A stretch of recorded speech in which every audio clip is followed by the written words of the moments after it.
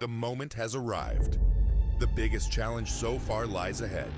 This is round 4 of the International Endurance Series by Lian. In this round, drivers will be tackling the Nürburgring GP circuit and the infamous Nordschleife. On day 1, the sun blazes down and the drivers push their machines to their breaking point. But when the storm arrives on day 2, only the fiercest will survive. Who will rise? Who will fall? Who will seize victory in this ultimate showdown? Stay tuned. The moment has arrived. The biggest... Good afternoon, race fans, and welcome along to round number 5 of the International Endurance Series by Lian. We've had Kota, we have had the Infinity, and we have had the double stint challenge at Imola. It's another double stint challenge for the teams. They've got one race at the Nürburgring, and then tomorrow the Nordschleife in the wet with a top 15 reversed grid. Good afternoon, everyone. My name is John Wright, aka Double O Raven. I'll be leading you through the opening 3 hours of today's outing in Germany. Of course, the qualifying was decided last night with the 3 quali sessions, 3 10-minute sessions to decide the top 15, the top 25, and then the top 15. The drivers all vying for €3,200. The top 20 teams will all receive cash prizes. At the moment, that's always a bit loud, it is, the standings will pop up any second now. It is Team Nitro that are the top 2 teams, there we go, in the championship. The Team Nitro, both of them in that Bentley, separated by only 28 points. They've got BS Plus competition fresh off the back of a win in 3rd place. 255's car 255 in 4th place, and Alien Academy car, another Bentley in the top 5. You have absolutely got to love the LFM bot. Visceral Esports have got 2 cars in the top 10, 6th and 7th ahead of LFM Esports in 8th place. Gladius are currently holding on to 9th place, and car 256 for Team 255 is in 10th position. Of course, our pole sitter for today will be Williams Esport, currently sitting in 12th place on 366 points, 99 points behind our championship leader. So it's going to take a big turnaround, but Williams certainly a team worth watching going forward. Alien, the team second in the championship, B Alien by Nitro Concept, taking second in quali ahead of the Big Brother team. The full Nitro team, of course, Hoban looks like he is going to be leading the way for this one. We can actually get a quick look at the grid.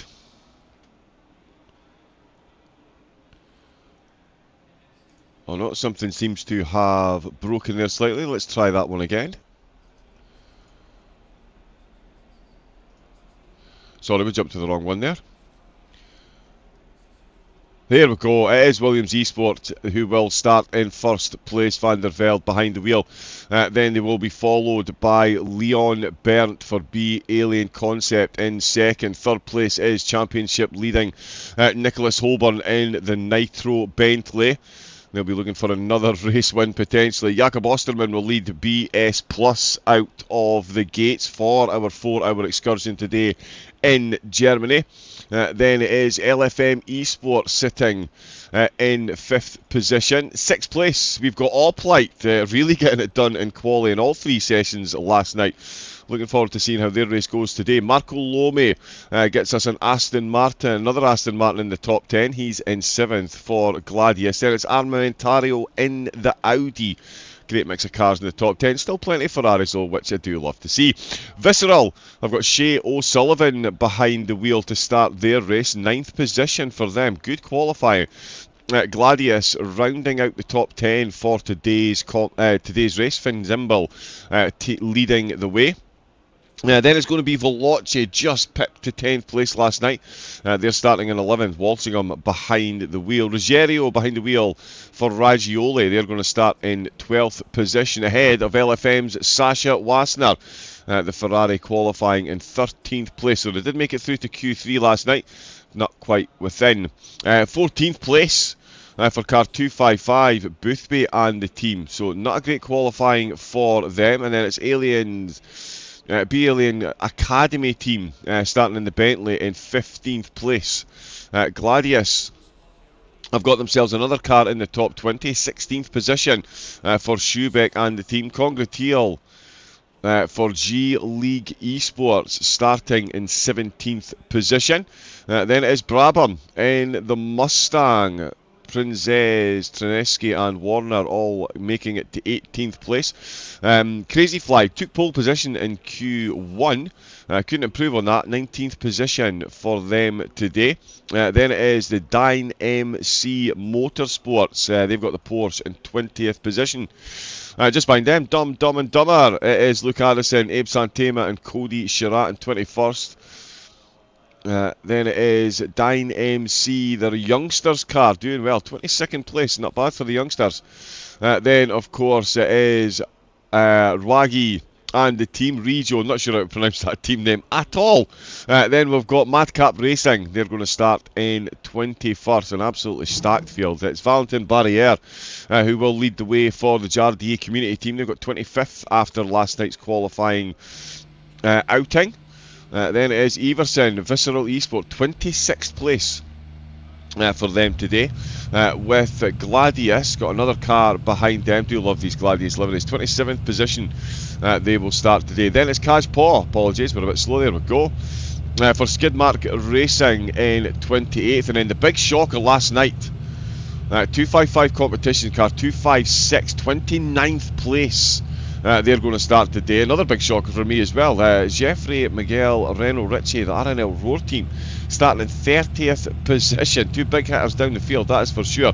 There is ORA Racing in 31st place. Fly by Cryonics starting in 32nd. They're ahead of Sim Haven.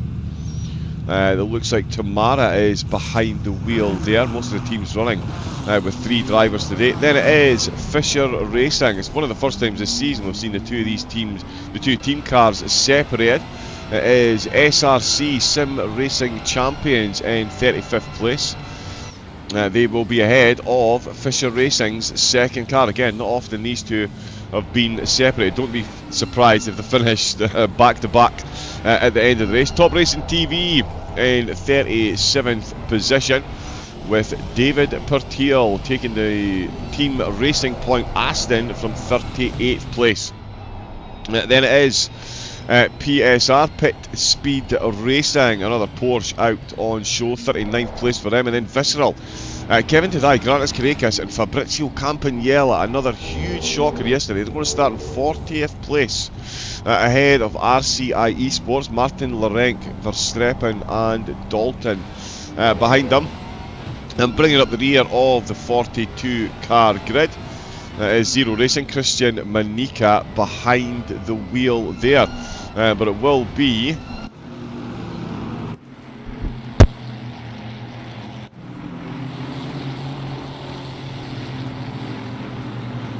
there we go, let's do that properly. Nope. We do love technology. Good afternoon, good morning, good evening to everyone in the chat, no matter which part of the world you're in. Hopefully we've covered you there.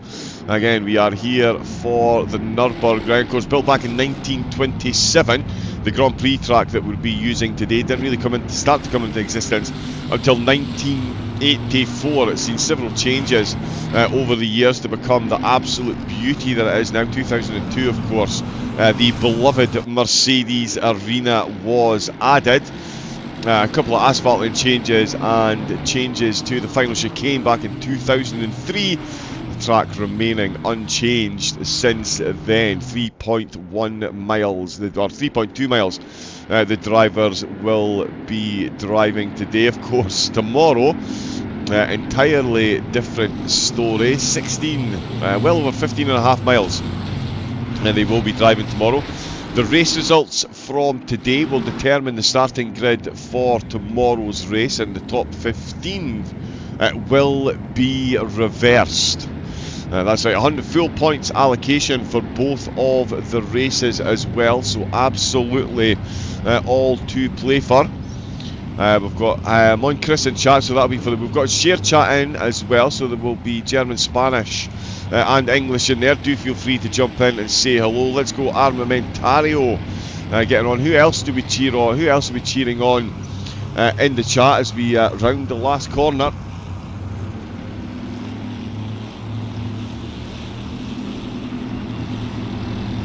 4 hours for the drivers to contend with today. Oh, and there we go, that's caught me up. It's green flags, it's put down, it's flat out, and it is flying into turn 1. It goes Tauscher. The Alien concept team have got themselves up into first place, and it's going to be a difficult one for Van der Velde to fend off Hoban around the outside, although he's got BS Plus competition looking to take his spot. It's Niels Nadju getting involved there, Scheckenberger getting involved as well. We've got some big, and a big drop down the field. Oh, there's been more contact going into the Mercedes arena. There's cars, they're 4 or 5 wide through the Mercedes arena. That is absolute commitment to the overtake. A couple of cars, 255 are stationary. Car 255 are completely stationary. Opelite are off the track as well. We'll check on the leaders and then we'll get some replays up. It'll be some rapid fire replays, and in fact we're going to need more replays because they're back in the lead. Williams are back in the lead ahead, so they're back in the order that they started from. Van der Velde back in the lead. Then it's Alien Concept, Nitro, BS Plus, followed by Opelite, who are actually up a spot. So Opelite making the overtake stick. Ruggiero with a phenomenal start, and so too the Crazy Fly team. Took provisional pole early doors. We've got more move. Top Racing TV, they're up to, that is a great start for them as well. They're up 12 positions. Kolosov for Armamentario has tumbled down the order, so too is Philip Minar. Also a couple of drivers have changed. Boothby is in the pits at the back of the grid.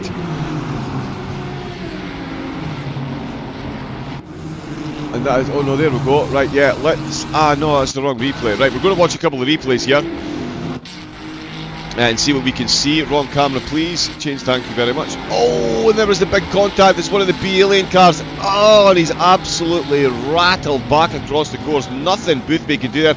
And he's taken out his teammate.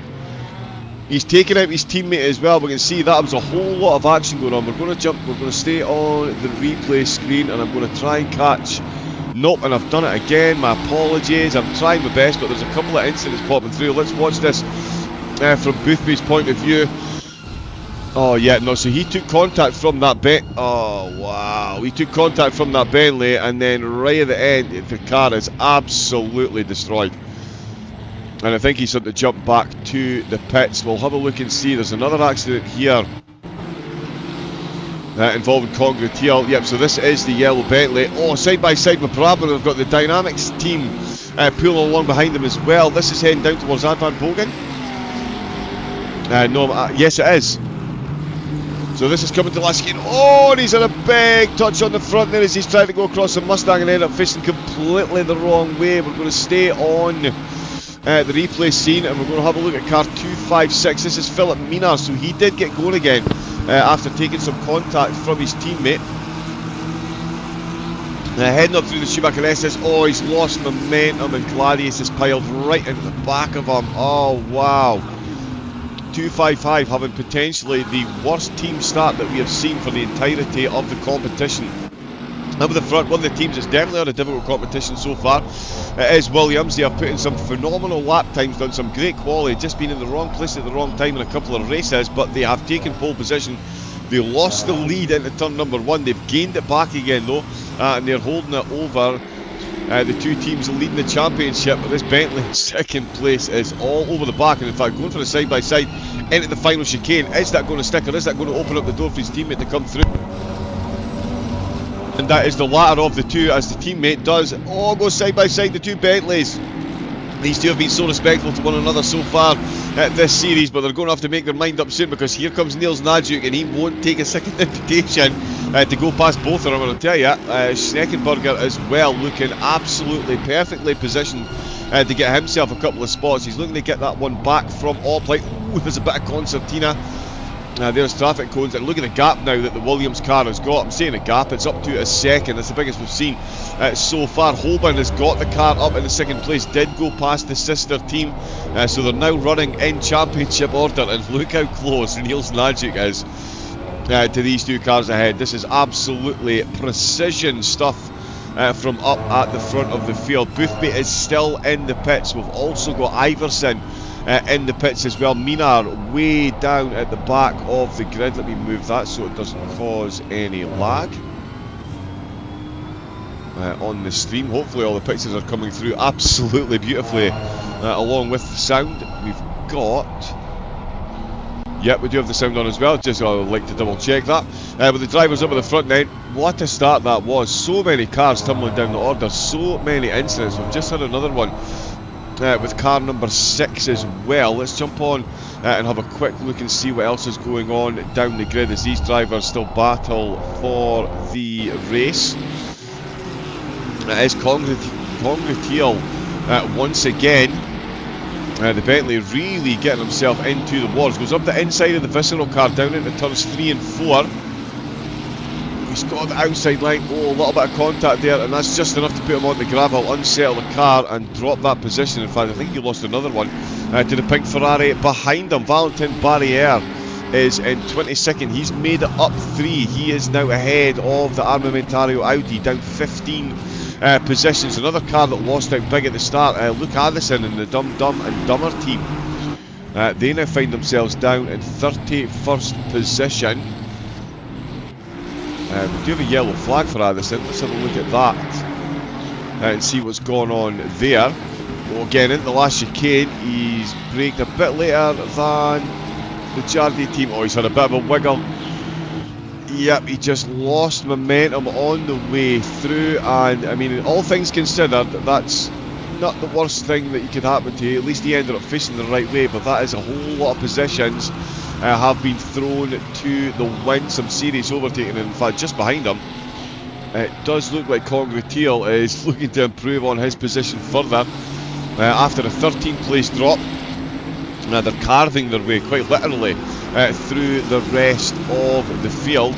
That has been an absolute barn burner of an opening lap with Williams holding on to the lead to finish lap number 1.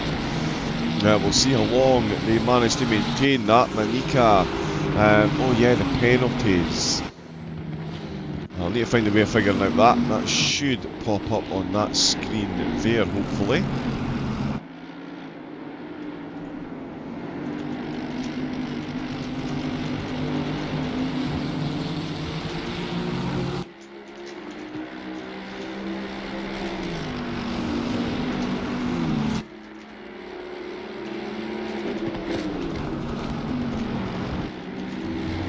Yeah, so we'll get that because it's going to be, I'd imagine, a couple of penalties popping up for the drivers. We'll get back to the live screen, of course. There we go, and yeah, some penalties coming through there. Gladius being served. I can't quite read that, but we will get information on that soon. Concepts have just taken the fastest lap. We're 4 laps in, and they are finding themselves atop the timing tower. There's going to be quite a few penalties coming through as we have seen that opening encounter really do wonders for the front group up the front group of the field, with Ruggiero for Raggioli getting another driver with a very good start. Aidan Walsingham is currently in 12th position. He's lost the spot from the start.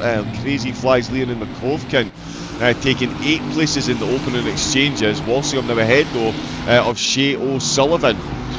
His Visceral Ferrari, wrong place, wrong time, took a bit of contact, and he now finds himself down in 13th position. Still a long way to go, of course. SMR's Taj Paw up 10 spots, along with Flyby Cryonics, Johannes Priest. So a couple of drivers that were listed on the timing tower, not the ones starting off for the cars, but he does have... Is that Kolosov? Oh no, that is an out of position 255. It's Boothby. Yeah, so Boothby back out the pits. A whole lot of damage to be repaired. Himself and teammate Philip Minar now 40th and 42nd respectively. Wow, so after a terrible qualifying for both of the, for one of the cars, The start of the race could not have gone worse. The cars actually contacting one another while one was spinning across the road. We've still got Williams leading the way with Nicholas Holben all over the back of him. A bit of a gap between the Alien Nitro Concept team and Niels Najuk now, though the BS Plus car got no one directly ahead of him. Bit of a gap there, 1.8 seconds actually. Ramone for Oplite, another driver that has had a very good start to these proceedings. Done well in all three qualifying sessions on their final lap to get themselves a top 10 start, and they've secured an overtake in at the right at the start to see themselves up a position. Let me see if I can prove that. Okay, so yeah, penalty for the Jardier team. So yeah, that contact that we just watched a few moments ago with Luke Addison, that has yielded a penalty from the stewards. We've also got Brabham and Dynamics by Kalinic. Lap 2, turn 7 is under investigation. It'll be a while before they trawl through what happened on lap 1, turn 1 of course, on the straight, 5 wide, 4 wide at times, 4 or 5 wide at times. Cars pinballing left, right and centre, it's safe to say. And it's left us with the midfield pack that is absolutely spread, and position will be taken right through the race. The top 3 though completely unencumbered, and I'll tell you, at this point in time it does look like Tauscher is the quicker of the two. Now, is this the point where the team swap places, maybe early doors, get it out of the way? It'll be an interesting strategy. We did do an interview with the drivers of course last week, and yeah, they did say not expecting too much from a fight. They are a team, they do work together as a team, each car individually entered, but yeah, if your teammates have got a crack at the championship, although to be fair they've both got a crack at the championship, I'd love to see these two go absolutely hammer and tong for it for the end of the season. It's two incredible lineups that they've got. Bernd Tauscher and Klinkmuller in one of the cars, Holben, Grunwald and Bastian Richter in the other. Yeah, just incredible talent behind the wheel of one car. Of course, no slouches up at the front. Van der Velde, Rodriguez and McWilliam. Just as I was saying that, actually, the two ahead looking for a bit of a breakaway potentially, as the cars behind, let's see if we can get this to work, are closing in at a fairly steady rate of knots now, and you can see that is a big train that is forming behind Niels Najuk, Ramone, Schneckenberger. There's another penalty coming in. 5-second penalty for Dynamic Motorsports by Kalinic for the contact with Brabham Motorsport. So that will be served their first pit stop. We're going to see a few pit stops so far. It will be Christian Romano bringing you the close of the race. I've got to somehow get him a whole lot of information. So I hope he's tuning in early to keep up with what's going on. Top Racing TV, they're up into 25th position. Great start for them so far, up 12 places with Larenc for RCI, another car up 13 positions for them. The Alien Concept car, the Academy car, big drop of 16.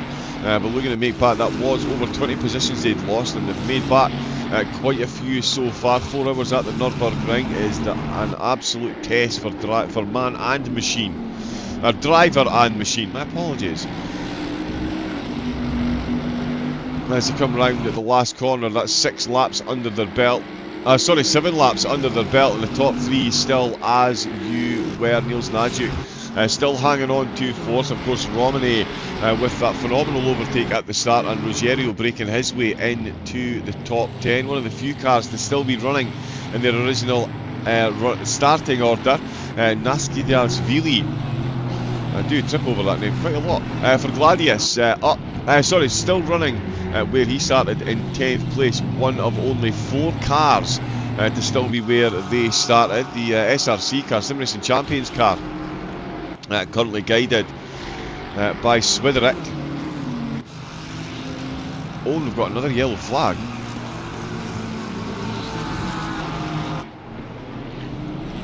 Let's have a look at this one. It's amazing how a lot of screens is still not enough. So Lorenk that we were just watching, in fact, it looks like he's been involved in an incident in turn number 1. Oh, the top racing Ferrari, my goodness me. They've missed their brakes by a considerable margin there. That will be what I would describe as a sizable penalty, I would think, from the stewards. And that was from way downtown, as they say on the old NBA Jam. Tico van der Velde and the two Bentleys still lapping perfectly. G-League Esports have picked up a 5-second penalty. That is for lap 5, turn 1. So they are fairly getting through the incidents then, but that's G-League picking up a penalty. Holborn and Towser still picking up the slipstream from the car ahead. Good rear view mirror camera on the Bentley, so we'll stay on there for the moment, because the top 3 lap times incredibly close. 52.9 for Towser, 52.9 for Holborn, 53.1 for Van der Velde. Wow, and that is very close indeed between the two Bentleys. I'm not sure if he realised how close he was going to get to his teammate there, but he's almost climbed into the boot or the trunk space of that Bentley there, of which I'm sure there is a fair bit, but you don't want to be trying to squeeze your entire car in there 8 laps into the race. Out of the Mercedes arena, Van der Velde, Holborn and Towser still with a good gap back to Niels Najux. I never said Nicholas Holborn there, but Holborn's in second. It's Najux who is in fourth. He does still have a solid train of cars behind him, as we can see. It's Oplite, LFM and Ragioli. Ragioli will certainly not be too unhappy with their start to the race. Qualifying didn't quite go their way, but the start of the race most certainly has. Up 5 positions again into the top 10. Wassner of LFM almost equal in that feat. He's up 4, and McCorkin and Crazy Fly he's still holding on to 11th after a solid 8 places he made up in the opening laps. Do really like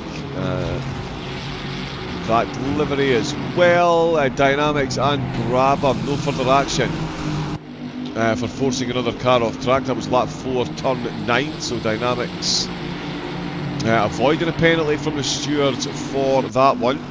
Still going to be a few more penalties coming in though, you feel. We're only 8 laps into this. They've got 4 hours to decide this. Of course, the top 15 will be reversed. I know it's very early, but at the minute, Brabham will be starting in pole position for tomorrow's race. We'll see if they can improve. Maybe drop down to 16 so you know exactly where you're starting. It's going to be full wet tomorrow as well. So turn 1, wow, it's going to be. It is the same. Turn 1, of course. They will just come straight off the Dottinger straight through the little double chicane. The warm-up lap will be through the Mercedes, through the Nürburgring itself, and then they'll be out onto this part of the course. Kajpov, for some reason, showing at the top of the timing towers. Can confirm he's definitely not leading the race. It is still Tico van der Velde that is leading the way. There we go. Not sure why that shuffled the way it did, but these 3 absolutely precision driving still. Holborn taking advantage of the merest of mistakes by Towser, his teammate, and that's given him that 3rd place. It's Najux for BS Plus in 4th, then Oplite, LFM in 6th, Ragioli in 7th, Gladius in 8th place with LFM in 9th, Gladius in 10th place, and Crazy Fly up into 11th ahead of Veloce in 12th. Visceral dropping spots at the start, but it is O'Sullivan behind the wheel.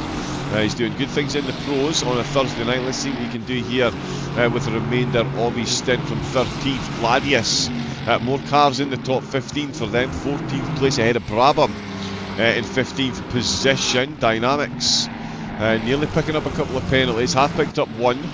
Lasse Striege for Madcap. Striege is out for Madcap. They've got 17th position. They've made up 7 as well. Some big movers and shakers. Dynamics in 18th, and Kajpok confirmed there at 19th position. So up 9.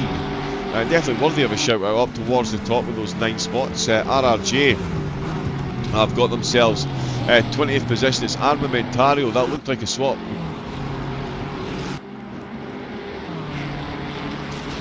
No, still as you were. Sorry, as the timing tower just flicked over there, it looked like there had been a change in position. There has not been, no. Oh, Gladius, are they ahead? No, sorry, it was Dynamics and behind Brabham. There we go. Everything keeps popping up and down. Miguel Reno, Richie, good start for them. Up 6 spots. Simhaven up 10, and so too Flyby Cryonics. They've got themselves in a solid little battle now, right in the middle of the pack. Dum Dum and Dumber currently running 25th position after a difficult start for them. Difficult start for the software as well. Struggling to keep up. Gladius down in 27th. Still one of only 4 cars to still be running in the position they started. Fisher Racing have got 28th after an 8th place improvement at the start of their stint. Julian Sauer behind the wheel of the Alien Academy car. They are down in net 14 places, but they're up 5 spots in the last 6 laps. As Barriere goes past Larenc. So Barriere just getting the overtake done there on Larenc. That's brought the Jardier team back up to 30th position. So net loss of 5 at the minute, but they are up 8 on where they were. They were down to 38th spot, so flying back through the field for Barriere and the Jardier team. OR8, they've got 32nd with PSR in the Porsche. They've got 33rd place. SRC ahead of the G-League car. The G-League car picking up a couple of penalties and incidents, down 18 spots. Frangineo up a spot for Top Racing, although I think a penalty is on the way for that big send into turn 1. Dominic Cyprus for Fisher Racing, they're down 3 as well and carrying a fair bit of damage. Manika for Zero Racing, they're up 4. Kevin Dedai for Visceral, he's made up a spot on where they started in 40th place. And then it is the big hitters. We've got Philip Minar in 40th, we've got Iverson in 41st, we've got George Boothby for 255. 2 teams that are definitely vying for championship honours right down at the back of the grid. It was an incredibly long pit stop for Boothby. That was a lot of damage that had to be repaired. And of course, as anyone that's driven ACC knows, it doesn't always necessarily mean the car is fully repaired when it comes back out. We do have a penalty, a 30-second penalty. A 30-second stop-go penalty for the B-Alien Academy car. I missed what lap that was on. I'm assuming that was for lap 1, because that is the 2 cars that made big contact. So that is a stop-go 30-second penalty for the B-Alien Academy car.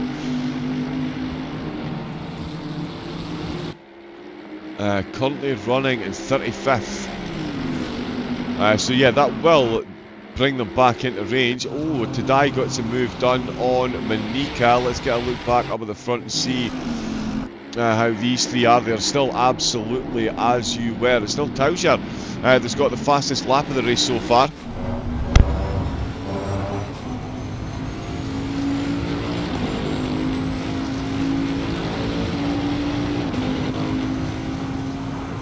He was at one point in the lead of the race, so he's been from 2nd to 1st and back to 3rd. And this is the order him and his teammate are running in the championship.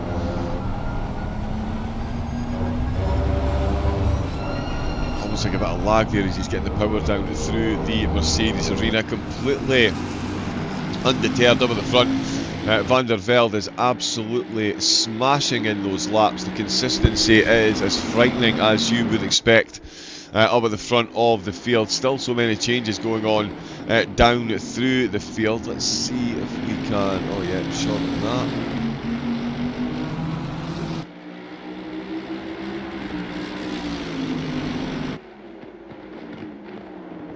that. Apologies, not sure why that switched itself off there. But there we go, we'll get the live race caps up there as well. Another penalty coming through. Crazy Fly will get a 30-second stop-go penalty for contact with Visceral. That is from lap 1, turn 1. So yeah, so lap 1, turn 1 incidents are still being looked at. There is incidents since then that have been adjudicated.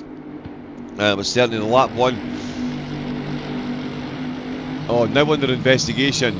Gladius and Crazy Fly. Oh, Crazy Fly could be picking up more penalties. After picking up all those positions, that could be completely undone for them. That's a stop go 32nd already. Okay, I was looking for a spreadsheet. Oops, I've got. There we go, yeah, I'll have a run down with them if we get a quiet moment in the action, which is highly unlikely for the next hour or so. Schneckenberger taking a position for the LFM team.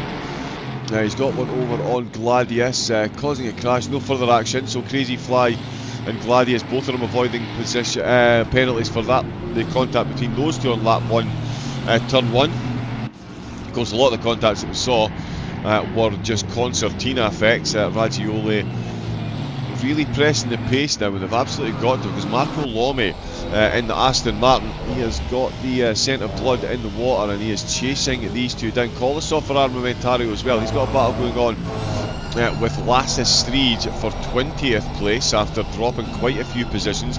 We're going to see so many changes before the first round of pit stops, not just because of the incidents that we've seen, but some of these penalties. That's a couple of stop go 30 seconds we've seen handed out so far. The top 3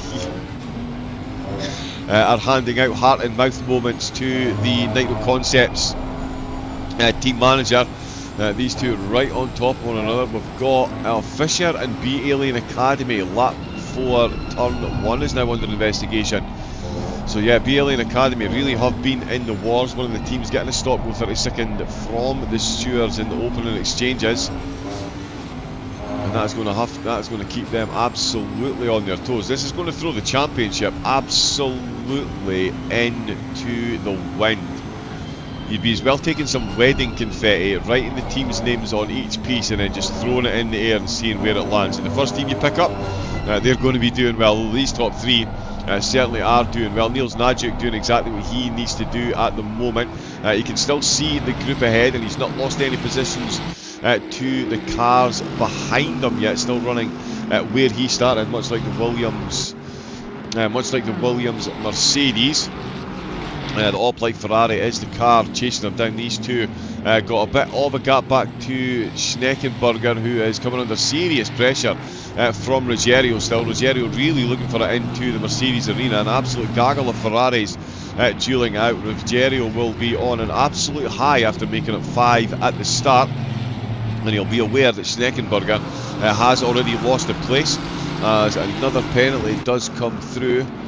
Oh, B Alien Concept will get a 10-second penalty. So far, just rough count, that's 40 seconds they're going to be stationary in the pit. While so they'll be stationary, 30-second stop go penalty and a 10-second penalty as well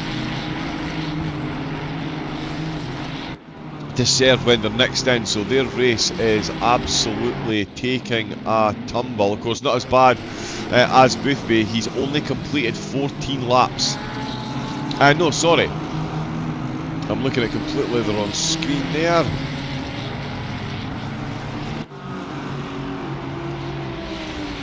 Yeah, so Boothby is on lap 11, so he's 3 laps down on the race leaders at the minute, and that is not a statement you would have expected to hear within the opening 15 laps of the race today. Of that, I'm absolutely sure. Towser's got past Holborn. Towser has got past Holborn. I've missed that. Let me see if we can re-find it. We'll hit replay there.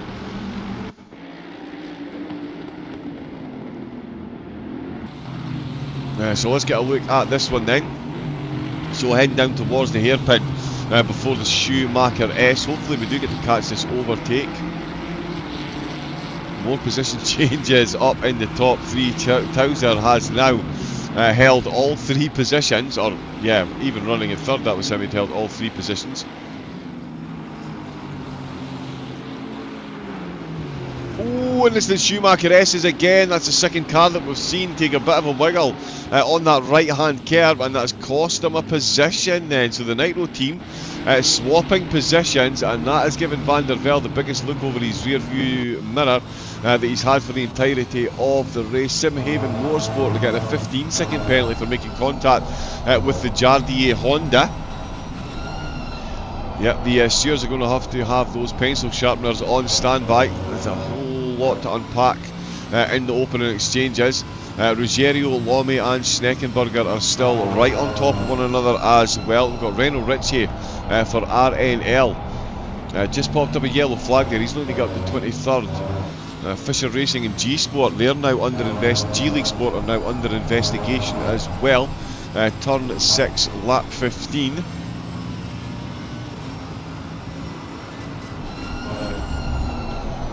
And he is now closed up. So yeah, that big gap that the Williams had has been absolutely reduced. Oh no.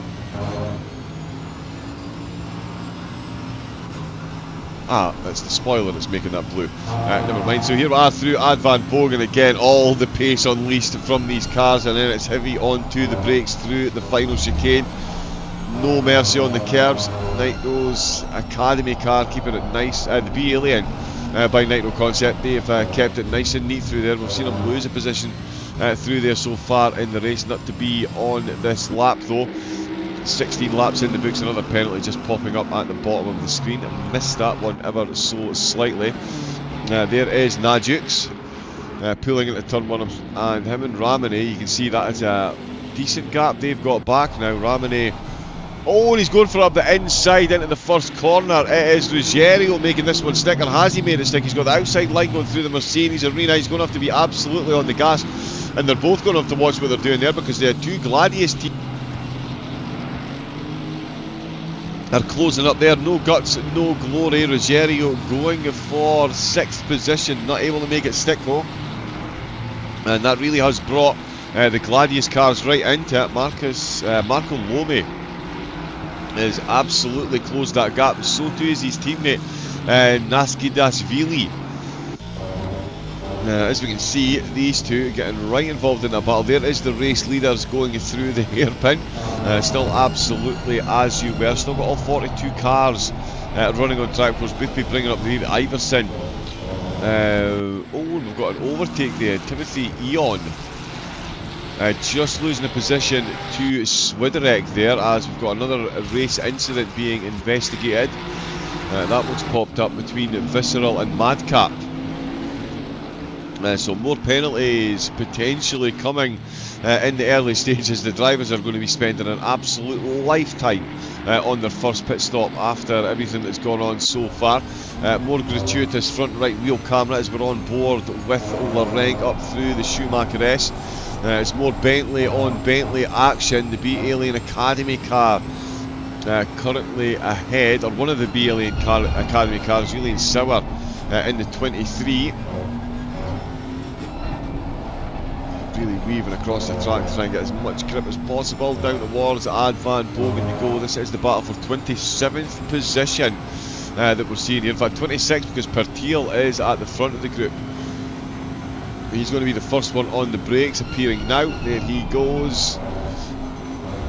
All 4 cars safely through. A fair bit of gravel being kicked up by the cars ahead. None of it coming from the race leaders though, as Van der Velde still half a second of a gap back to the B Alien by Nitro Concept car.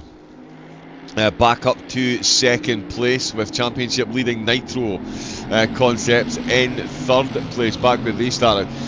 Still the awesome twosome chasing them, Najux and Ramone, the BMW and the Ferrari, doing what they can to keep up with the Bentleys and the Mercedes. They're certainly keeping up with one another, but that gap is now increasing. 2.8 seconds is now the gap between Najux and Holborn, so that's quite the breakaway. And then we've got this absolutely solid pack of cars here. Ruggiero has certainly indicated his willingness to get an attempted overtake done. We don't get a good rear view camera from here, so yeah, we'll cheesily use the helmet cam if no one minds. can see just how much work is going on that accelerator. You can see what's going on behind them with Lome still very much working for that position. Lome's had a good start already. Sorry, not the best start already. He's down one position. It's Rogerio that is up 5. Again, not quite able to get close enough to make an impression. Oh, and he's really hit that curb. That's going to unsettle him on the exit. Surely the Gladius car is going to have a good look into the Mercedes arena. Although, Monkey see, Monkey do, Schneckenberger on the exit to the NGK chicane finds himself out with the Coca-Cola curve, back under pressure again. Slight mistake by Rogerio. Schneckenberger could have ran away with that one there, and Gladius could have got a move. They're all going to shift over, have a look up the inside line. Gladius climbed right into the rear pocket of Rogerio's car. Not close enough, of course, though, to get that side by side and get the move done. He's lacking for grip as well at the minute on those front tyres. 27-degree track temperature, won't see much change in the conditions. Full cloud cover though. The track is at optimum. They're really wringing the neck out with those front tyres there, was Rogerio, as he tries to get past Schneckenberger for LFM.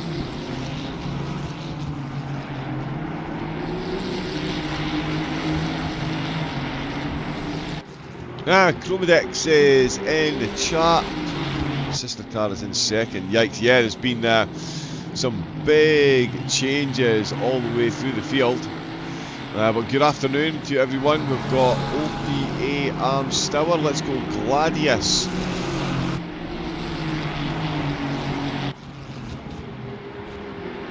Yeah, I would say Lome is going to definitely use that.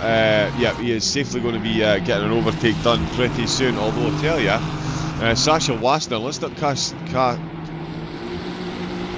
Sasha out of this equation, is what I was trying to say. The Ferrari driver is keeping pace with Gladius ahead very nicely indeed.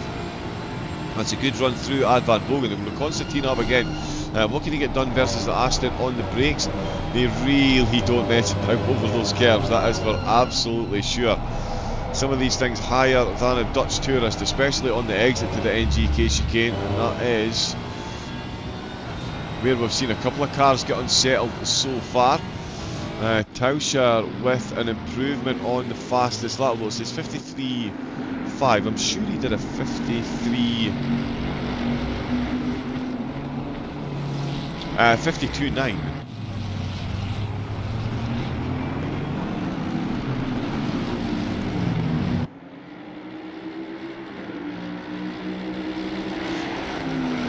I'm sure you're the 59, but he's still racing. We've got another penalty coming up. No further action between G League, so they have avoided a further penalty.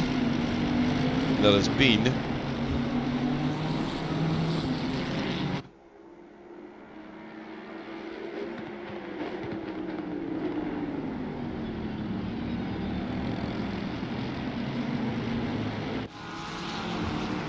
okay, the Prince got for Eno himself in my voice chat with him. Right, okay, sorry. So, Ed Ruggiero is pronounced Ruggiero.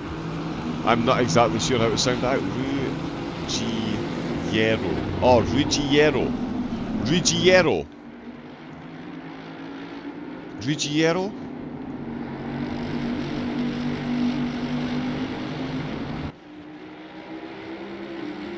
Based off a Scottish accent.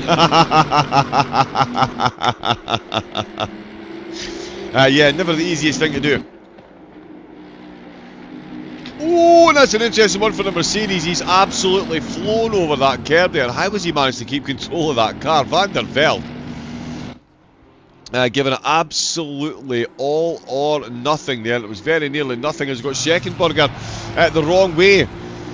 Big spin, there goes Crazy Fly. That is car number 258 tumbling down the order.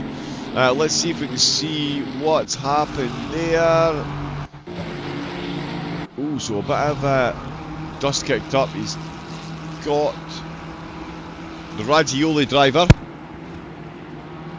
Oh, goes for a shimmy, goes for a shake, takes the inside line, and there's an inevitable bit of contact through the final chicane, and he is off and done and dusted, and that is Lome, who's made up a position, and it is Schneckenberger who is now down to 14th place. That leaves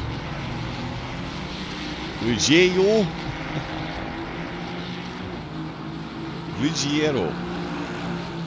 Oh, Ruggiero. I'm putting a Rio at the end. Ruggiero, you're right, it's Ruggiero. Ruggiero.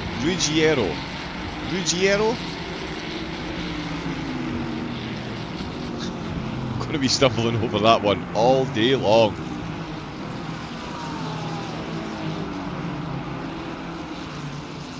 Don't say that I so hard. Got ya. Be softer. I'm going to leave that joke alone. Yeah, I will stumble on. I'll get a full professional update on how to do it when Christian does join us in the commentary box. He'll be taking us through the closing hour of the race. It's going to be an absolute grandstander. Where is Homer?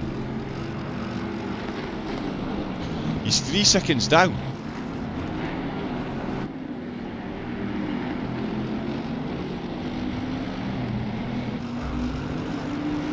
Let me just see, there's nothing come up. Tell you what, let's just jump on a replay and see what he's been doing for the last minute and a half. Because that's a 3.2 second gap now. Yeah, so the gap is already there. Wow, so I have missed something, and we might be about to miss something with Ruggiero.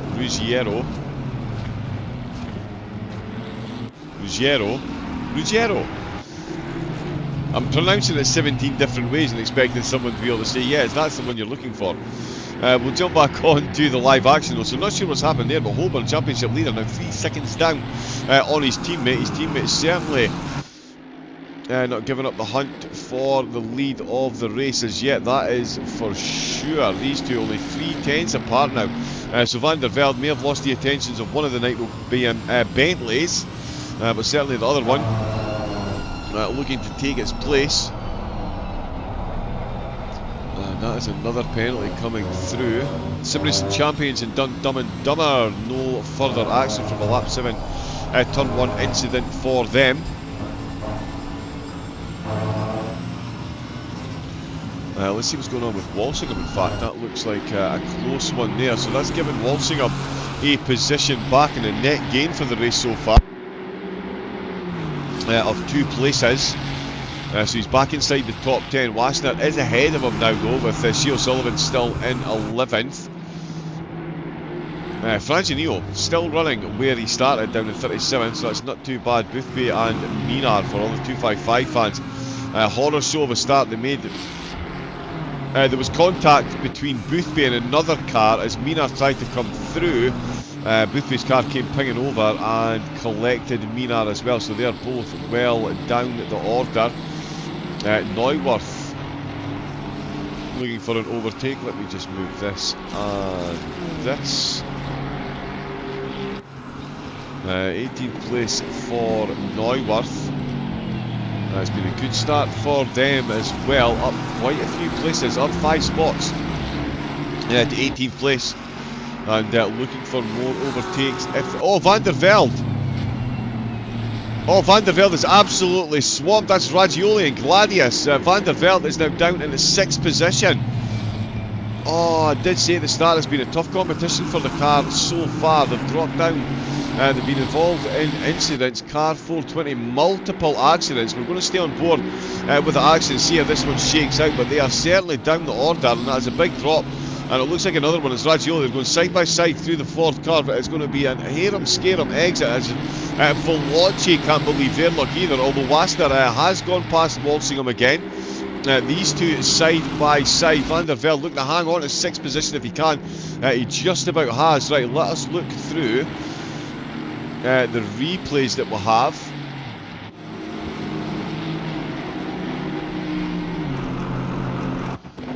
So it seems to have started here then. Are we going to see more penalties, or is this, is it a final chicane mistake on those curves? Oh, the BLA car right up the inside, thought about it. Oh, and there's a bit of contact there. Oh, and he's facing the wrong way, and you guess that this one doesn't end well. There is another replay involving the car. Let's just jump straight on to that. Okay, so we've actually missed one of the incidents that were involved in the final chicane, so they did lose a bit more time than into turn number 1. absolutely swarmed their way into the Mercedes arena. Oh, takes a bit of a contact on the back there, loses momentum, almost loses the position. Van der Velde. Yeah, so out of the final chicane as well. Or sorry, out of the final corner. Yeah, we've not seen what happened. So they made contact on the straight as well.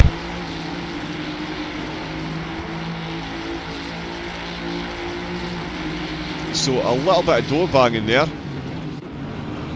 Let's get back to the live. Van der Velde down 6 positions after a near flawless start. Once again, wrong place, wrong time. Takes a bit of contact, but that is the B Alien by Nitro concept car that are in the lead of the race. We've got a stop-go 30-second penalty for car 745 as well.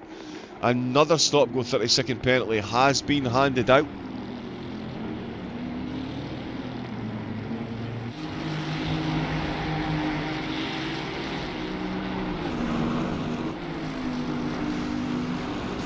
Can't quite see on the penalty sheet. Let's just keep looking at the race itself. So that is Nitro.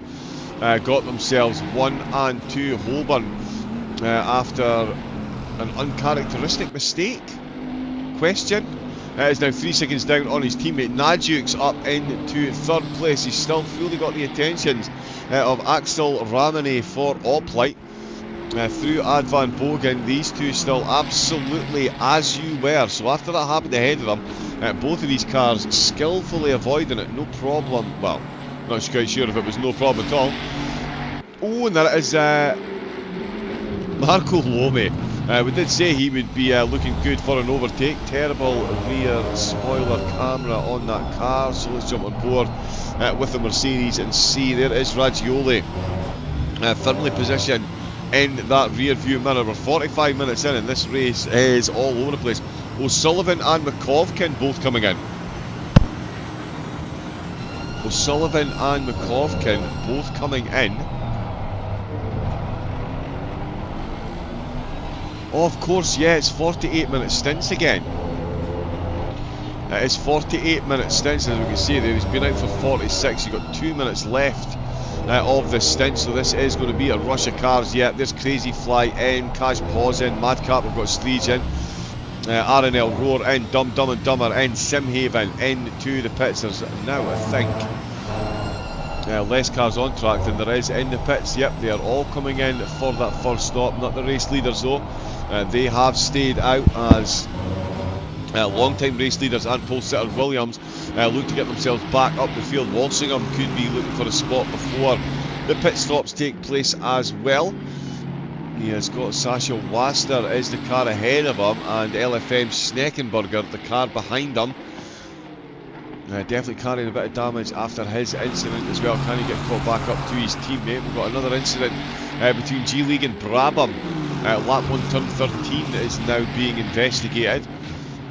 So yeah, with so much contact on lap 1, some of the teams might not get the penalty for lap 1 until after they come out the pits for their second stint. An interesting dynamic for the second drivers to deal with. Wassner and Walsingham still right on top of one another as we get to the end of stint number 1. Into the pits, unsurprisingly, comes the race leader. Najuk's is in. Everyone's going to come in, of course. That's the 48 minutes done and dusted. There is Van der Velde. They're still racing in the pit lane, of course. Everyone absolutely flooding in. It is Kevin Tadai has been in to take a pit stop, so we'll see where he settles back in. Everything's going to change on the timing tower for the next few moments. Well, we'll see everyone swapping around.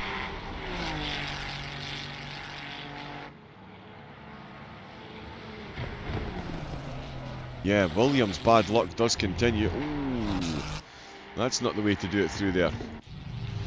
Marco Lome still stationary. There's Nicholas Holborn. He is moving once again. And where have they taken the lead?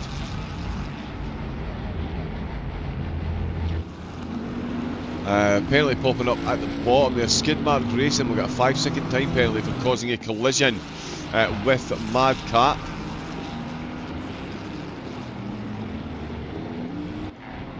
Kevin Tadai is still out on track. Let's get a look at his stint timer. Yeah, so they did come in for an early pit stop, so they've got about 6 minutes left. Yeah, 5.5 minutes left. We'll leave it on stint timer, so they will have the lead of the race for a couple of laps. Tauzier did get back out in front. I couldn't see him there on screen, but he did get back out ahead of his teammate of the sister car. We'll see if that is still the same drivers behind the wheel. PS Plus came back out in fourth, so that will be third once Tadai comes in. Good recovery drive from Tadai so far. That is everyone into the pit at least once. Again, Tadai is going to be coming in very shortly, which means that it will be the same running order with B Alien by Nitro Concept in first place. It will be Nicholas Holborn. Sebastian Richter is behind the wheel. There we go. Lian Bernd is taking the wheel for B Alien. It's Richter behind the wheel. We've got Osterman out for BS Plus.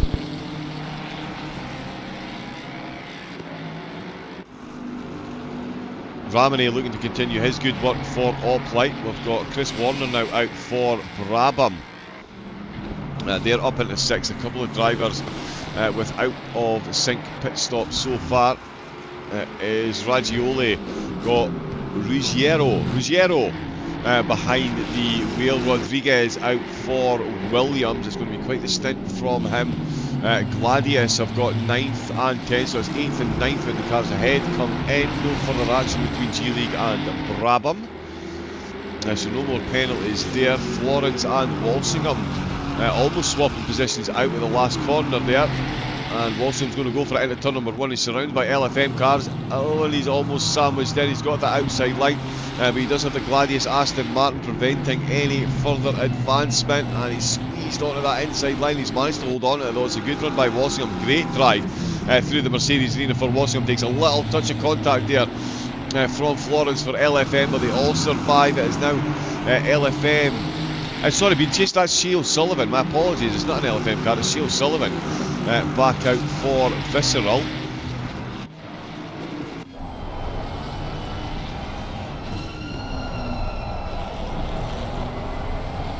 Yeah, so he is just back out of the pits. They've now got, let me just get the position gains set. There we go.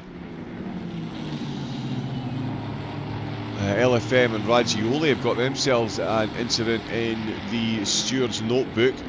Still a solid battle there with Walsingham. The leaders absolutely getting it done. Liam Bernd and his B Alien by Nitro Concept team still got the fastest lap of the race so far. Visceral have picked up a 5-second penalty for causing a collision with Fisher. That's the number 44 Visceral car. Picking up a penalty. It's a whole lot of penalties we've seen in the opening exchanges. The Nürburgring very much doing Nürburgring things. Say it's Scottish and you're about right for today. I'm now second guessing everything here. Thank you everyone for the follows as well. And yeah, a few links in the chat. Make sure you get yourself involved. There's lots of discounts to be had thanks to the multitude of sponsors. And of course, Lian Lee, the main sponsors of the series. €3,200 the top team will be presented with upon completion of this and another 3 races. Remember, we've got the GT2 Porsches at Monza, a 3-hour double header with a full grid reversal from race 1 for race 2. Phenomenal format of races. We have had interviews with some of the drivers and they have been very, very excited to take part in the wide format of races that has been up for grabs in this one. Shea O'Sullivan, does he have a position? Is there a position up for grabs ahead of him? Florence looking a bit slow there. No further action between LFM and Raggioli. Yeah, so no further action on that one. Let's see what O'Sullivan can do. Walsingham is now chasing down Sonotti for Gladius. Another incident being noted by the stewards that stay on board with O'Sullivan, although Rodriguez and Ruggiero They're getting themselves nice and close. I do like the bonnet cam on the Mercedes, it has to be said. Down towards Ad Van Bogen, Rodriguez looking for a big turnaround after that incident. Brabham and Today ahead of him are going to be coming into the pits. There is Today making his way in. Bastian Richter sets a 52.945 from second place. That is how to lay down a marker to your team car ahead. Excuse me, I'm on my way. No further action to be taken between LFM and Ragioli. There's going to be action between these two though, as well as Ruggiero is driving. Rodriguez has absolutely got the scent. He is fully engaged in catching up to the back of him, and he has got a fair bit of breathing space behind him as well, so he can fully concentrate on what's going on ahead of him. There is Today coming out of the pits. Going in as Gladius and LFM. Another incident between those two has been reported to the stewards. That will be investigated, and we'll see if any penalties do come from that. We've seen a couple of stop go 30 seconds. Bykov for Crazy Fly, they had a drive-through and a stop go 30-second penalty. We've seen the Alien Academy car with a stop go 20-second penalty.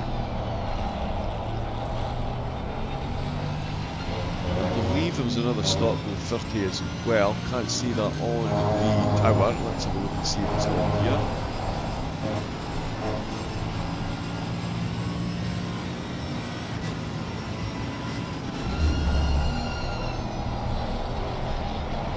Well, this is a problem when you're using 17 different sources of information, but you need to get it as accurate as you can.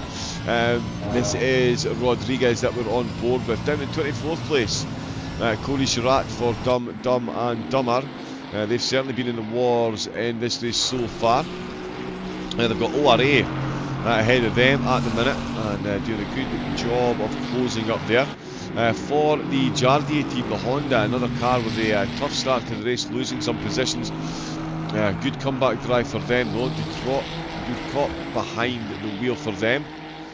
LFM Esports have got a warning for an unsafe rejoin. That is car 258 picking up a warning there. Let's see what Durkop can do against Carav, and we've got Seminara as well going past Franginio. I think Franginio's just gone off.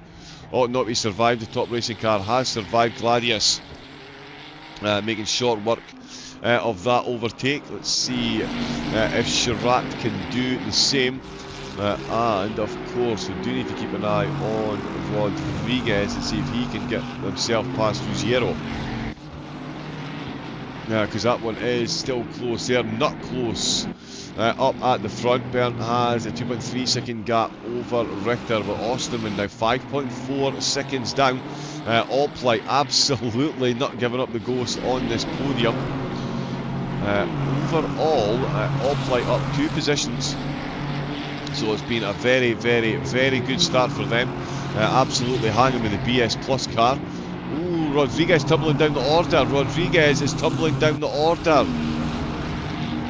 What's going on with the Williams car? Oh, wow. If it wasn't for bad luck, this team wouldn't have any at all.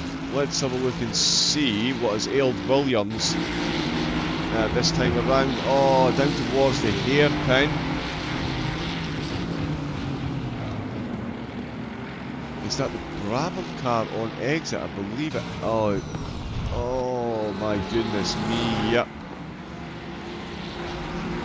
We'll have another look at that one again. I ruined the camera work there, my apologies. Let's get a look at this one. It is the Brabham car, and it is down into the hairpin. So the Brabham car overtaken by Ragioli. Maybe just doesn't realise that the Mercedes is going to be there. Comes off the curb and right over on the back. Double contact.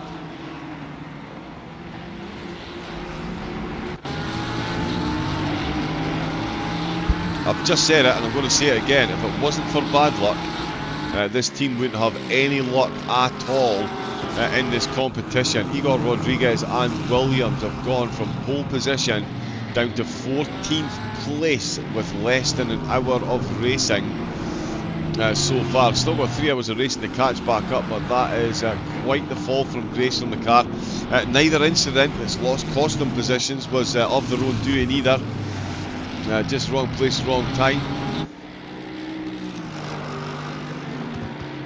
And in fact, yeah, the B Alien by Nitro Concepts contact with Williams is under investigation from 9 laps ago. I think that one will be investigated pretty soon as well.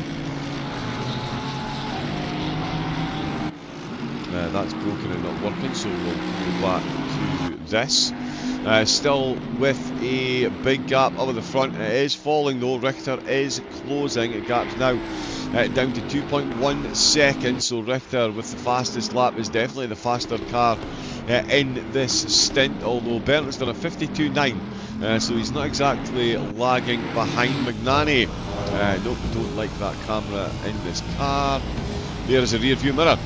So Warner for Brabham then, up in 6th place. You get the feeling there's going to be a penalty coming their way though for that contact that saw the Williams car off doing a 360. McNanny looking to improve. O'Sullivan with the yellow flag, so too Max Florence. Oh, they're stationary in the final chicane. They are stationary in the final chicane. Let's have a look at this one.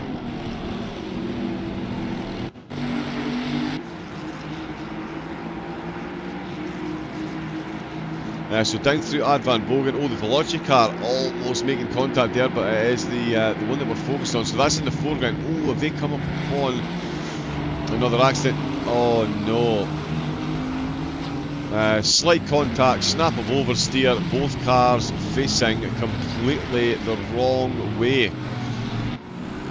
So that's Florence now down to 14th position. Shea Sullivan has managed to hang on to 10th for the moment, but he does have Seata now behind them for LFM. Absolutely on that rear spoiler. So it's all changed through the midfield. The drivers struggling to keep their powder dry at the dry Nürburgring, and they've got 4 hours of the wet Nordschleife tomorrow. There's going to be absolute PTSD for some of the drivers. We'll jump on board with Chris Warner's Brabham Mustang as we see a bit of a connection issue there for Sonotti of Gladius. Just having the littlest bit of lag there. Hopefully that's not affecting the drivers around them. Ramani and Osterman can confirm they're still right on top of one another. And I tell you, Bastian Richter is closing in on Berndt. That's another couple of tenths he's made up. 52.9 to a 53.1. He's keeping his teammate on his toes. Speaking of keeping them on his toes, Sonotti looking for another overtake for Gladius. It's Walsingham he's looking to take it apart, and that's B Lane by Concepts. They're 30. Oh, and Walsingham absolutely all over that curve. He's surely going to lose the position here. No, he's not. He's managed to hang on to that. That is absolutely incredible save there by Walsingham. Let's just get another look at that one. Hopefully. Oh wow, so he's really got the move done. Down towards Ad Van Bogen through the forward curve. That's a phenomenal drive by Walsingham. He's just carrying a whole lot of pace here. Even with the car behind him, he's still in the slipstream effectively himself, and just wow. Yeah, I think that could be a warning from the in-game stewards as well for track limits. That was definitely not the racing line there that Walsingham took, and it almost cost them a position. It's certainly giving them more pressure than we would have hoped for, given the lead he had going in there. So much going on. We've got Nürburgring for the dynamic car. Their Porsche is another car that's had a decent start to the race, up 5 positions with Neuwirth behind them. That's one of the 255 cars that are looking to make their way back through the field after their difficult start. And Cody Sherratt for Dum Dum and Dumber. He's got Meister for RNL Roar ahead of him, and RCI directly behind him. So that is going to be another battle well worth keeping an eye on for quite some time. And that was a mistake.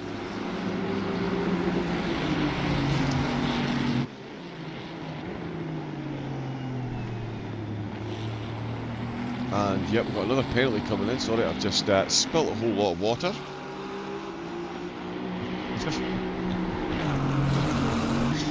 That's what happens when you plan and prepare to stay well hydrated.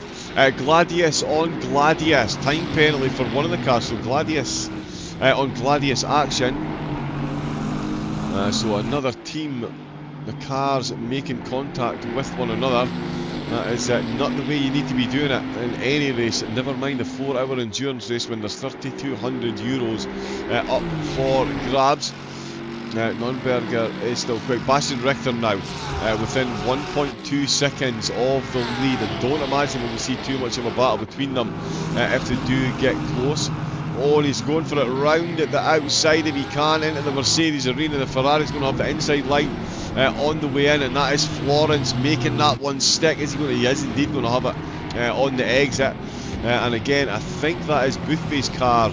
It is indeed Boothby on lap 30. So still 3 laps down on the race leaders. We've got drivers on their 30th, 31st and 32nd lap as well.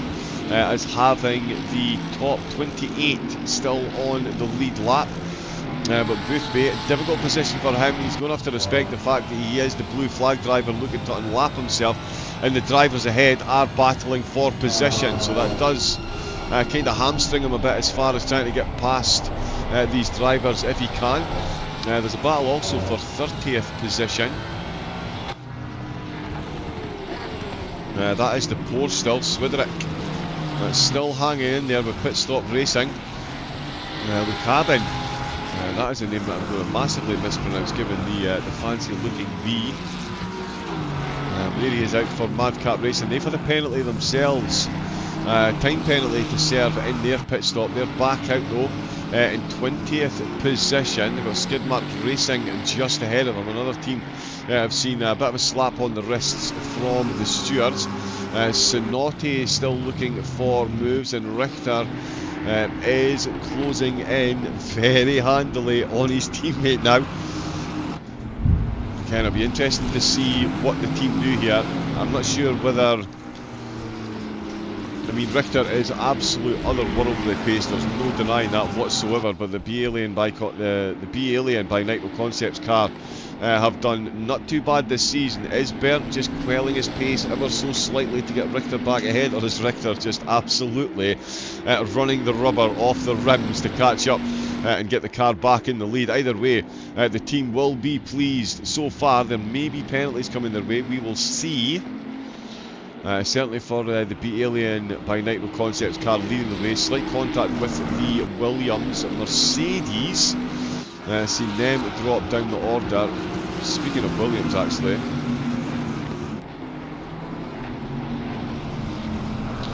yeah, Rodriguez there currently still 13th position.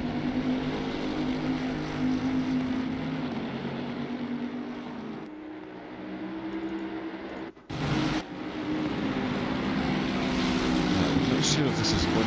Oh, sorry, yes, this is another look. I thought this was another yellow flag, but yeah, this is another look at the incident then, and as you can see, Brabham just come off the curb and just that double touch there.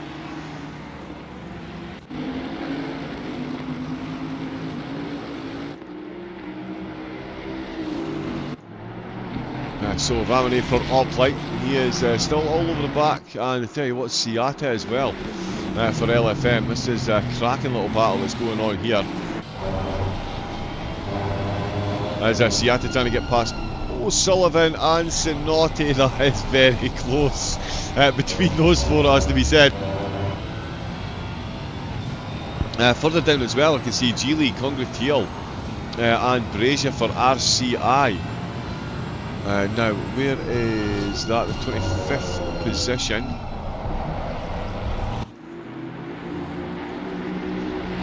So good battle going on there. That is, of course, Cody Chirac, who is leading the way for Dumb and Dumber. More stewarding decisions coming through. No further action taken for the contact between Raggioli Esports and LFM. Lap 20, turn 13. So nothing further going on there. Let's see. Oh, Ciata and Sinotti are very close. Oh, the Bentley Congratiel sails it up the inside then. Nice and easily done. We'll now chase down Sharat. We'll see what else we've got going on. Is Sonoki in 11th is where I was looking for.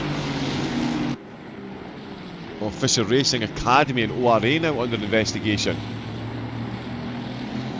So much going on. Bastian Richter still within a second as well. I'm going to take a very quick pit stop myself. I will be back in a moment. Enjoy the race leaders closing in on one another.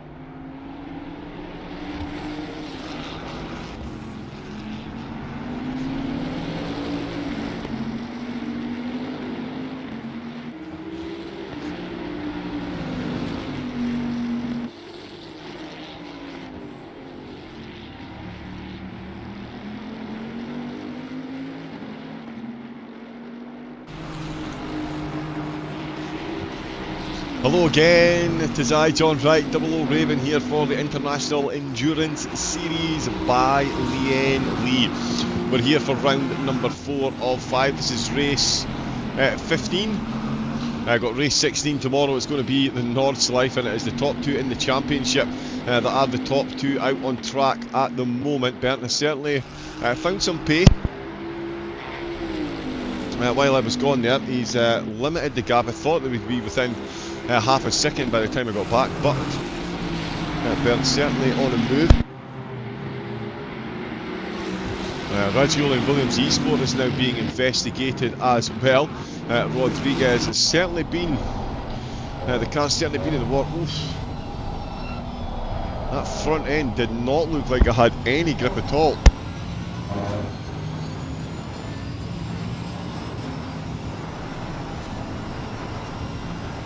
Gulping down the water always has side effects. They're still watching. Oh, Walsingham, sorry. Let's see, a bit of a white flag there for Walsingham. He's now 3.3 down and 5.6 up. Well, there's been a yellow flag for car 255 and car 256. They've both been further in the wars by the look of it. Zero Racing, they're limping back onto the track as well. Manika struggling with the car at the moment. We're only an hour and 14 minutes in, so we're still 46 minutes away from the second half of the race. 48-minute stint timers for the drivers as well, and the top two are now getting themselves very close indeed. Will we see a battle break out between the two of them? Ramone still very much behaving behind the BS Plus competition car. The BMW in a straight line is certainly getting the job done. Even in the slipstream, the Ferrari stands very little chance of catching up and overtaking around the straights here. Oh, Congratiel with another yellow flag. The Geely car has been absolutely in the war so far. Meister for RNL Roar, I think, was involved there. Oh, and Geely are facing completely the wrong way. Let's see if we can get car number 6 up on screen. This is into turn number 1. Dum Dum and Dumber going for a look up the inside, and that is a big send again against the RNL Roar car. He's come flying out that corner. He's absolutely made it stick though. Oh, and then he's pulled over in front of the RNL Roar car. He's taking a lot of contact from a concertina effect there. Oh, to add insult into injury, the Aston Martin reverses back on and collects them again. Another penalty popped up on the screen. They're a bit too quick for me. Crazy Fly and Veloci are now being investigated.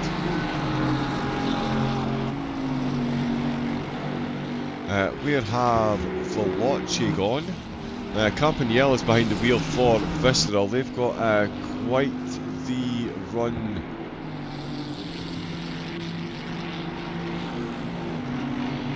Where have Veloci gone? There, 7th place. Yep, so still running in 7th, but an incident being investigated. Siata, O'Sullivan and Sinotti absolutely dueling out here. This is another solid train of cars that we've got building up here, and it is Rodriguez that is lurking behind them at the moment. We know how much pace Rodriguez has got, so this could be some easy pickings here. Although we'll maybe have to discuss the fact that it could be another absolute nightmare. Again, the Williams team, if it wasn't for bad luck in this competition, they wouldn't have any at all. They're currently 12th in the championship, 99 points adrift of the race leader. Effectively, well, there's 5 points between first and second and 5 points between second and third. This is one of the last 4 races, so I mean maybe 20 to 30 points for finishing first and second is going to be the gap there. So still 400 points up for grabs, but only really a 20-point differential. If the championship winners, championship leaders are doing well in the race, and they certainly are at the moment. Let's see what Rodriguez can do against this solid train, although let's see what Bastian Richter can do against his teammate. He's now within 0.3 of a second.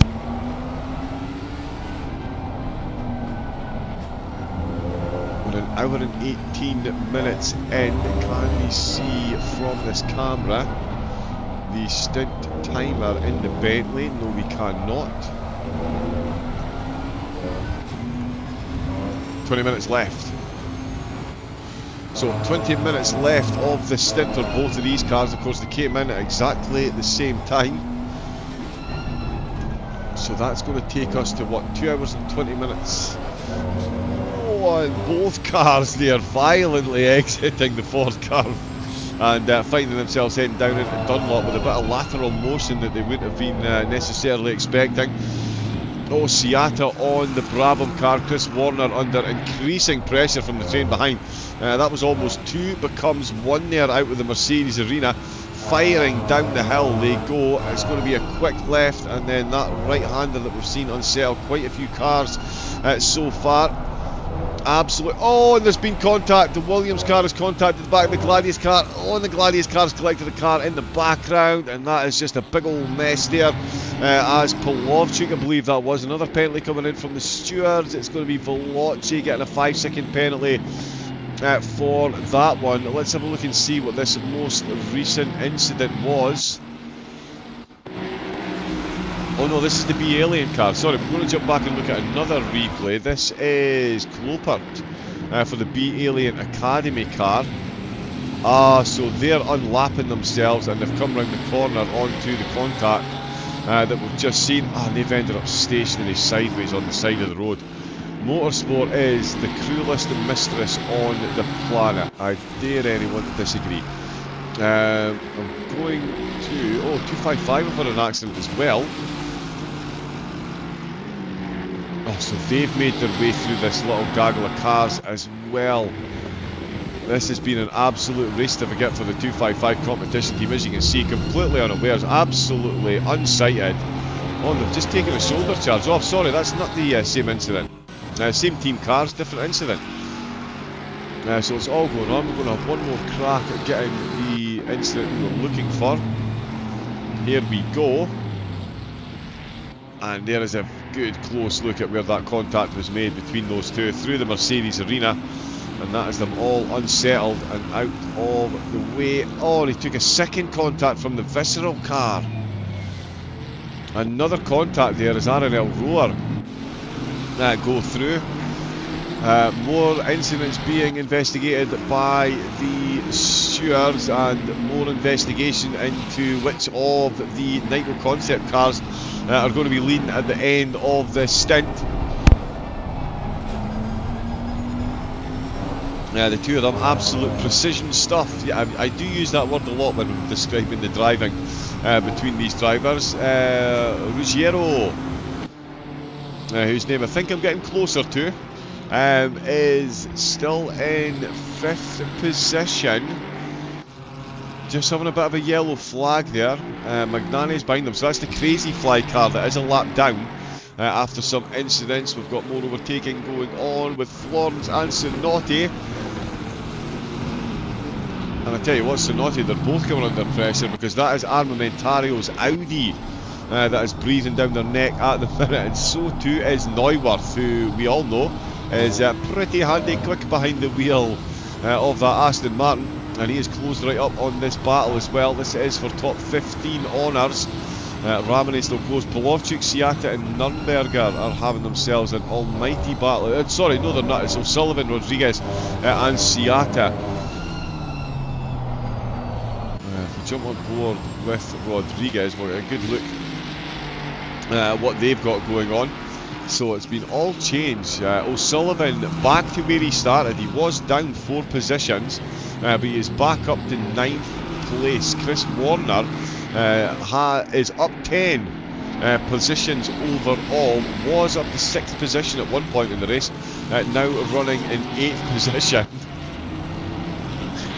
So much going on. So much going on. And in fact, Shea O'Sullivan is currently the only driver in the 42 car grid that is running in the position he qualified in, which is not too bad. 1 hour 22 minutes in, and O'Sullivan has managed to make it back up 4 places to where he started from, and he has got Chris Warner of Brabham just ahead of him and Rodriguez of Williams just behind him. So this is going to be a titanic struggle for position, just like Richter and Berndt. They are 3/10 apart again through the final chicane.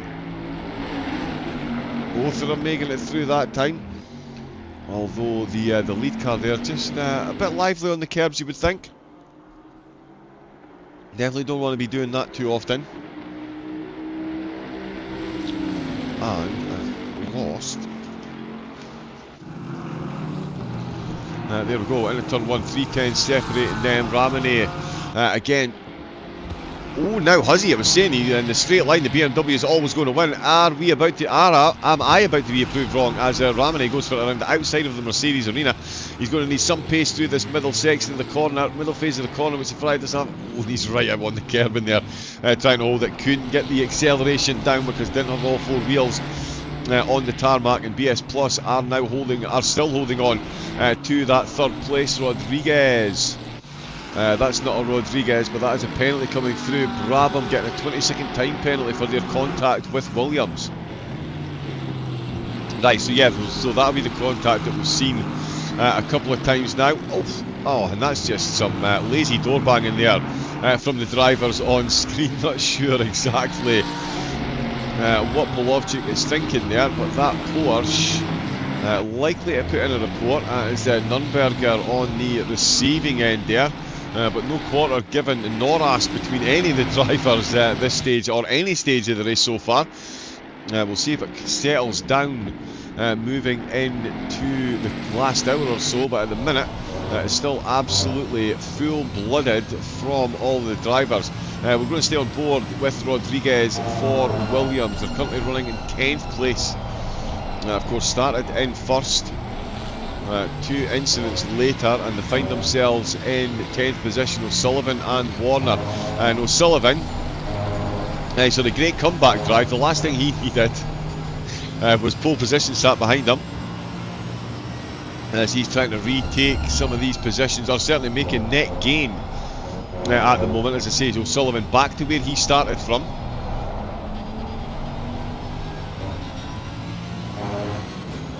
In fact, I'm going to reset that there so we can get a good track of where and when everything's happening. But certainly, yeah, Stint 1 Rodriguez dropping 7 spots and then dropping another 2 in the second stint after those contacts. So violent over those curves. The springs really doing a whole lot of work to keep the cars on track. The suspension getting fully tested. We've got Seattle for LFM still behind Rodriguez. It's O'Sullivan looking to apply the pressure into turn 1 on the Brabham Mustang. Again, the Ferrari's not going to be able to keep up with that Mustang in a straight line, but when you get to this middle phase of the corner, they certainly come into their own through the Mercedes arena. Can he weave this past? Nope, he is not going to be close enough. Let's see what the top 2 are doing. Formation driving by the Nitro Concepts team. As another penalty pops up on the screen. Crazy Flyer getting a 10-second penalty. They've already had a couple of penalties. They had a really good start to the race. Some contacts made their way up at 10-15 positions and now find themselves on the receiving end of the stewards. We need to get back to O'Sullivan, I think. Yes, we do. We've got another one under investigation. LFM and Visceral from lap 31. So 12 laps to go, so still a few to get through. Do love that camera angle. Now Sullivan through the Schumacher S's. He's got the Mustang absolutely where he wants him at this part of the track, but of course through. Oh, and he's going for it. Rodriguez looks like he's coming under pressure. He is. Oh no, that is Boothby lapping himself. Is that Boothby lapping himself, or is it Sam Gaskell? It's Sam Gaskell who's out for the 256.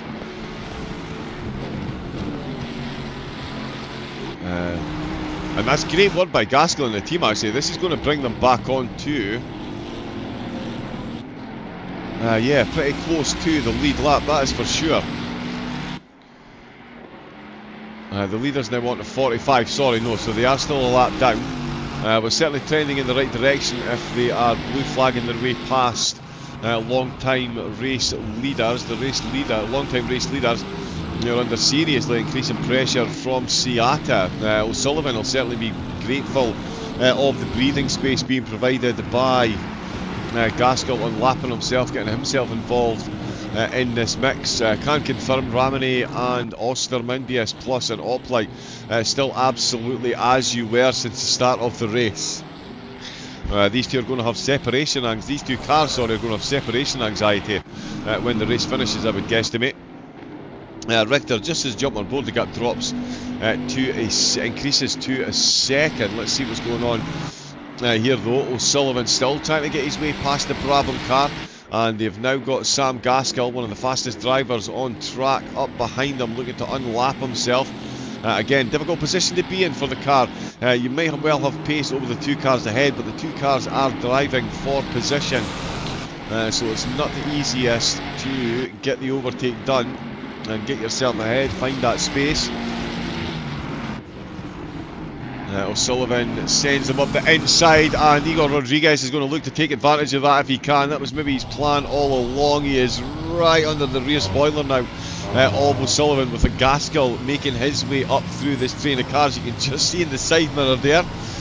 There is Ciata's LFM Ferrari through Advan Bogan. They go heavy on the brakes. Beautiful work on the brakes. 5 cars in a train of slipstream, every one of them absolutely nailing it spot on. And that is O'Sullivan run a bit deep through the Coca-Cola curve. You can see that little half a tenth loss there. That's let Gaskell move away. I don't know why it just says O'Sullivan has improved on position. Got a penalty coming up at the bottom as he goes for it around the outside. Is he going for the big old cutback? The Brabham car has yielded to Gaskell as well. Gaskell's got the inside line, and so does O'Sullivan. Is he going to be able to make the most of it? He is indeed. Oh, Ciata not able to take advantage of what's going on around him at the moment. He'll be lining up and overtake if he can. Oh, and Ciata clumsy there on the exit to the Mercedes arena. That's the Williams car taking another contact there, and O'Sullivan with a yellow flag as well.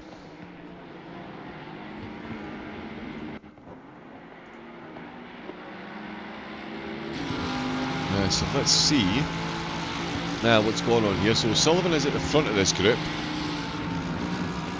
and you can see Gaskell. Ooh, so there was a slight. Ah, right, okay, yeah. So that was the door banging there. As we unceremoniously jump back to the live action. So yeah, slight touch there for O'Sullivan. Now finds himself still finds himself behind Warner. More importantly for the 255 team, Gaskell has got himself ahead of this group. He can now concentrate fully on getting the head down. He's got a good bit of free track ahead of him. So he really does need to make the most of that. We've got Cody Sherratt for Dumb and Dumber. Still looking for more places in the race. They've had a penalty themselves, so down 3 in Brescia, who's ahead of them, up 18 places overall. It's been an incredible start for the RCI team. And Philippe Brescia looking to continue that trend in the Bentley. Neuwirth, another driver who is still looking for the overtake, not quite able to find the space to get it done. So far it's on the reserve for Armamentario that is ahead of him, another team that tumbled down the order from the race start, looking to make their way back up if they can. We've got an hour and a half gone, so we're going to be getting close to the end of stint number 2. Going to see half the field come into the pits, and then a lap later the other half of the field coming in. Ramone within 2 tenths still, and Bastian Richter back to within 4 tenths of a second up at the front of the field. Bernd in his Bentley being chased by his teammate. At the moment, this will close the gap between the top 2.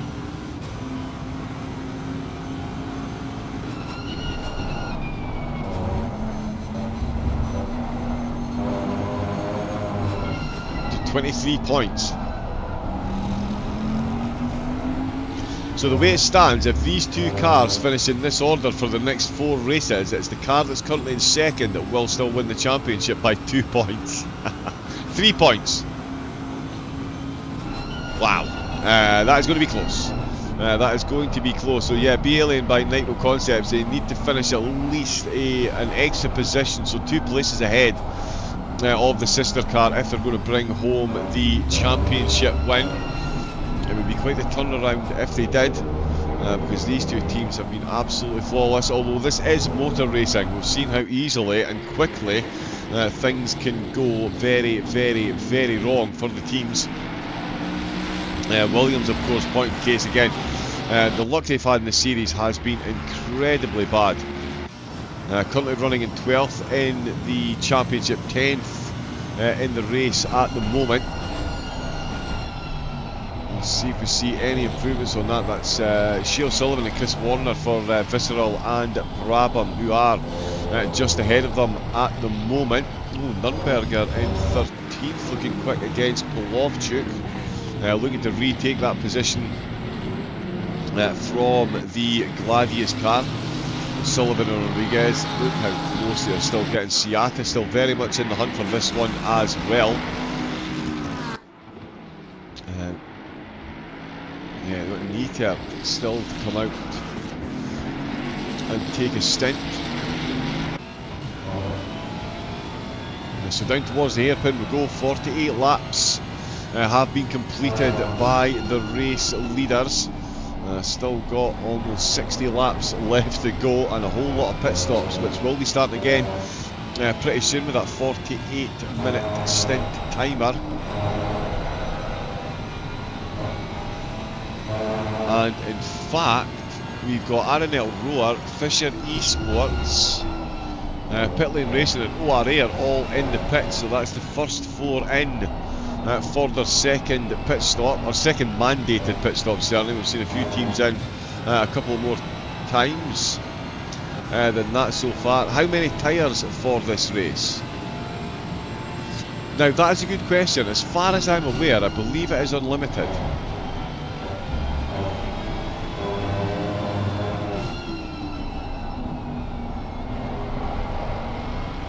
Yeah, cries of murder in the chat. Thank you very much, the Fader, for the subscription. Welcome in to LFM. You know what, I'm just going to quickly check that, in fact.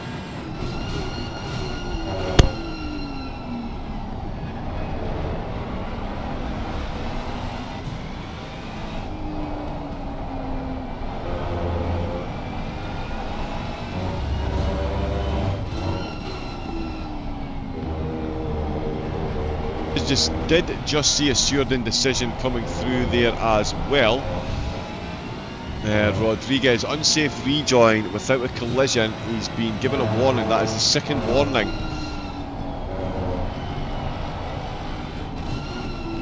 Yeah, second warning for the car. So they'll need to be... I'm saying they'll need to be careful. Trouble and bad luck in contact has followed them the entire competition, and that is a cheeky little slap on the wrists, number 2 from the stewards.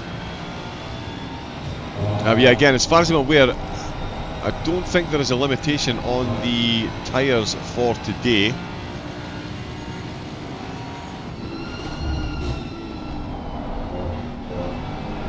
We'll see how that goes. Gladius and BLN Academy, lap 36, turn 1 under investigation there, as the race leaders are in.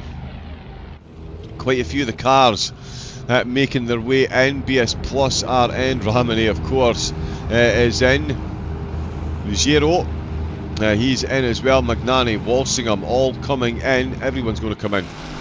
They're all on effectively the same strategy now. The Jardier car back up to 24th place.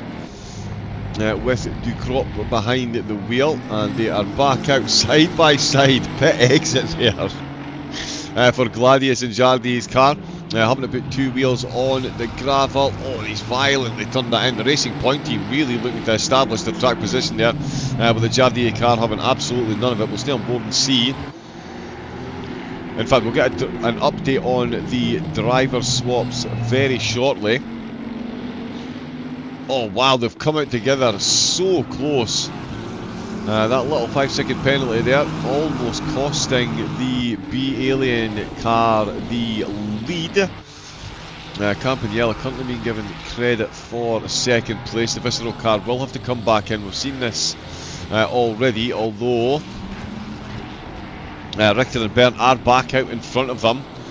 So Campagnella and the team definitely losing a couple of places so far, but they are on an absolute charge back through the field. Oh, Zerbin for Visceral.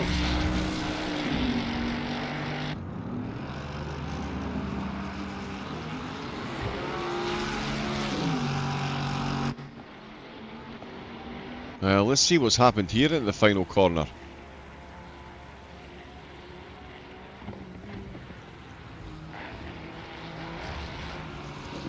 Oh wow.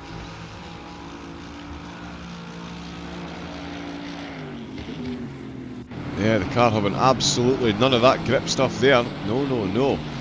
Sends Zerbin off into the distance. We have had driver changes. It's Niels Klinkmuller who is behind the wheel of the B-Alien car, and it is Tobias Grunwald's turn.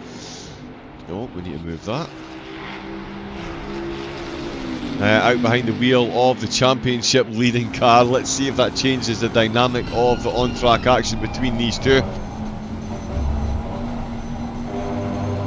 Grunwald's car still holding the fastest lap of the race, while the B Alien Academy car gets a 10-second penalty.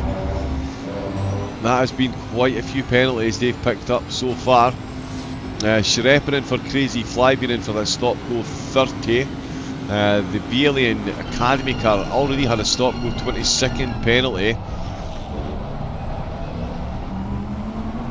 As well as Zero Racing, they've had a stop go as well. Boothbay still out on track, he's on lap 48, the leaders are on lap 51, so still 3 laps down on the race leaders, and he is going for an absolute monster amount of time behind the wheel so far. He's still got Abeladze and Shops to take stints. Sorry, Abeladze, no, Abeladze hasn't been out yet, I believe.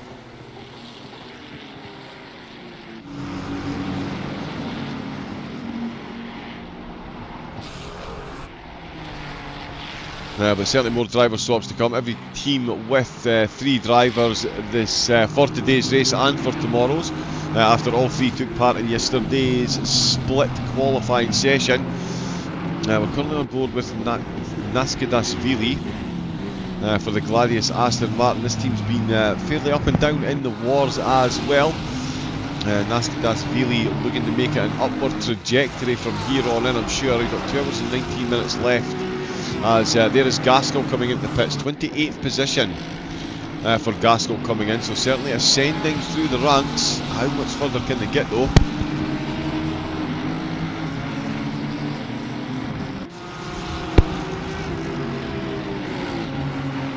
It's crazy to think as well, it was Gaskell's 256 car that qualified in 28th. And Boothbay's car qualifying in the top 15. They're now a complete role reversal between the two. Campanella is still in the top 3. He's got about a lap or 2 to go before he comes in to the pits.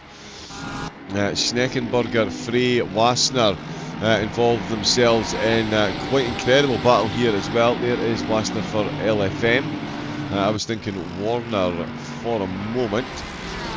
But Wassner right on the back of Frey and Schneckenburger, so they're all just out of the pits on fairly fresh tyres.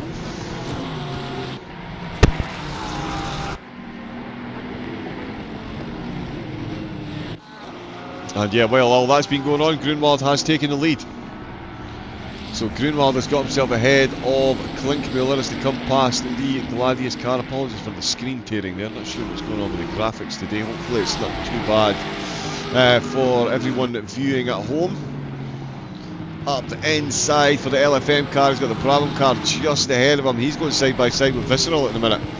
So it's Visceral v Brabham and Dynamic versus LFM, as we've got Michael Frey and Zerbin, sorry, the other Visceral car, watching this one absolutely intently as the Dynamic Porsche shoots across the Mercedes arena there. The LFM car just holding on to it, and that's going to be Brabham that are going to be losing positions then. Princess not getting a good run through the Mercedes arena in the grand scheme of things.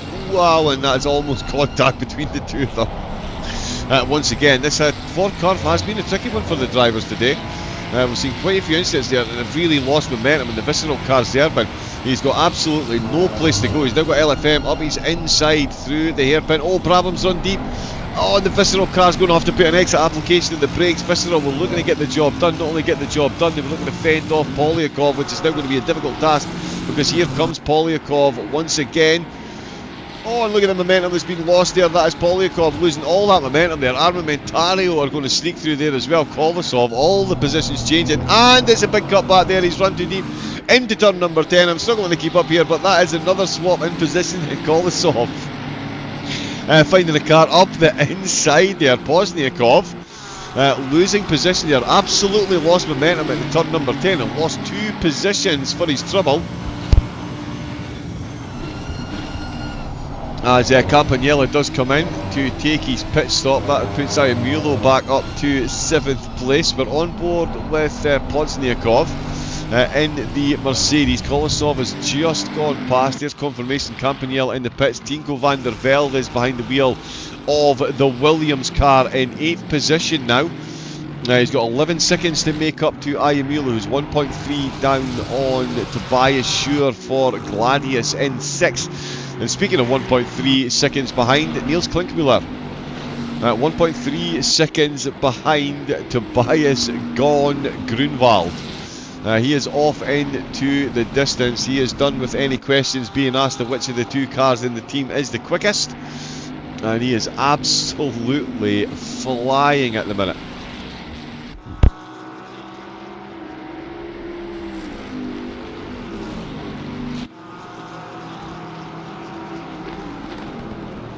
Definitely confirmed there is no limitation on the number of tyre sets that the drivers can use, so they can double stint if they want to save some time in the pits, because it is only a 48-minute stint. I say only, they're still pushing it close to the tyre life.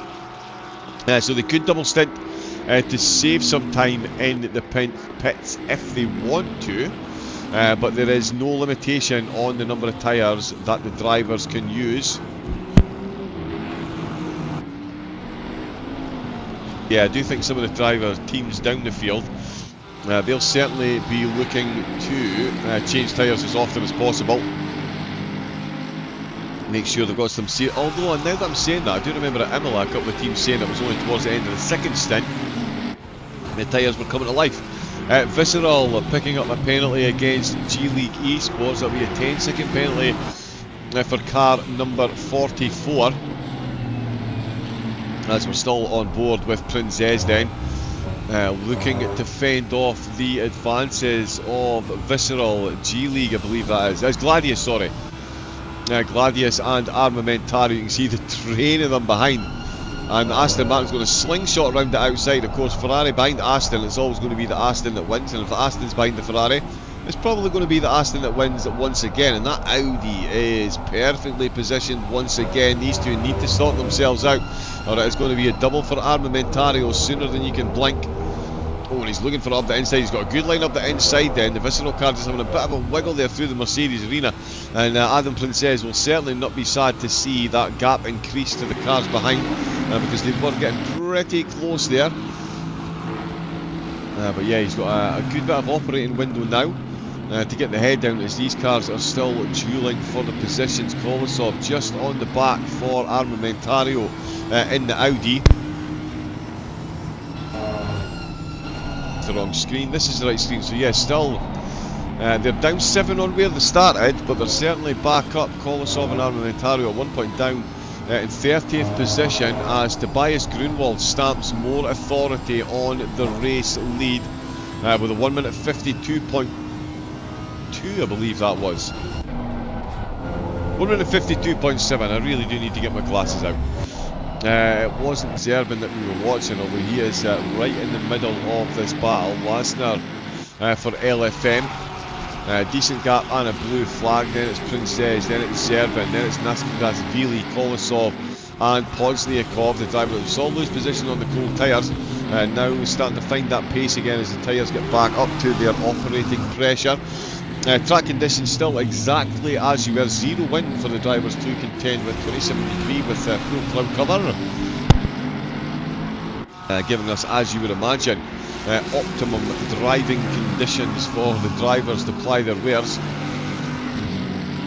So they're now settling in. That's a few laps under their belts since coming out of the pits as Stratman comes in for Fisher. Hansen is out for the B Alien Academy car. A couple of penalties that they've had so far. Dominic Cyprus for Fisher going past. Top Racing still out there as well. No further action taken against Dynamic Motorsport by Callange and 255 Competition by Go Setups, lap 41. That incident was from. Still no incidents for Grunwald up at the front. We'll stay on board though with Princess and see the pack that are chasing him. So this is for just outside the top 10.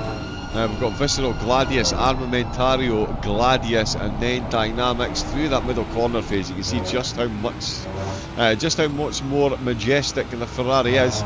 But as soon as we get onto any kind of straight line, the Mustang just absolutely gallops off.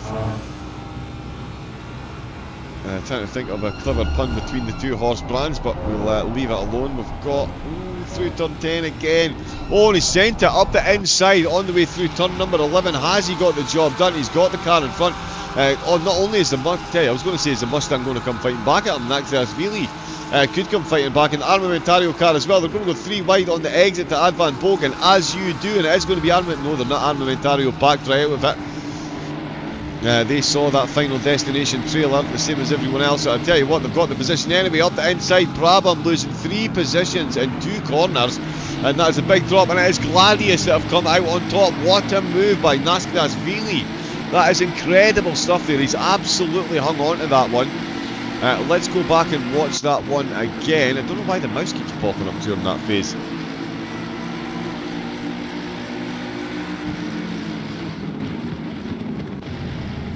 Oh, and the replay seems to have not quite worked. Oh, there we go. Neither is the cameraman and commentator. Excellent. But yeah, that is a very good move there by Vili. Absolute fortuitous overtaking he made there, making hay. If your enemies are making mistakes, don't interrupt them.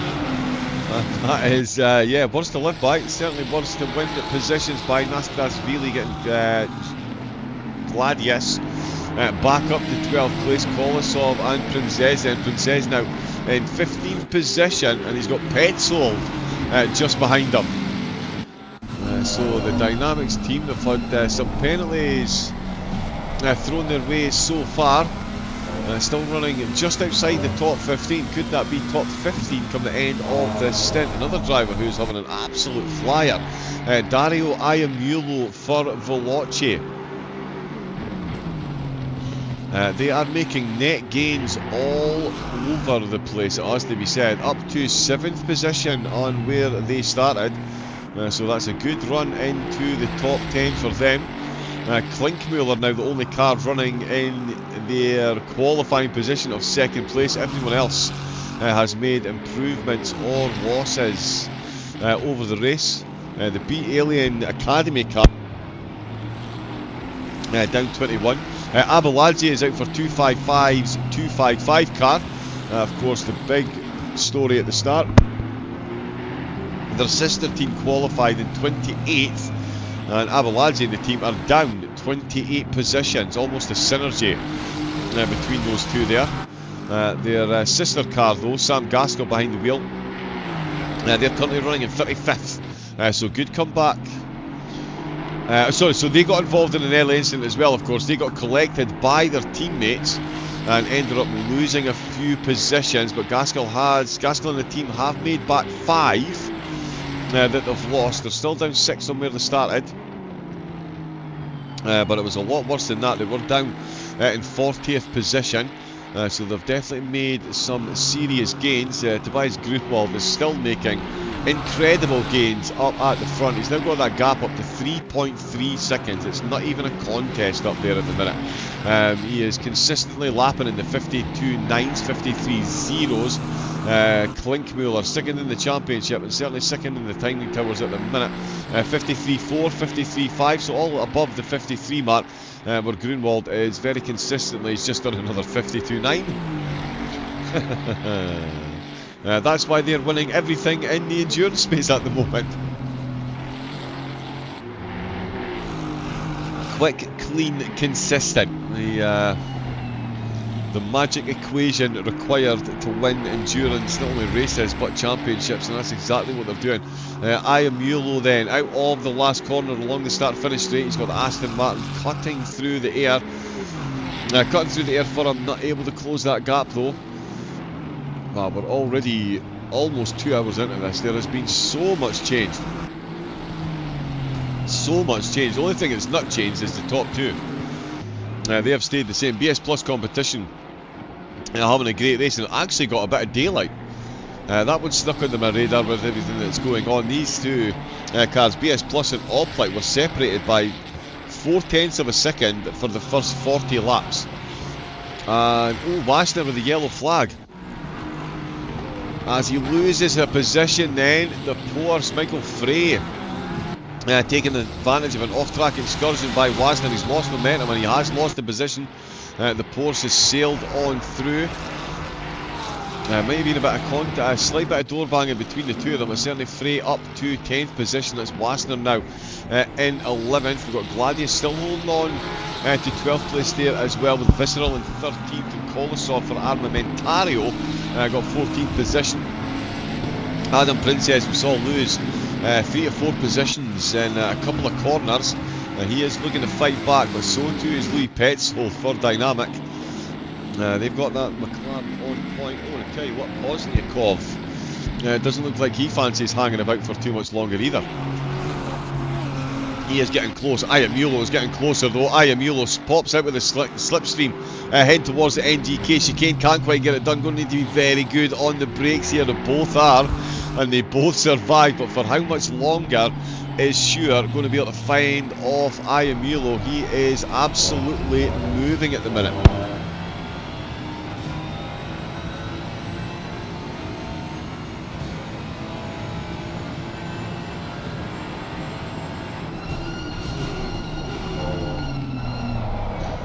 Turn 1 we go once again. Ayamulo looking to upset the apple cart of Gladius. 4.1 seconds now between Grunwald and Klinkmuller. Grunwald is on an absolute mission.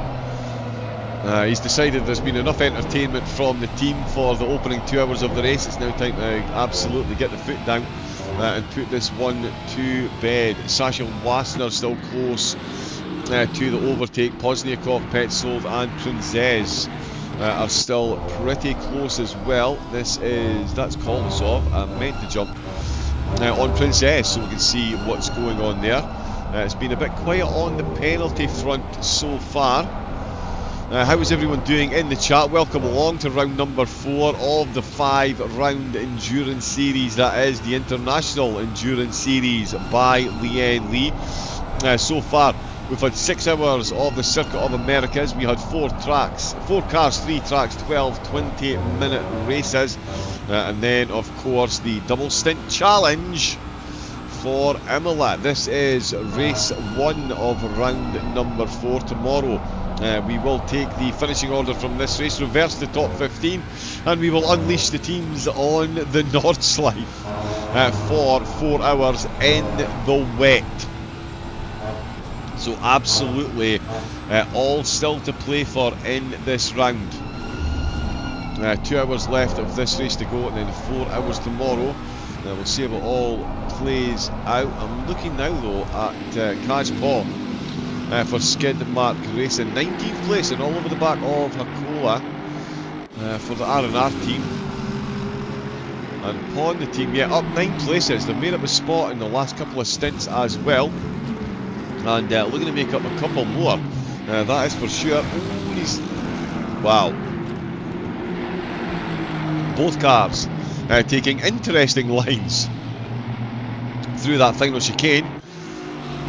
Oh, it's keeping the both of them absolutely on their toes. The team managers will be on the edge of their seats. We'll see if we can see Petzold. He is still close. Kolosov and Zerbin as well. And it's quite a titanic struggle. Brabham have been in the war so far. Williams Esports are getting a 5-second penalty for contact with Gladius, and he's gone up the inside. Petzold is done with waiting, and that is a very good move through the Mercedes arena by the McLaren. Leaves the Mustang reeling in his wake, and I'll tell you, the Mustang is now going to be under serious pressure from Pozniakov in the Mercedes. Oh, that is very close between them at the moment. I'm going to leave you on board with this as I take a very quick, much needed pit stop back in an absolute flash.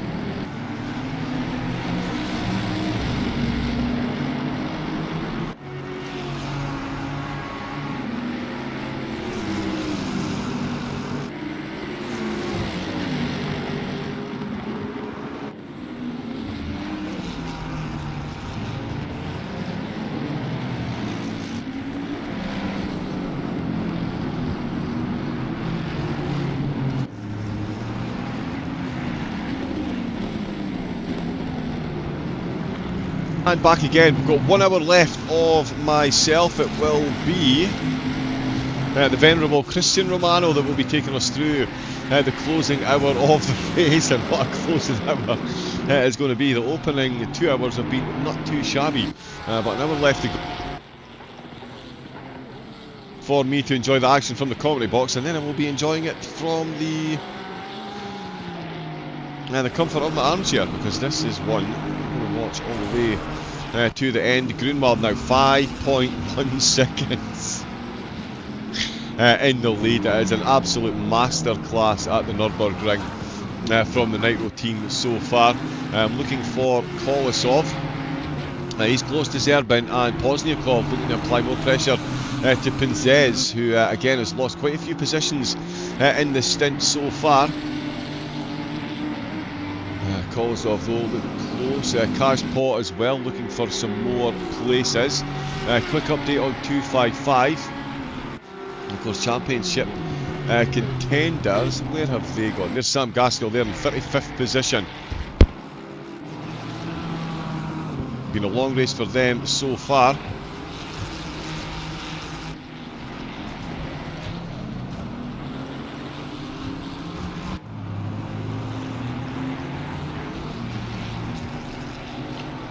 Bear with me a moment.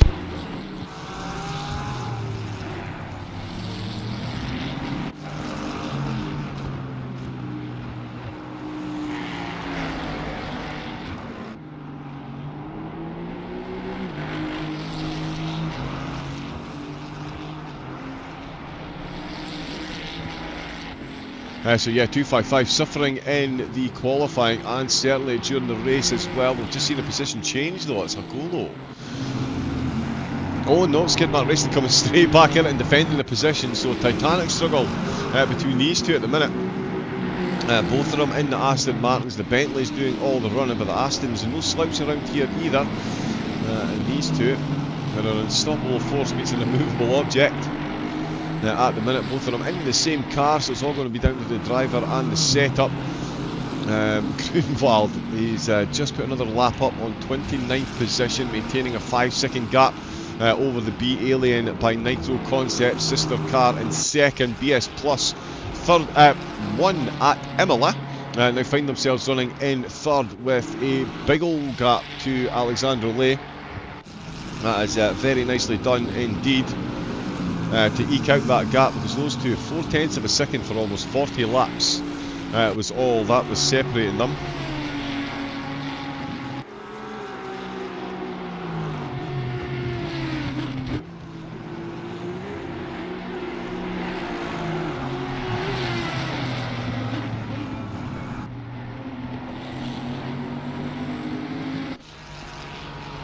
That seems to be temporarily frozen.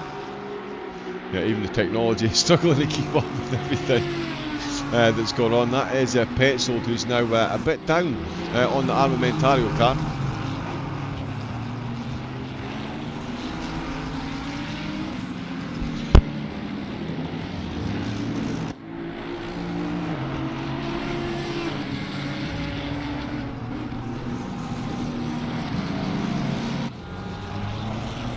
Yeah, so Armamentario in 14th. In fact, forget that. Let's look back up to Dario Iamulo and Tobias Schur. These two still duelling out for top 10 honours. The Aston not with the best rear spoiler cam, that's for sure.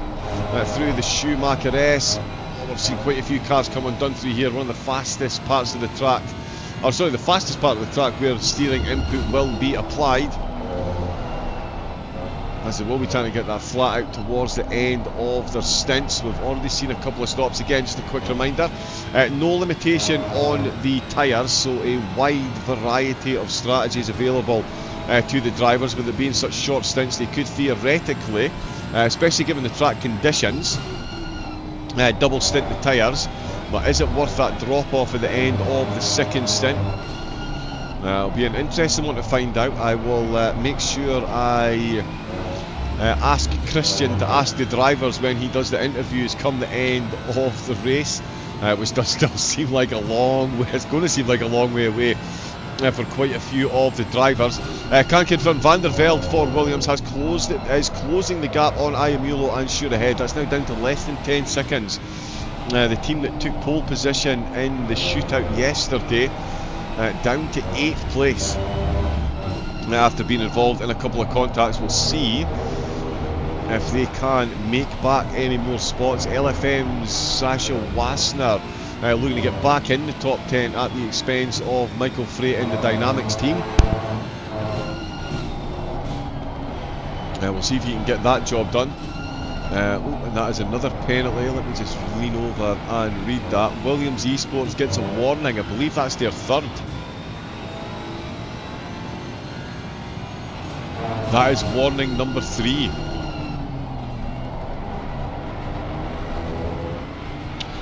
Oh, okay, yes, my apologies. No, sorry, it's 2 hours each. Bear with me. Let me jump into the casting booth. My apologies, getting absolutely way ahead of myself here. We do now have Christian Romano. I've missed it. I thought he was doing the last hour. It was the last 2 hours. So here he is joining us, ready and raring to go. I'm sure Mr. Christian Romano. Good afternoon, Christian. How are you? Afternoon, John, and I'm pretty good, and the race so far has also been pretty good, and I look forward to the next 2 hours because I don't really think that the battles are over. Every single car is at least within 10 seconds. There are just 2 exceptions, being Shore and Najok being more than 10 seconds behind another car, but all the other cars, although 2 hours have just passed, are pretty much still in contention with anybody else. Indeed they are. It has been an absolutely cracking start. 255 have certainly been up and down. It's been a tough start from them, as I'm sure you've seen. And Williams Esports, once again, Christian, if it wasn't for bad luck, they really wouldn't have any luck in this championship. They now find themselves in 8th place after taking pole position. Yeah, Williams had a couple of incidents, and while trying to come back from the depths of the grid, they also had more contacts here and there. For example, with one of the LFM cars that they had some damage, some of the Gladius. I think they made contact with pretty much every single team at this point in the upper part of the standings, and yeah, it's unfortunate for them, but certainly many other teams are happy about it. For example, Veloce, who is currently in 7th, and in the endurance races they couldn't match this result in any of the 2 endurance races that we just passed. They just managed to get a 14th and 15th in the last 2 endurances, and now they're in 7th. Yeah, it has been massively up and down for quite a few of the cars, so there is still a lot of action to come in round number 4 of the International Endurance Series by Lian Li. Oh, and just as he's going for a Veloci around the outside, the Ferrari is absolutely going to get the job done on the Aston Martin as they head down towards Advan Bogen. Not a place you'd expect them to get it done, but surely the Aston is going to think about a return move into the final chicane, or is he? They're not going to go side by side. It's Veloci. Dario Ayamulo gets a nice little overtake done just as I'm about to leave the commentary box. I'm putting my feet up with a coffee and some cheese toasties for the next 2 hours and enjoying this race. But that is all the time we have from myself. The coverage will continue with the more than capable hands of Christian Romano. I will jump on to Tobias Grunwald, race leader on TV1. So Christian will take over. There will be silence for a couple of moments. We will switch over the broadcast, so if you do notice a slight interruption, please do refresh your browser or your viewing source and the coverage will continue. I will be back for tomorrow when the finishing results from this race, the top 15 will be reversed and we'll see the drivers do 4 hours on a wet Nordschleife. But that is tomorrow. We've still got 2 hours for today. So that is all from me. As I say, we'll go silent for a moment and then Christian will more than ably take over. So until tomorrow, stay safe, take it easy and enjoy the rest of the race. Good afternoon.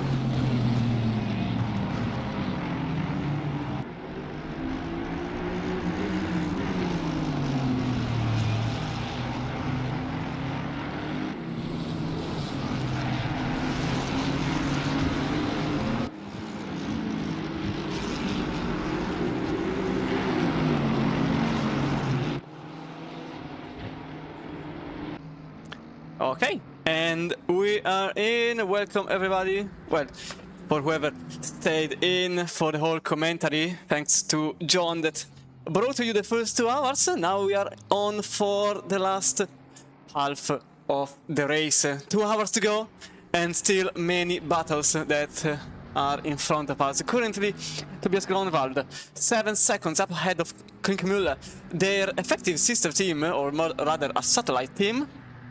And then we have Nils Nojoks completing the podium, 15 seconds behind Klinkmüller, but only 4 seconds in front of the Hoplite team in 4th. But yet, there are a lot of battles currently going on. There is the one in 23rd place, Luke Hedison currently for Dam Dam and Dammer, battling with Boduda. They are currently in 23rd place. As the Ferrari here is looking forward to another place, and if you followed from the very start of the race, you can see a couple of numbers of place. We have the 255 in last place, we've got the number 46 only 40th, we've got the Williams car 420 that currently sits in 8th. They were in pole position early on, and also I think there is also the car number, yeah, the number 39, which keeps having bad luck and currently sits in 27th place in the car number 39. But currently, Edison here is in 5-second penalty, 258 for a contact with car number 45. So the 258, who is currently in. I have to search for them because oh yeah, they're in 9th place. Lucas Rickenburger. Oh, onto the outside, it tries. Can he make it onto the outside of the entry of the left-hander and then into the right-hander? And Edison keeps it very close into Vastana curve, turn 12 and then 13. They are already clear, and that's 22nd place for them. A very nice pass into a very narrow gap. And then there is another penalty. Number 20 gets a 10-second penalty for a contact with car number 6. The number 20 is currently... Can't find them. Yeah, they are in 28th place, as we are currently with Ora Motorsport. Ooh, they are in a battle with Shrepin and Verlicki. Car number 745, which had a couple of moments in Imola and now comes for a position.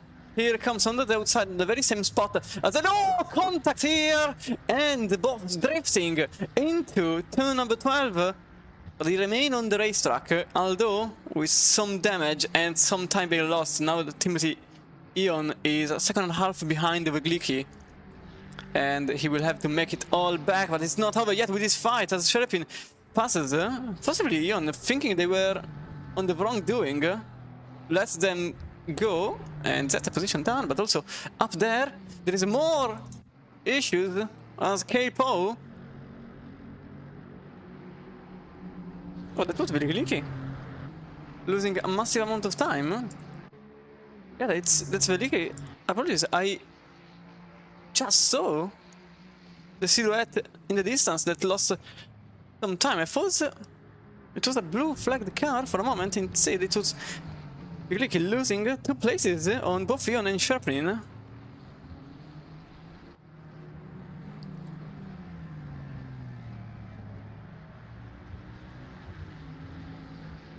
So that's the position done. You can go for... We'll try to get you a replay of what happened early on. So we get from an external point of view. Yeah, if he goes into Schumacher S, as you can see, the guys behind are quite behind and goes over the... Oh, yeah, that's why he went over the curb, completely lost the race car and also lost 1 place and then another just after that. But as I was saying, 5-second penalty for 4-0, who made contact with Claudius competition, and now they find themselves in some more trouble. 5 seconds penalty for the car in 8th place. who will remain for now in 8th place, but could change things up. As Caracas very close to the car behind.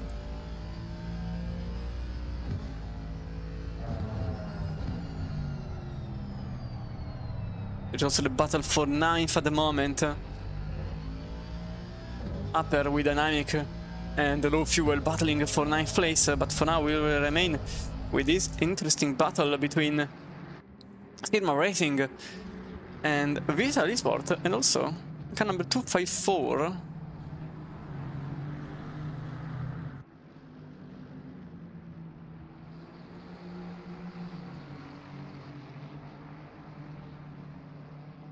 For now, Aquila remains up there in front, although I'm really sure that Caracas will make a move into not the chicane, but certainly there is a chance for it to make it into the very last corner. Can he make it into the hairpin? He goes into the inside. Can he take the move?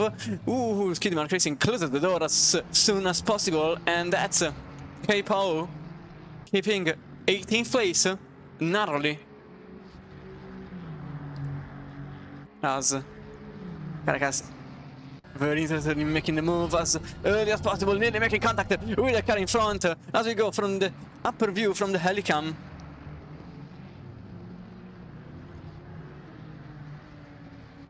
Can this transform into something better for Caracas as he goes again into the inside? No contact between the two cars, but as we exit stadium section, as we exit into the grass he goes. Can he make the move? He sticks into the left-hand side corner, still behind Poe, who is also still behind Aquila. Both of them are trying to make a position in one way or another. As it seems like it's getting a bit difficult as we get into turn 6 and 7. Apologies, into 8th. Into the 8th corner, into the hairpin, which is Dunlop Kerr.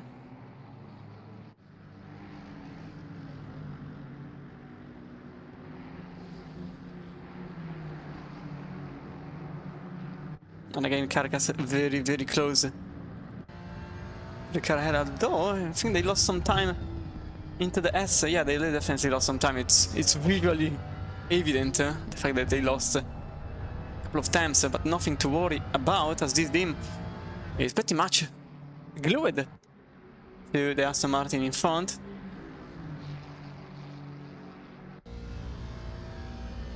They're going to the rear wing, into Aquila's rear wing, 55.2, 55.0, 54.6. The last lap was a very nice one for Aquila. And again, there was a potential move from Caracas, but it still remains behind, being able to make a move. Now into turn 1. Most dangerous of all the corners, dives into the inside, goes for a lunge, way more than expected, goes into the AstroTurf, loses the moment. He went in front of both cars, definitely going a bit over the limit, and Caracas narrowly misses both the race cars, currently battling for 17th. It seems like they're battling for the win at this point. Still 100 minutes remain on the clock, and also a couple of passes still on the way there.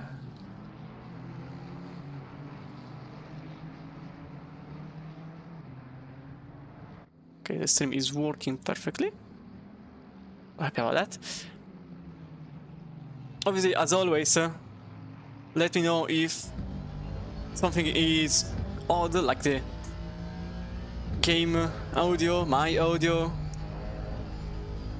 or anything else. I will be able to, I hope I will be able to resolve any issue.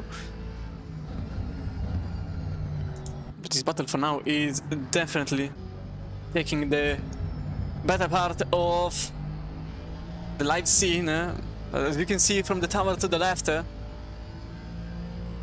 are also some more battles. There is the one for 9th, there is the one for 12th, there is the one for 21st, there is the one for 23rd, 26th, 33rd. Everyone is battling for position. It is also a possible situation happening in 6th. Meanwhile, RCI Esports gets a 5 seconds penalty for a contact with car number 93. CI Sports is currently in... I can't even find them. In 25th place.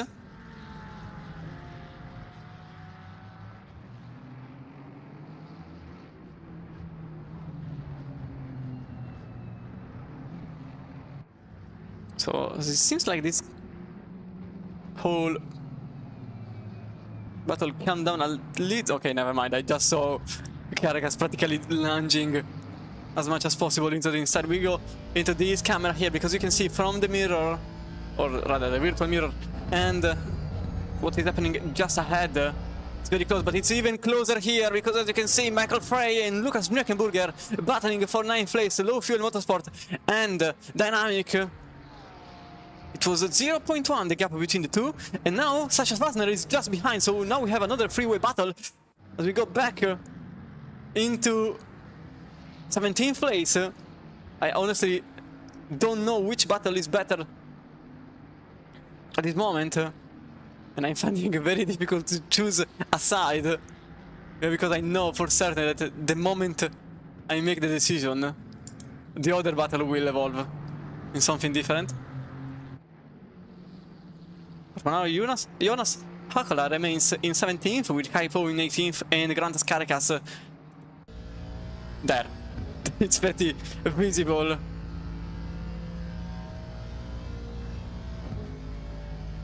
There he is.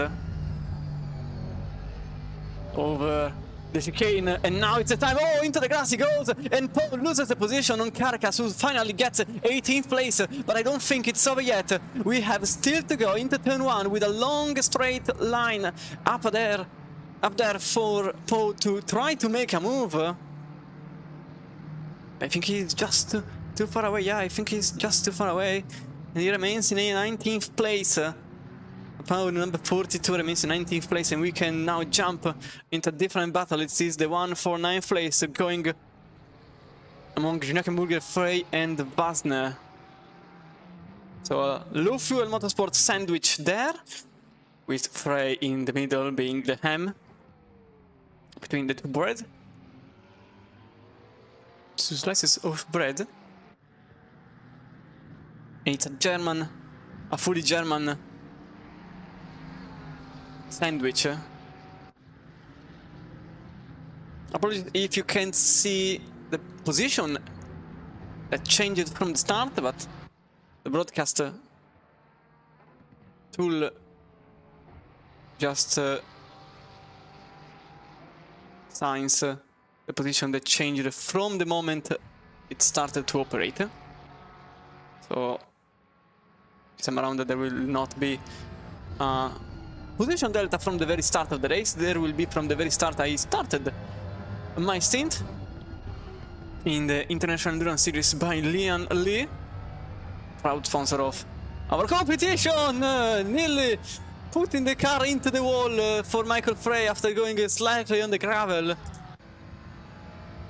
and losing the grip altogether. And cars into the pits for their third time. As Caracas loses the place, Caracas gains the place on Nakola, who loses 17th place, now 16th place after all the cars went into the pits. So now it's becoming slightly difficult to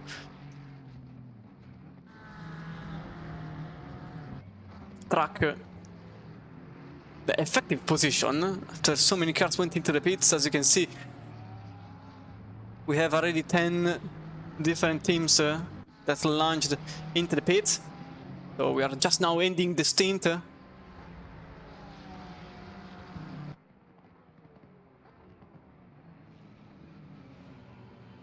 car number 21 is now entering the pit lane, and the car number 22 is in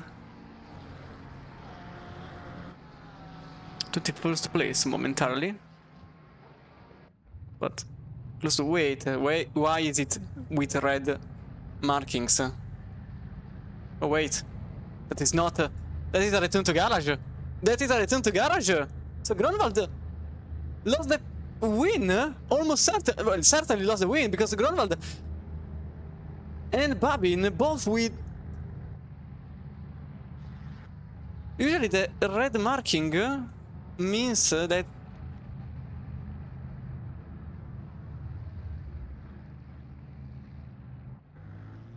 they return to garage. But I don't understand what happened. So now the number 22 is in 25th place. Yeah,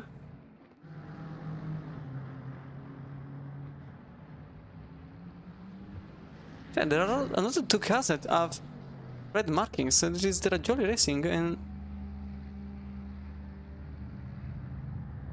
Not really sure what is happening there. I will need a better moment. I'm quite certain the car number... Ah, okay, no. Okay, it was just graphical glitch, luckily, because as you can see, the car number 22 is still in the lead. So for some reasons... Hey, I thought worse. For some reasons... my race controller decided that Richter returned to garage and was tracked as 24th. Now they still sit comfortably in first place. Apologies if I went on in panic mode, but that's what I was looking at. They will just rely less on the red markings at this point because there were way too many cars, so possibly it's just a bit of a visual glitch. As Van der Velde was trying a position on the dynamic team and didn't manage to do so, and out of the pits they are in 10th place, just in front of Sasha Pasner for low fuel motorsport.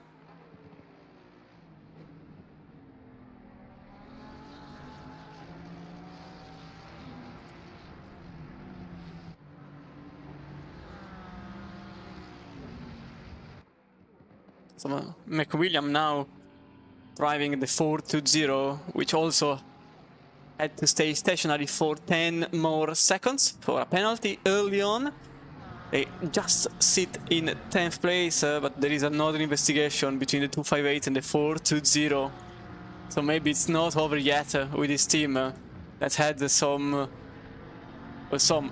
I honestly think the entirety of the past 2.5 hours have been difficult for the team currently sitting in 10th place. They were in the very lead. And there is another incident between the 201 and the 420 that could be looked at. I will provide you with any update later on.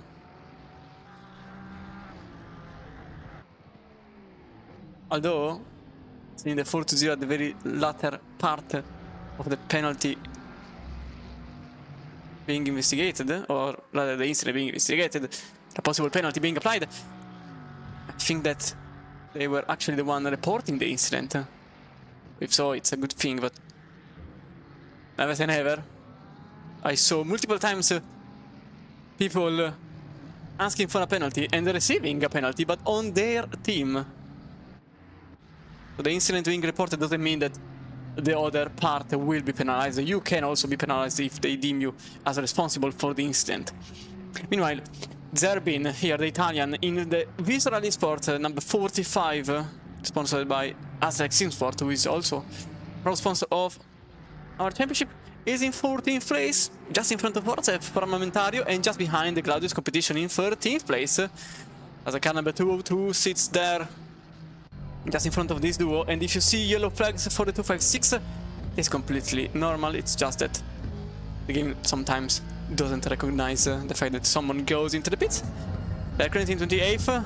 They were in last place practically, and I think they will come out in positions close to last for some incidents that they were involved into at the very beginning of the race.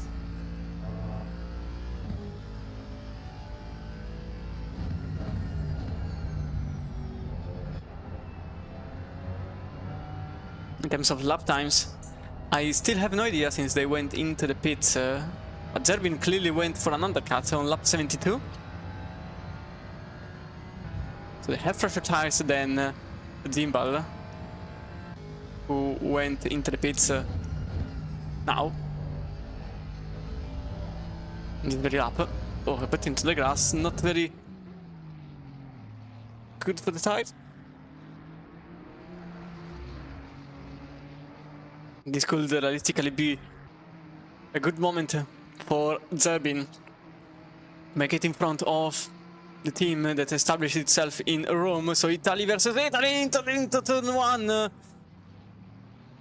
As the Italian driver tries to go in front of the Italian team, but Zimbal remains in the 202 in the 14th place. Defends well against a very, very close but also very, very aggressive Habib Zerbin. NFA for the incident between 201 and 420, or what happened in lap number 64, so quite some time ago, as Lukashen goes just in front of Princess for Brabham Motorsport.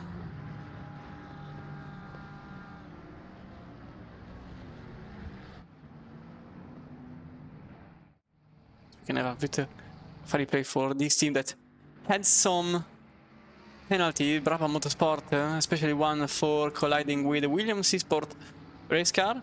And that's the pass into turn 1. Brabham gives as much space as possible and loses the position on Linus Lukashen.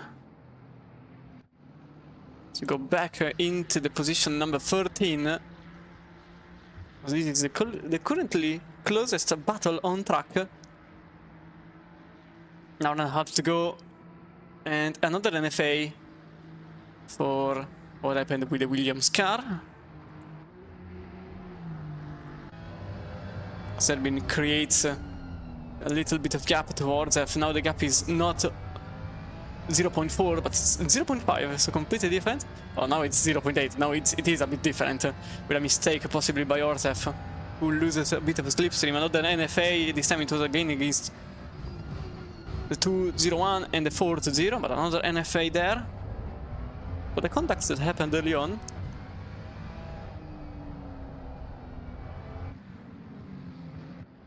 Heavily damaged. As you can see, the front and the sides of this car are heavily damaged.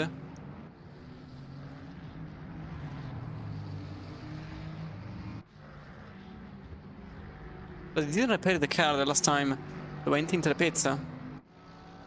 So possibly it's just some visual damage, and if so, they're quite lucky because it seems a lot of damage from here, but it could also be some more graphical glitch.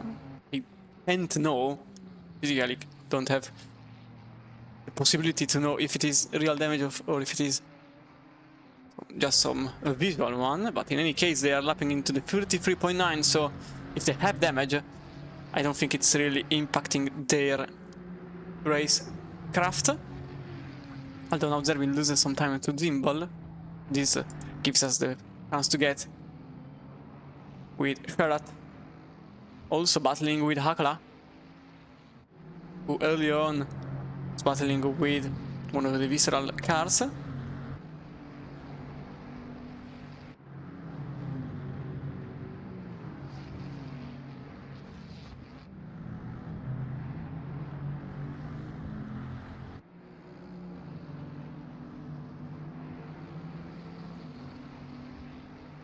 And now this is a freeway battle with Hakala, Sherat and Papin. As G-League, Dam Dam and Damer. And currently, oh, that is a possible chance for Papin, as the Frenchman had a fault. It didn't trigger the move, but I think he will in this very moment as he gets into the right-hand side of the Ferrari driver. He goes for a move, maybe goes for two moves into a single. Oh, contact with Aston Martin, and the Ferrari goes for the cutback, takes back the place, nearly goes on to overtake even Haka in 19th place, now sitting into the outside. The next corner is again another left-hand side. Can he stake into the outside? He does so. He makes it onto the outside and clears Hakula. That's for 19th place, but it's still not over yet. As you can see, Remy Papin very close to the Aston Martin. He wants to get another place for them. But for now, Papin remains behind Hakula. That will possibly enlarge the gap. As you can see, Bentley into the inside, already into the hairpin, into the Dunlop curve, and he does so. And Papin clears the overtake in practically seconds. That's another place lost for Hakula and another place gained for Papin.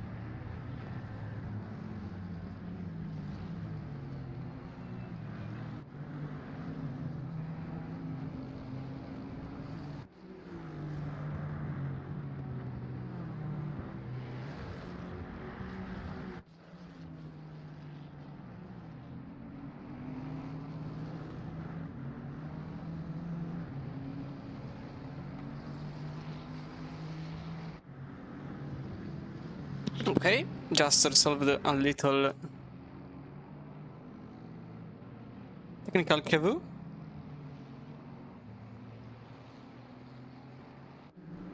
Apparently the VCO stream was offline for some reasons. I just restarted the stream, now is everything is back. Very odd. Possibly something that happened with the switchover. But it's Twitch we are talking about, so it's actually possible that sometimes when you switch into other people, something could happen.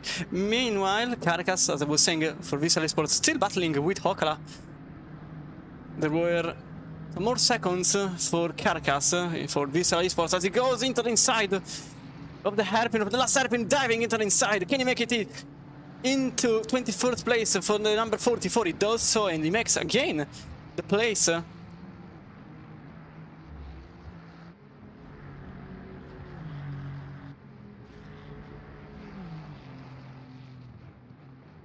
And that's now 21st place for Grantas Caracas, who now sits just behind Sherat. Scotty Sherat is in 20th, 2 seconds behind Remy Pepin. But we have to go a bit further up, because there is a possible battle for 8th place, actually, because Nürburgring, McWilliam in the Williams car, and Florence for LFM is just behind.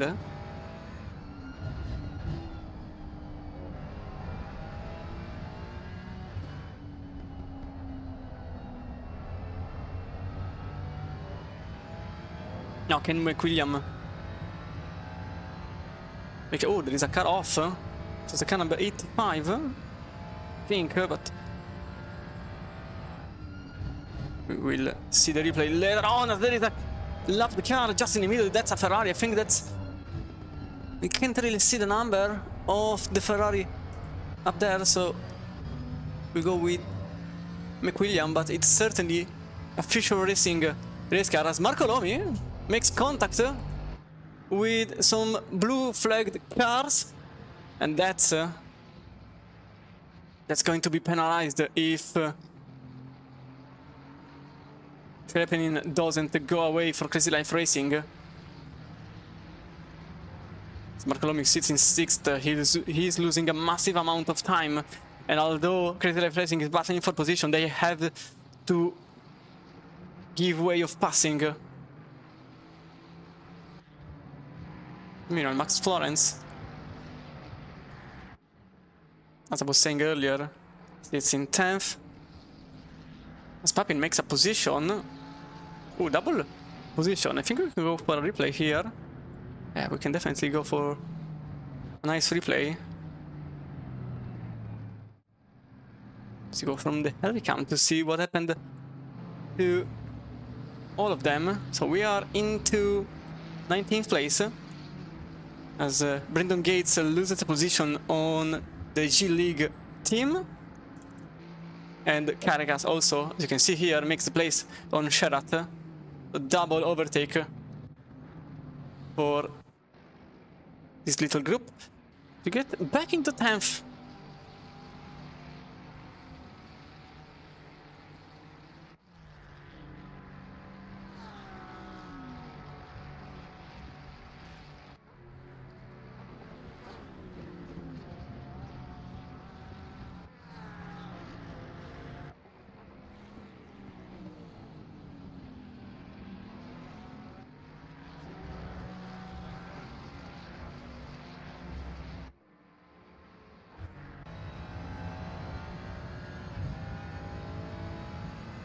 Florence is just behind McWilliam. Last lap it was a 54.0 for Florence, a 53.995 for McWilliam, and quite different for Nürburgring with a 53.645. Enlarging the gap to a second and a half to McWilliam. And Florence at this point is a bit stuck behind the British driver for the British team.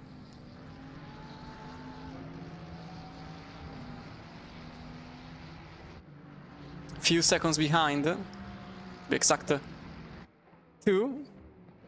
Conrad Siata is actually gaining 53.835 in the last lap. It was a net gain of 2 tenths on Florence and a tenth and a half on, well, 2.5 on Florence and 1.5 on McWilliam. And also there is Zerbin, Zimbal and Orzev still battling for 12th. They just lapped into the 53. It's 3.6 for Zimbal. It's clear that this group is about to become a very large one, all battling for 8th place.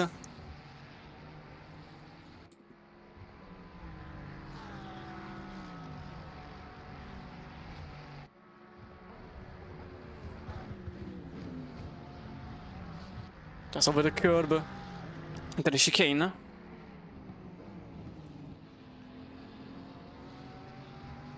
So last lap around for Nürburgring will be a slower one than the one set by McWilliam. No, it won't actually. Just in the last corner, McWilliam lost a good chunk of time. Because early on, the gap was 1.3, and then after the last hairpin, it was 1.5. So 53.7 for Nürburgring, 53.7 for McWilliam, 53.9 for Florence, 53.5 for Siata, 53.7 for Zerbin, 0.9 for Zimbal, and another 0.9 for Orzev.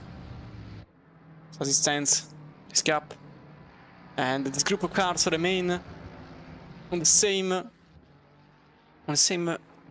lap times, pretty much. As Gates also lost a place on Caracas, as the Visceral car gets 19th place in front of Brendan Gates for flyby. And before the that he's eating positions.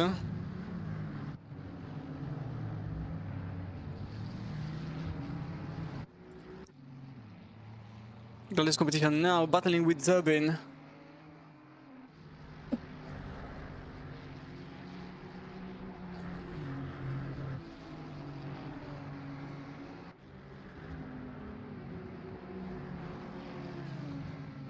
But this battle actually goes deeper, as this could actually become a battle for 11th, or even better, for 8th.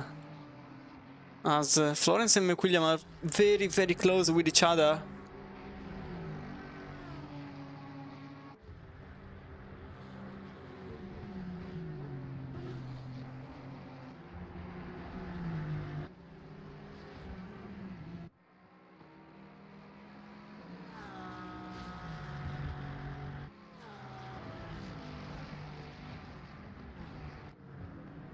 As ora Motorsport is currently... Wait, what? This car wasn't here early on. Ah no, okay, that's why.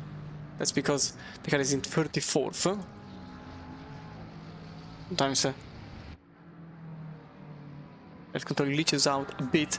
As I was saying, McWilliam and Max Florence, last time around it was a 53.8, 3.8, 3.7, 3.8, 3.8, 3.7, 4.0 for Orzev.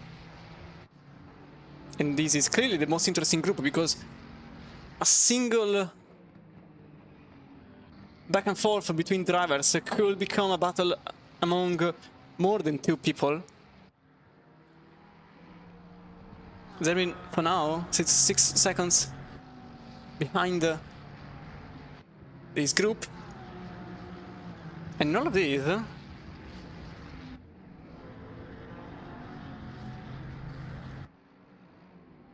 but they are certainly not gaining on the cars ahead. Nürburgring is effectively the little river that's... Oh, Yamuro, yellow flags into the grass. He lost a good chunk of time on Marco Lomi. 5 seconds penalty for G League after contact with the 5-4 some laps ago. As Vararijo, apologies for the mispronunciation, got a contact with G League. Now car that sits in 22nd place will possibly, well, there is a chance, but I don't think Papin will lose a position on Vararijo. Papin, who is also very close to Jan Drexler, was Kidmark Racing, and that's a little bit of a cut for Visceral car, as Caracas certainly made a different racing line into the chicane. I'm not really sure if that was a legal one.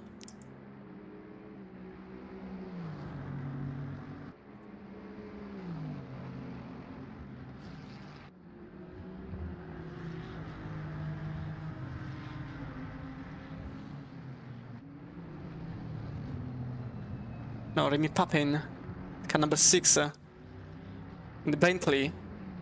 Well, Bentleys that are quite strong as really visible for the fact that we have a 1-2 Bentley at the very top of the field. And this should theoretically be... No, wait, there is... I think there is another Bentley in here. No, it isn't actually. The closest is in 24th. So now, Papin going into the inside of the hairpin, into the dollop. Can he make it into the inside? A little contact with Drexler, but he makes the position number 17, and Remy Papin for G-League is now in 17th place. Just ahead of number 42 into the Schumacher S. Bit aggressive, hard on the brakes, but fair. And that's another jump for the Frenchman. As this whole pack still remains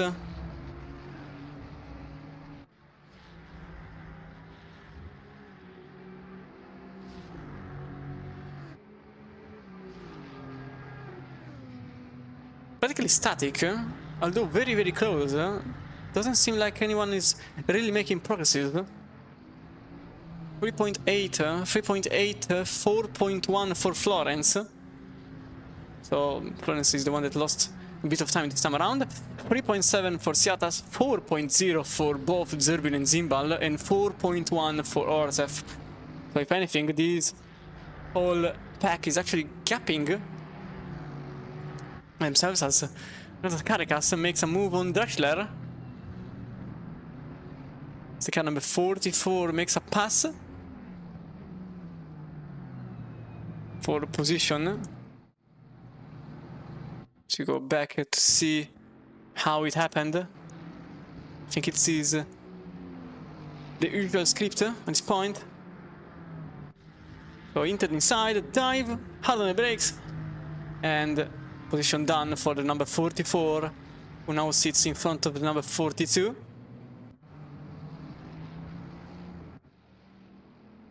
And the next objective for Caracas is Remy Papin, who also has a penalty, so it's not really an effective overtake, as the 5 seconds penalty pending on the G-League car will effectively put the visceral number 44 in front of the number 6, but also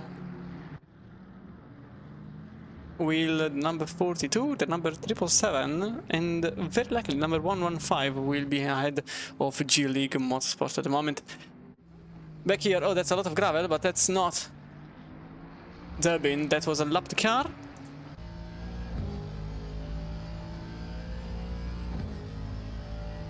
And still no real movement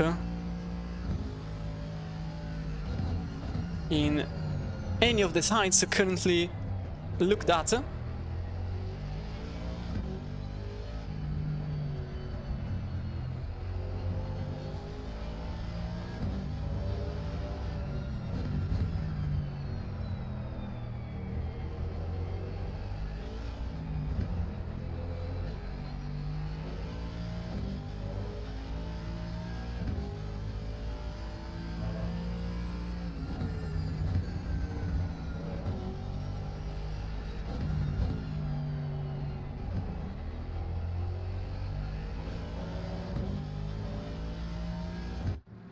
As we jump from a visceral car to another visceral car, we jump from the number 45, now sitting 7 seconds behind Siata, to the number 44, now sitting 3 times only between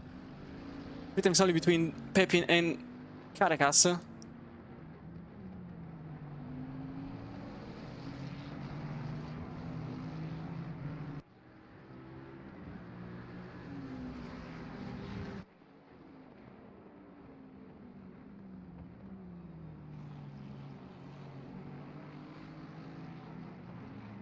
Nürburgring is a very difficult track on where you want to make an overtake. A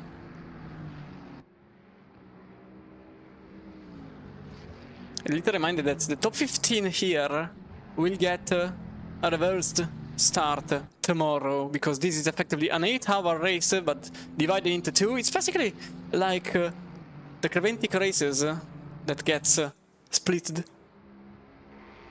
into 2 different days.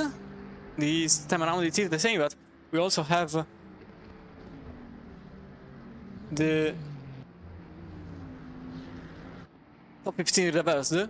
So in this moment, if the race ends like this, Lucas Bushak and the whole dynamic team will start in pole tomorrow. And Orzep will start in second, Zibel in third, and etc. Armentar in second, Gladius in third, and etc. etc. You get the point.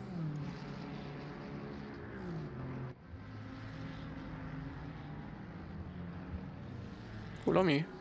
Some contact being collected in my timing screen, but I don't see anything else. Supposed to be some contact with the blue flagged car, which was a green Ferrari, just in front of the Crazy Life Racing. So that would be...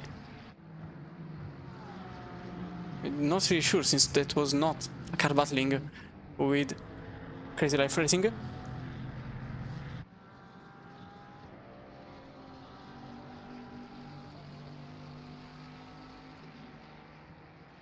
One hour and 4 minutes to go. Plenty of time remains. And in some minutes we'll also... Well, maybe not in some minutes, because the battles are still going on strongly. I wanted to let you see the standings, although this could be the position change that Florence so much wanted to happen. Can he dive into the inside? He remains behind. And this could have been an important moment of change to get another placement.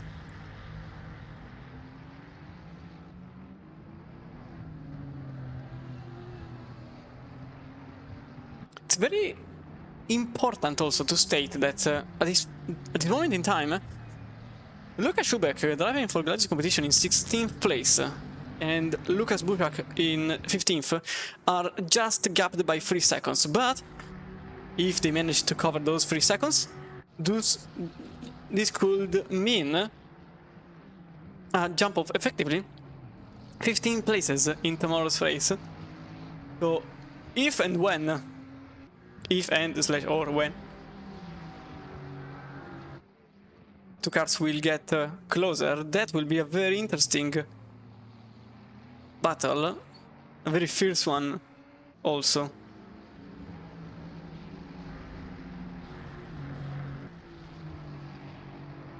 From Zimbal remains behind Zebin. Now that the gap between Zebin and Siata is 7.5 seconds. Just in the last lap, this duo lost an entire half second on Conrad Siata. It's clear that Zimbal is struggling.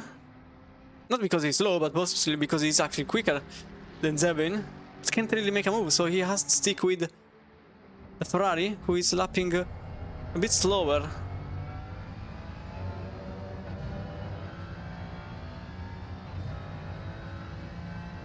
Than this trio at this point, because Siata is getting dangerous in Florence mirrors.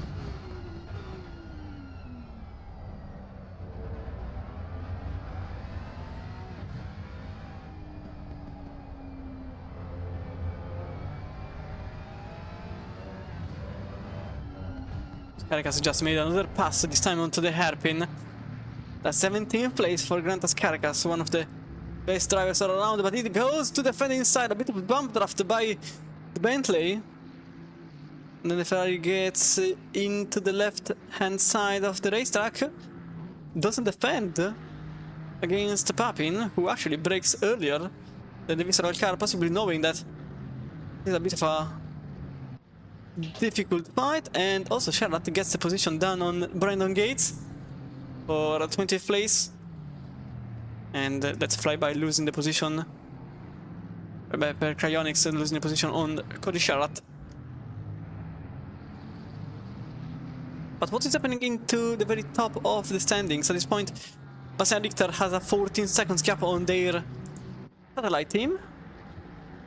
both Bentleys, both being sponsored by Nitro Concepts, who is also a proud sponsor of our championship, the International Endurance Series by Lian Lee, and then Jacob Osterman for BS Plus competition is in number 89, in third place, but nearly 20 seconds behind.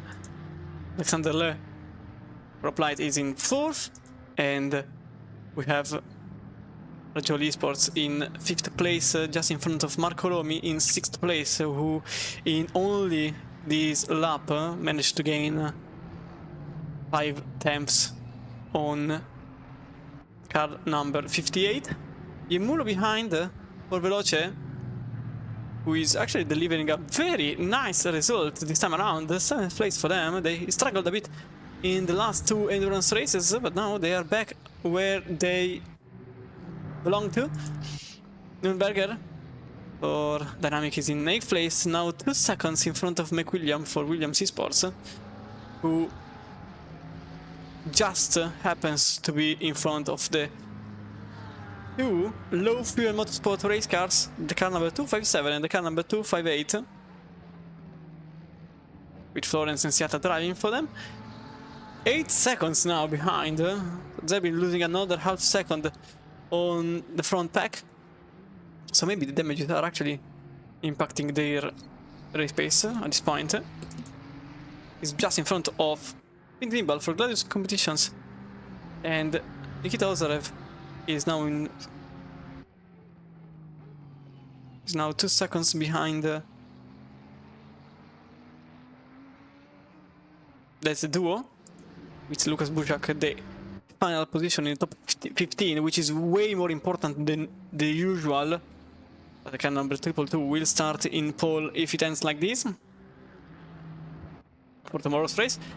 Schubeck in 16th in the car number 204 is in front of Carcass in the Visceral Esports, who is lapping a second quicker than Schubeck at this point. As the number 6 is in 18th place, although with a 5 seconds penalty, who will put them still in front of Drexler for Skidmark Racing, and Dam Dam and Dammer in 20th place, with Flyby by Per Cryonics in 21st. Akola driving in... oh wait, there is some... no, nothing to worry about. Martin Loring for RTI Esports, who is going to pass Jonas Akola. He doesn't. He narrowly remains behind, but just ahead of the 312 Linus Luxgen.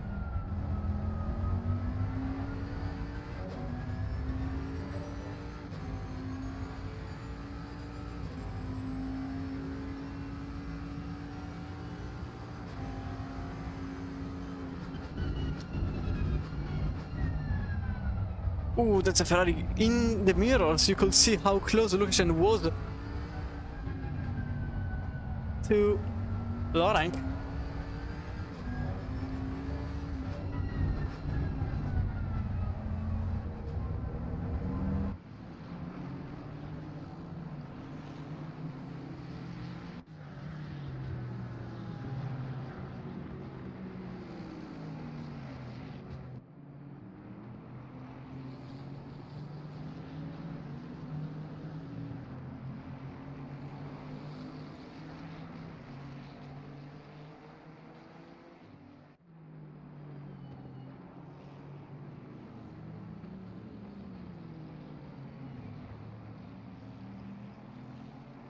These three very close together.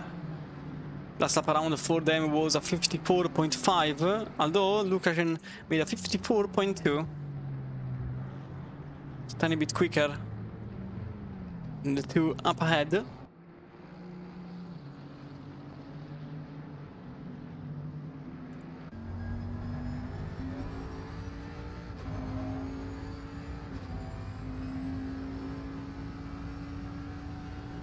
Now back into the very same spot as early on, but now with less chances to make the pass, as they are... oh, huge jump over the curb for Akola.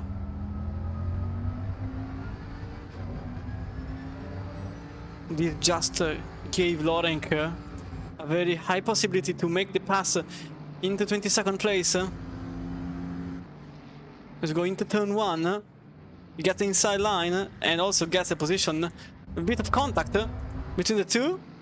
But Lorenk remains on the inside and takes the position number 22. And also you can see behind the Illusion very, very interested in making the position on Hakora.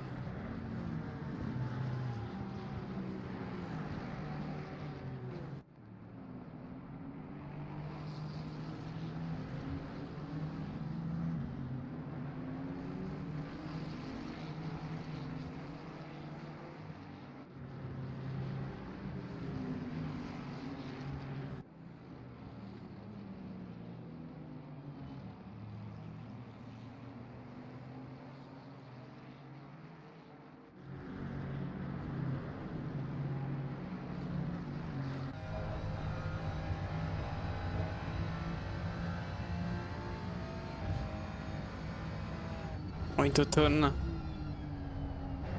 the number 11, Herzl curve and Warsteiner curve.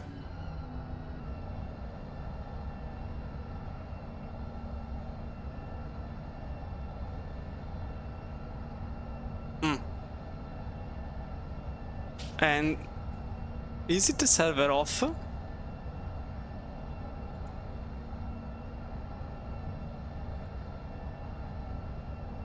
Oh boy. Okay, I think that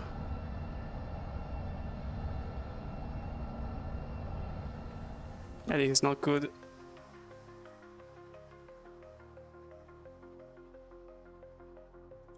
Okay, back live. I have no idea what just happened. I have absolutely no idea. Everything disconnected for a moment. But now we are back. I didn't touch anything. But okay.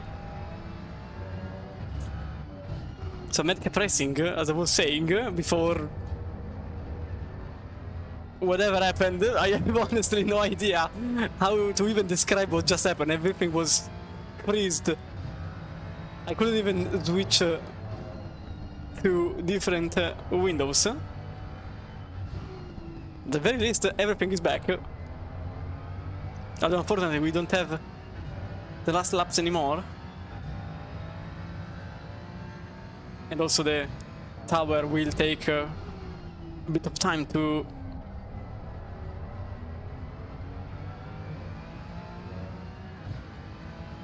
reset itself.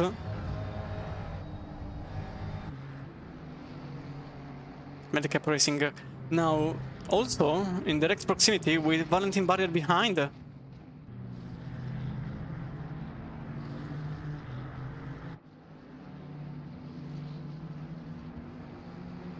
Although, now I would like to say the truth. I don't know if the 49 is really behind them. Because they still haven't screwed it up. Okay, 25th place. So yeah, it's a real 25th place this time for the competition.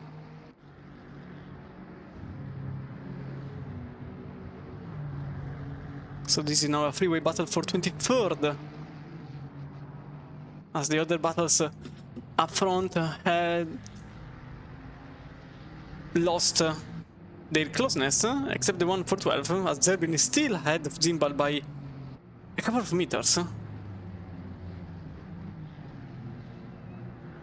Now Hakora lost nearly 2 seconds on Lorenk ahead. In the last lap only, a 4.6 has been set, while Lorenk set a 4.2, 4.6 for Lucian, 3.9 for Barrier. So now, the Honda hits comfortably. Well, comfortably is a bit of a statement, but certainly has a lot of chances to make not only one place, but two.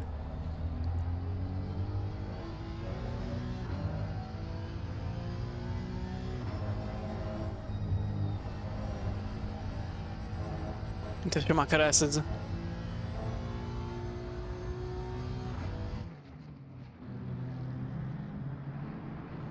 To the left hand in 2011 and then 12. The right hander.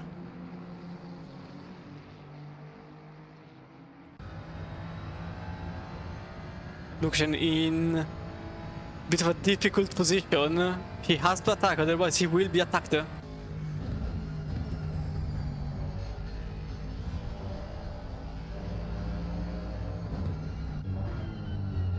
It's a very important fight, even because possibly the number 39 is actually looking forward to a possible 15th place, which is also about to become a battlefield. So now we stay here as Madcap Racing tries to defend inside. The Honda gets into the inner inside. Little contact between the Ferrari and the Honda. Ferrari that didn't defend all the way up to the end, left a bit of a gap for Barrier to work with, and Barrier didn't ask twice, took the place, and now he's not over with it. He wants another place, he wants more places, he wants everything he can achieve and as quickly as he can achieve. But there is a very important development here. Team swap. Maybe we need to just we need a swap, because the tower showed position swap. Assetto was already behind. Yeah, it probably was a swap. Or maybe it wasn't. Oh yeah, it definitely wasn't a swap. Look at this. Siata wanted the position, and Florence simply said, no, it's mine.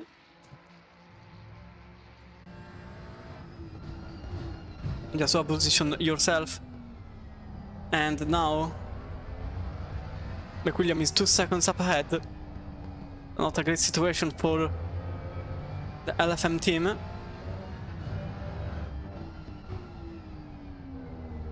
So Schubeck is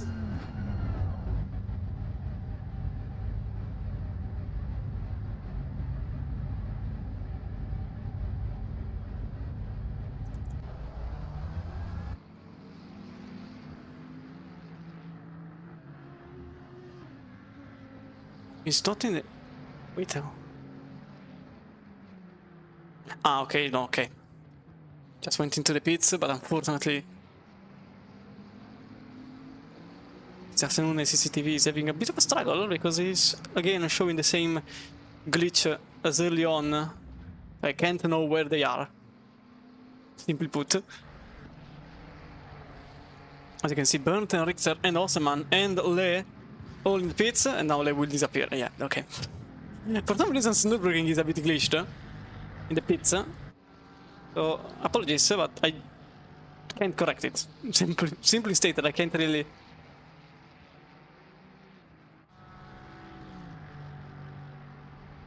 change that.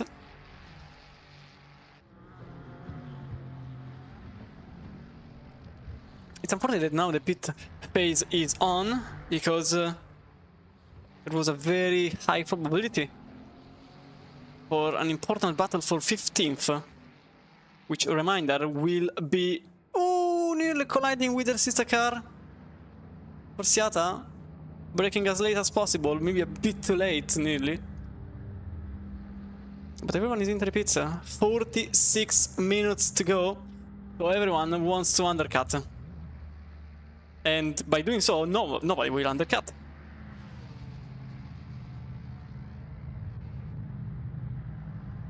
So everyone is basically on the same tactic. Although Bastian Richter and Leon Berndt were the first ones to go into the pits. And I think they were into the pits just when the 48th minute passed.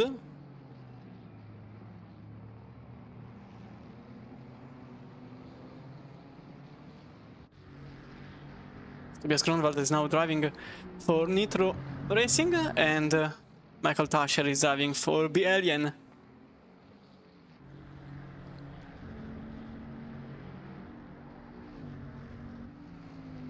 So Marco Romi is now very close to Rogeri Racing, second and a half only between the two.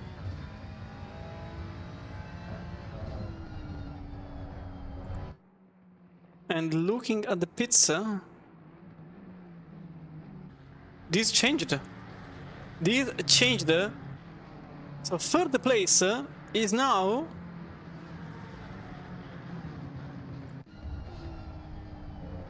fourth for BS Plus competitions after a longer stop for BS Plus competition. They are now in fourth, and Matteo Naldi for Hoplite is now in third place. Although 23 seconds behind the second place, but they are in the podium now. Just in the last stint, they will be in the podium. Meanwhile, Max Minique for LFM and the other LFM car, Carl Nittert, in the 258, also battling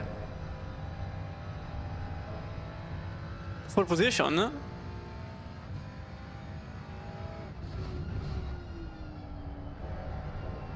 And now Siata is actually in front.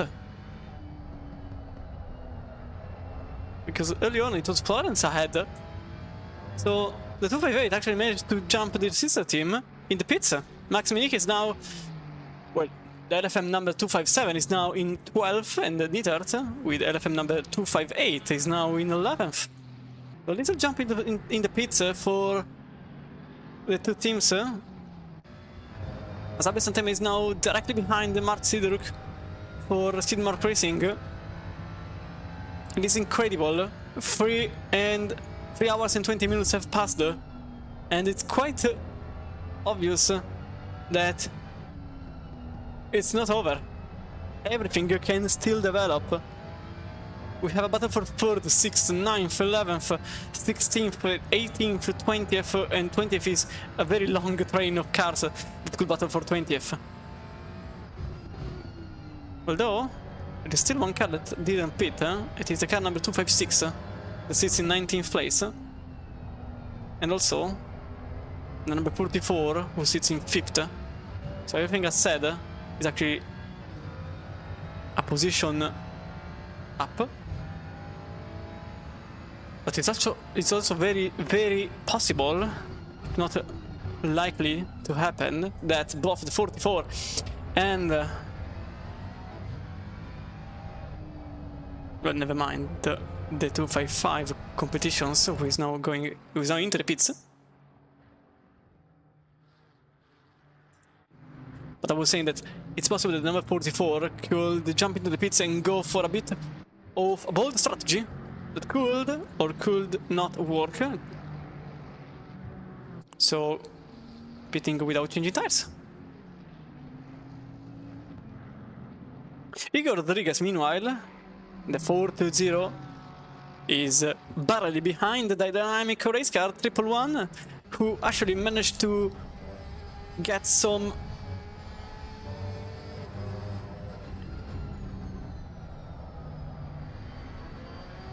mileage to get some more gap to the Williams race car, and now the gap that formed early on, which was 3 seconds, is 4 tenths.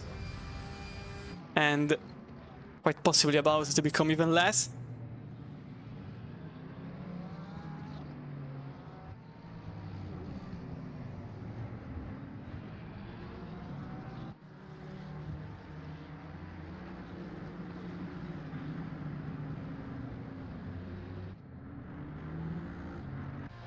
So now Schneider, 9th place for them.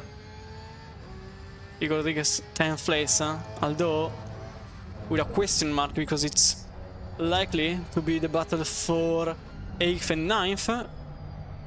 And another dynamic team is battling for something even more important, which is a possible 15th place.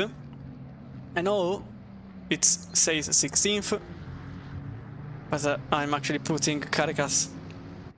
Even if they do a drive-through, that would be pretty much 30 seconds.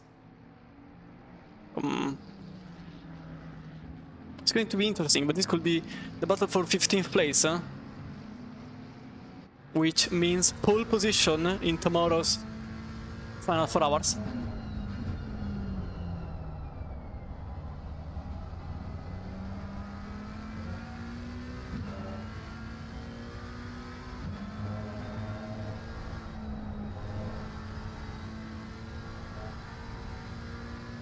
Because now Caricas went into the pits for Visceral Esports.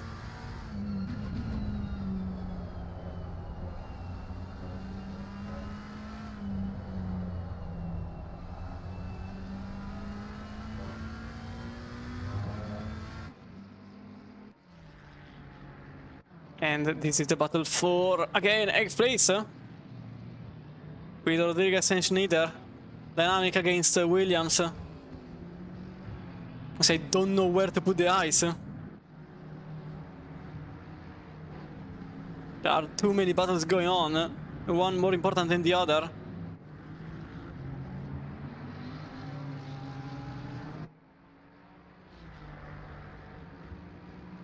Williams into the left-hander, into numbers 6 and 7.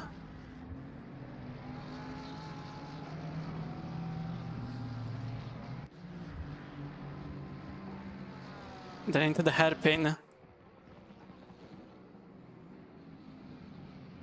And still, I just noticed the Duracell on the wing. That's a very nice touch.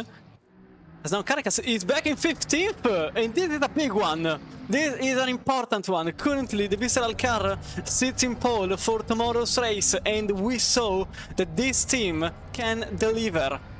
This is practically the most important moment of their race. Fabrizio Campanella has to deliver at least 15th place, or actually better, even better, just remain in 15th. Don't even try to overtake the Armentario race car. Because for 40 minutes they just have to remain where they are. They have fresher tires, they have a fast car, they have a fast team. They just have to deliver and hope that both Proel and Polovchuk don't have the pace to make it into 15th. I was very, very cautious into speaking about what was 15th place, because I saw that the gap between Proel and Caricas was a minute, which is exactly the time you have to be in the pits if you go for a change of tires. And they just made it exactly on the spot to make it into 15th, and this is way more important than a 15th place. This is P1 for tomorrow. Go back into 8th place. Noah Schneider 54.1. Igor Rodriguez 54.1. Didn't change. The gap didn't change at all.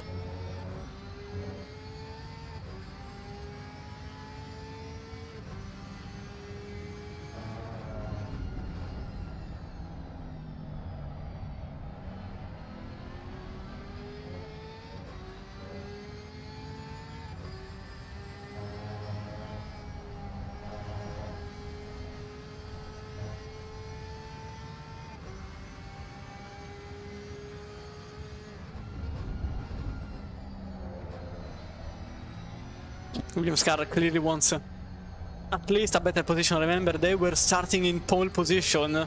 They had contacts with, I don't even know how many cars at this point. They had contact with LFM, they had contacts with Bravo. Oh, the 55 is off! Oh, the 55 is off! Oh, Veloce Esports is off the racetrack!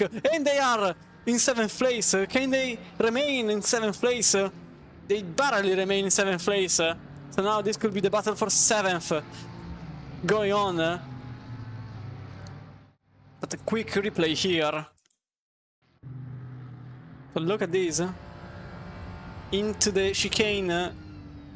Oh, bit of direct line. Hit the curb hard and went into the grass sideways. So maybe they have some luck into keeping the car in 7th place without a flat spot tire, without 4 flat spot tires. But it is still going on. This is also still going on, and there is a car jumping ahead of anybody else. I think that is actually, I think that's Tasher. No, that's not Tasher. That's actually, oh, that's actually Nittert, who lost the race car, and now they're into the grass. And the 255 is off. Again? So was it a contact? What's happening? Everything is happening at once. I think there was a contact between the low fuel car and the 255 competitions. As it stands, Fabrizio Campanella is actually gaining on the car behind, and they just have to remain where they are. They don't have to gain, they don't have to lose, they just have to remain in this static position. Nittert is barely in front of Minike in their sister car, and then we have the battle for 7th with Tobias Juknevicius, who lost the car into the chicane, went sideways into the grass, possibly flat spotted the tires, and now they are struggling, with a question mark at the end, to keep position number 7. I'm not completely sure they are struggling. Well, technically they will struggle, but if they were lucky enough, or if they are fast enough even with the flat spotted tires, they can continue the charge. Yeah, there was a contact between the 255 and another race car. You can clearly see that. So we'll go with a quick replay. Unless these two change idea on the position, which they are, I don't think they will, so we'll go with a little replay of what happened here. So this is 255 competitions. Oh no, they just lost the car on their own. And then it was an evasive action for the LFM race car. I thought that there was a contact, it was just on their own. And then Carl Nittert had to take evasive action to avoid the incident. But now they are again quite in front of their sister car, 257, which is going smoothly. Be different from the battle for 7th, although Juknevicius is already gaining on Noah Schneider. 3.5 it was the last lap, 3.8 was Schneider's last lap.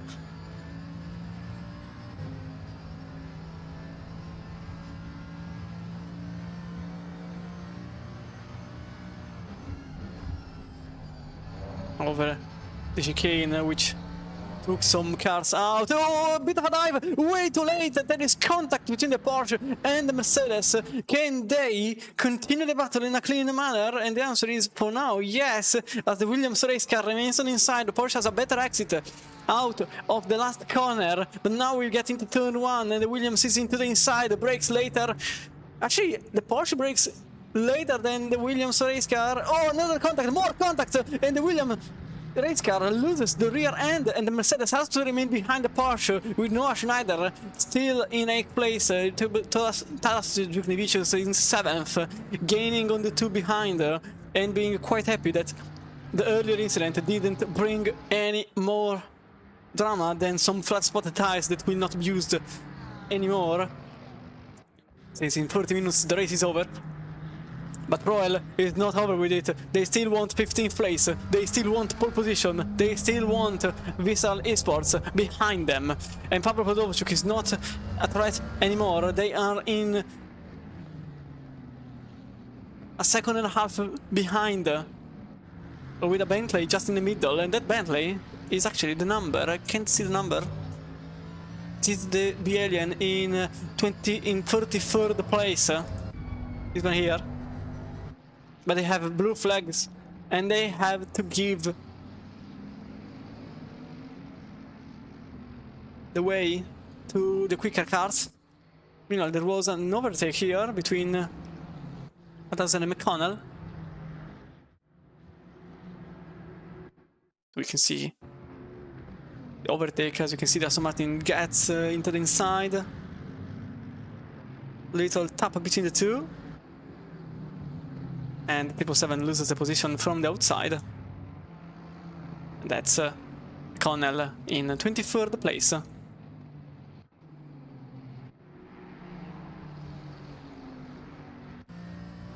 As Igor Rodriguez, the position didn't change. Okay, Rodriguez into the inside, the Porsche simply brakes later. Oh, I think they just overdone it this time, more contact. This Williams race car will have some work to do in the mechanics area.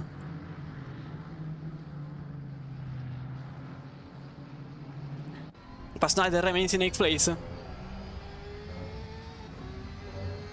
this point, it's clear that 7th place is not an objective for Dynamic. It is an objective for Igor Rodriguez. 3.8, 4.1, 4.3. We cannot know the effective pace of the car number 420. We do just know that they are behind Schneider and they are struggling to make the pass. Although the pace is clear that revolves better around Williams Esports. Oh, into the grass! Into the gravel, apologies!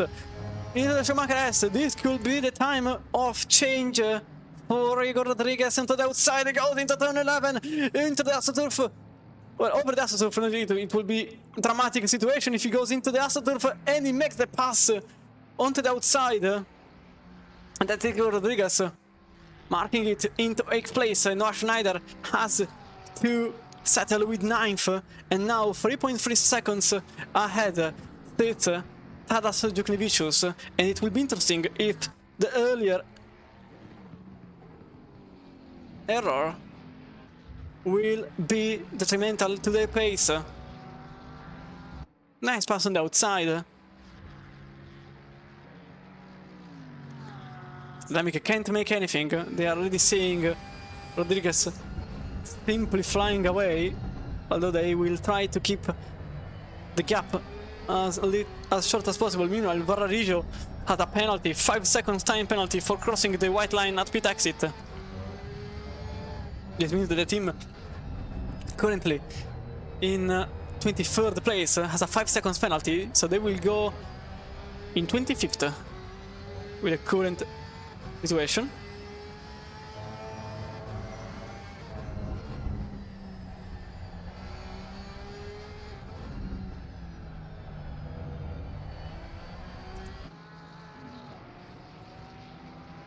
The battle for 15th, unfortunately, for me, not for the Italian driving in the number 44, but it has settled.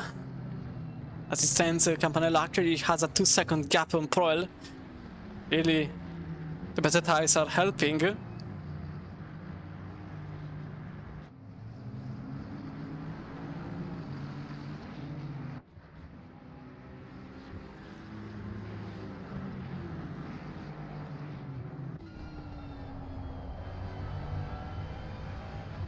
Number Santema for now. Fluid. The car in front. Max Sidoruk for Kidmark Racing.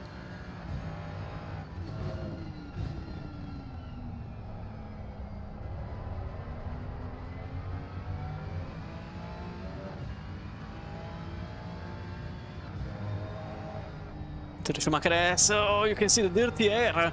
How much it ruins your racing line. Nearly going into the gravel.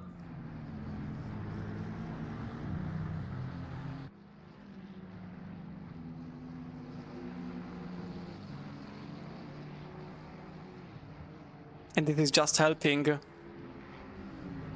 Maciej Malinowski behind the car number 39. Last lap around for them, 3.7. Last lap around for Siruk, 4.9. Last lap around for Santema, 3.9. But I'm quite sure that we will see another huge improvement compared to this duo for Malinowski. And bit opposite for them, 4.3 for both drivers, 3.7 for Malinowski. Another half second has been gained.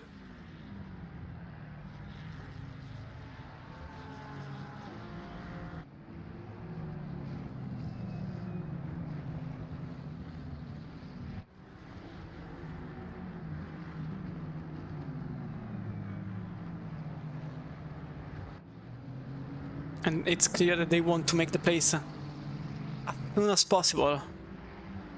Now, speaking about what is happening ahead, Nazionaldi now has gap of 2.3 seconds on Lewis Rotters. So the battle for third may actually be over at this point with 24 minutes to go. And we've got the battle for 8th place, which is actually becoming a 7th place battle.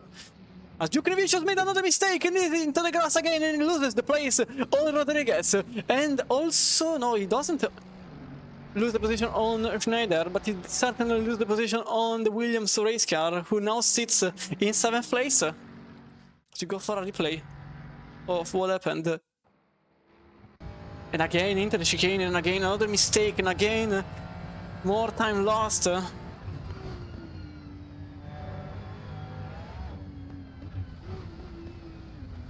Sammy, the car didn't spin out.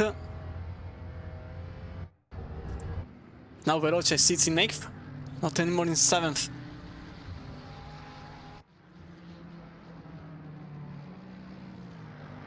Two important mistakes, both in the same place, that put them in a difficult position now.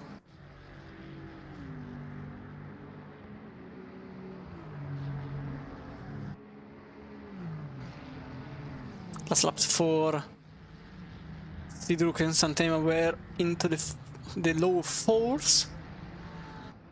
Malinowski, you can see there, 3.7, 3.7, 3.6 this time around. Now the gap, 1.5 seconds. The rear community is definitely flying. Meanwhile, Dalton just made the pass on nobody because the BMW is still ahead of them.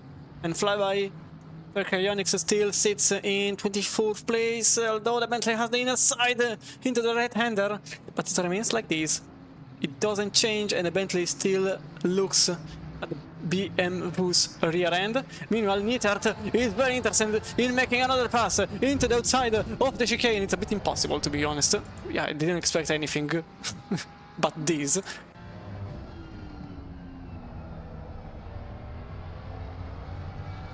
So Schneider is now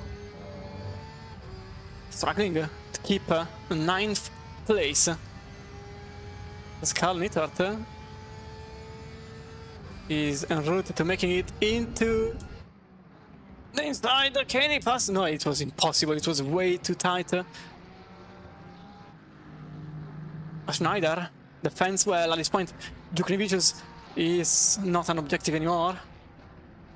And Dynamic clearly wants to at least remain in the top 10, which will still happen if they get 10th. But 9th is even better. But there was an incident between the 111 and the 420. Oh yeah, the little contacts that happened early on. I don't think they will be deemed as a penalty worthy contact, but we will know in a short time.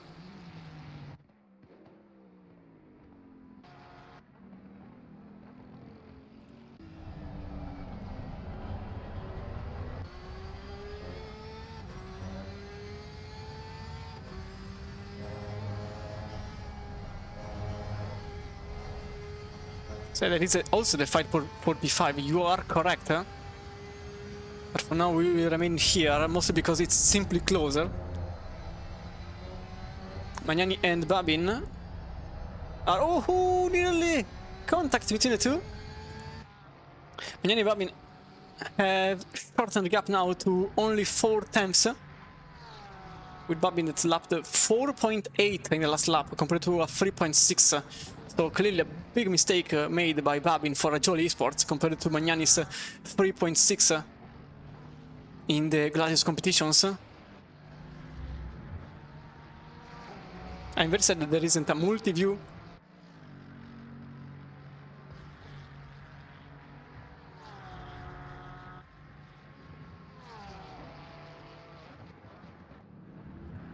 Svenike and Hutchinson are also battling for a position.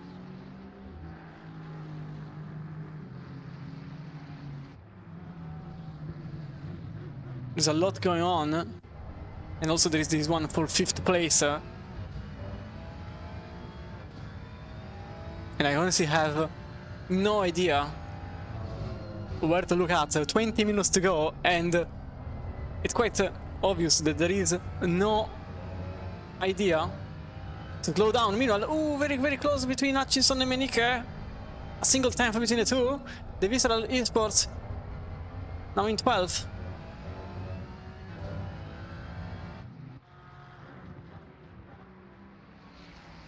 Malinowski and Santema are also battling there into turn 1, which becomes turn 2, and the Georgia community passes on Santema, and that's for 20th place in the standings. The next target for Malinowski is Mark Sidruk in 19th. An interesting gain. That was a bit of a jump for Magnani. In fact, he lost some time. He now sits a second behind the Babin.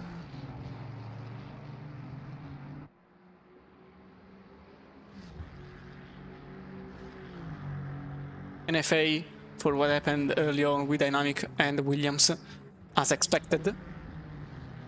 It wasn't really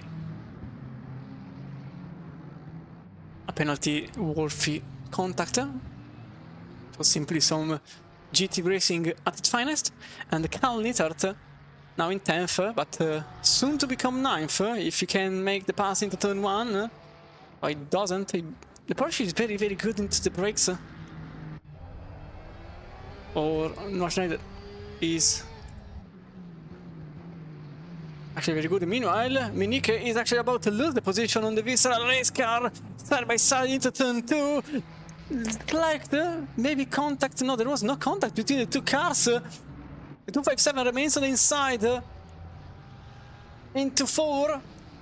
And that's the position done. That's Hutchinson making the pass onto the outside.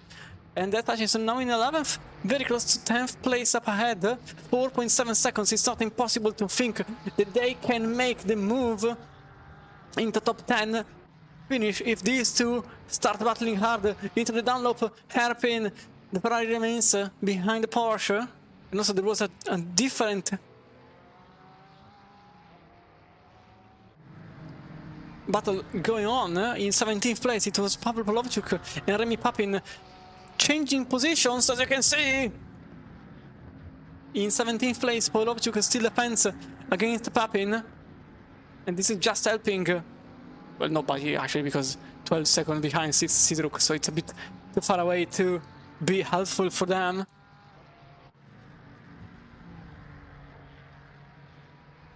Another NFA, this time against the 55 and a 4-0.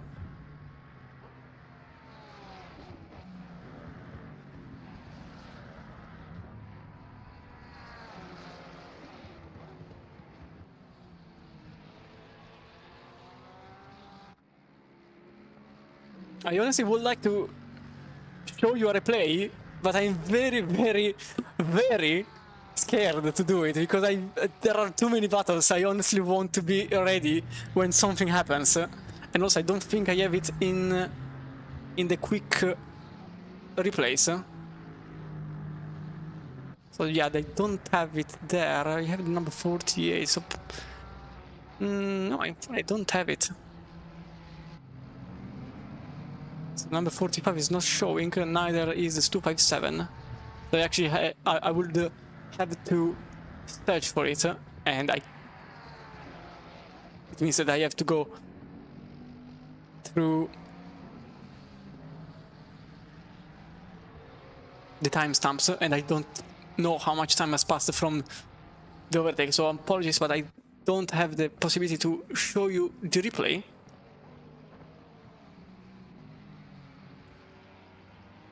Malinowski makes the move, or does it? Yeah, he does. He does into turn 2. He makes the move into 19th place, and there is also the battle in 24th as the 777 gets the pass done. But this freeway battle is now going on, and also Magnani just made the pass. There was a lot of gap between the two. So maybe it was just a mistake, because there was quite some time between the two race cars. Oh yeah, it was a mistake with the car going into the gravel. That's what happened. And this is the Aston Martin making the move into 5th place. A little mistake for Babin. And a huge development for Magnani, who now sits in 5th place for Gladius competitions.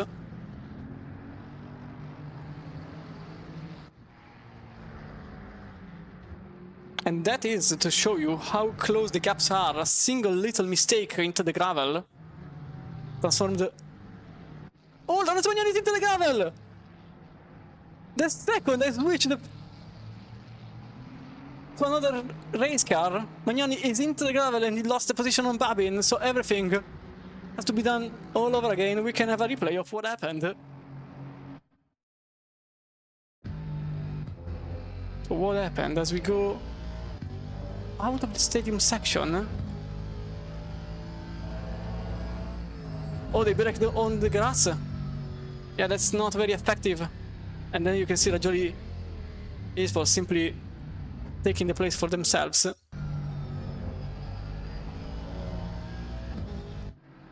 So now Magnani is back in 6th. And Nickert is still behind Schneider.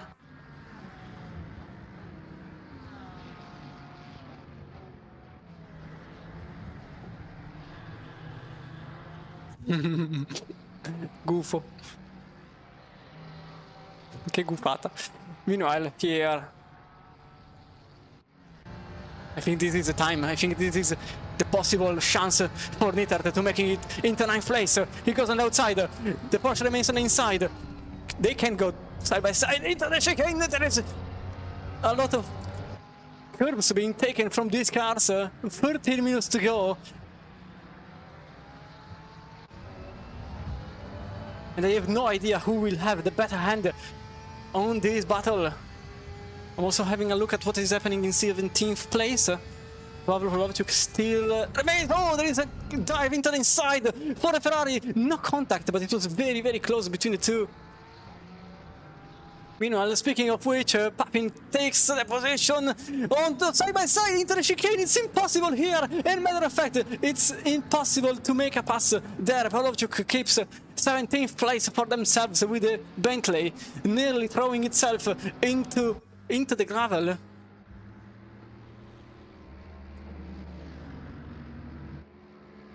But it's still not over. It's still not over. You can see here, the Bentley gets the inside line. There is contact between the two. The Gladius competition loses the place number 17. And now Pepin is in front with Pavel Holovychuk keeping... apologies, with Remy Papin gaining 17th place on Pavel Holovychuk, now in 18th place. The cars behind are not in the battle with them. There are 11 seconds between Malinovsky and Holovychuk, so they can battle as much as they want. We're also really losing too much pace.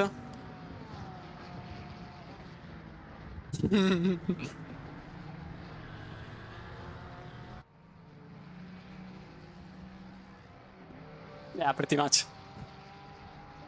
Yeah, breaking on the grass is not a great tactic.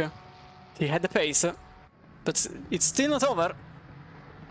It's still not over. 3.6 seconds is the gap between Magnani and Babin. And there is still a chance to make the pass in the upcoming 10 minutes, because a mistake happened to Magnani, but it could also happen to Babin. It's not over till it's over, someone said once. Well, more than somebody and more than once, but you get the point. Again, battle against the Germans with his LFM car 258, which started with a battle with their sister team and is about to end in 9th place.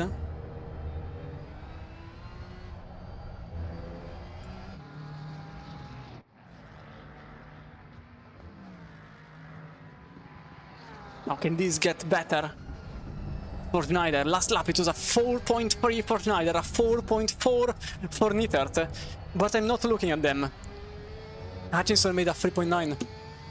This could actually become a freeway battle for 9th place, because Hutchinson is now 2.3 seconds. If you can gain 4 tenths per lap, 10 minutes, roughly 5 to 6 laps. Well, actually it's more 6 laps. So it's perfectly doable for Hutchinson to get into this duo let it become a trio, and we start a gunfight that will be over just when the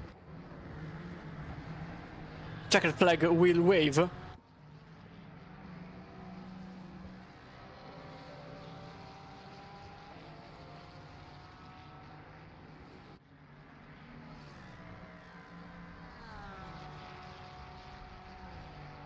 The only Porsche in the top 23, and actually I think in the whole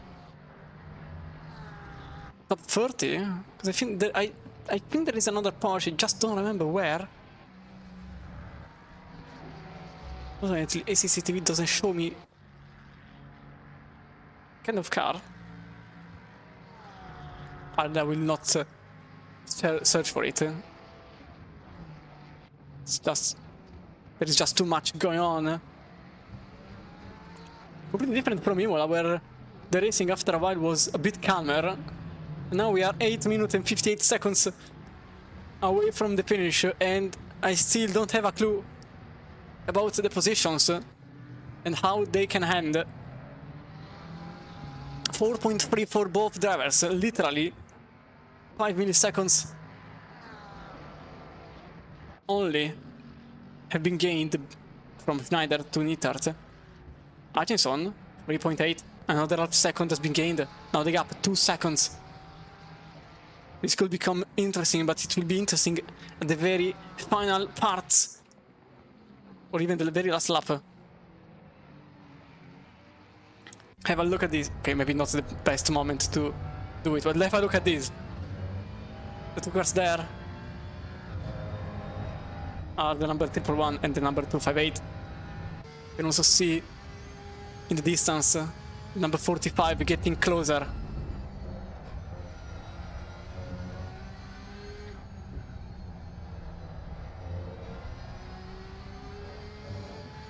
Bit on the gravel.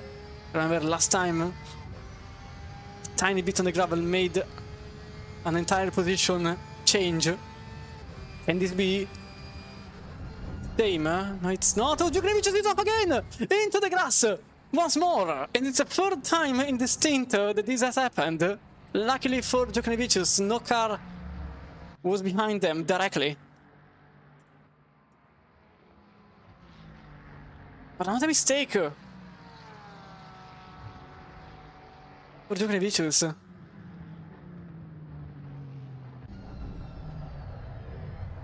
And another half a second has been gained from Hutchinson. 1.5 is now the gap between Hutchinson and Nittert, who at this point, I think he has to move. He has to make the move. Like, Hutchinson is coming, and he's doing so very, very quickly. He has to make the move, otherwise he will be the one.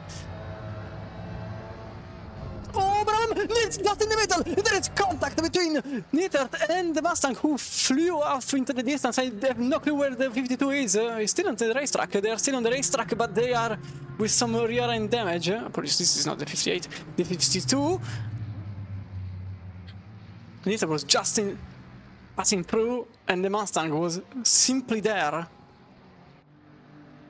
Have a look at what happened.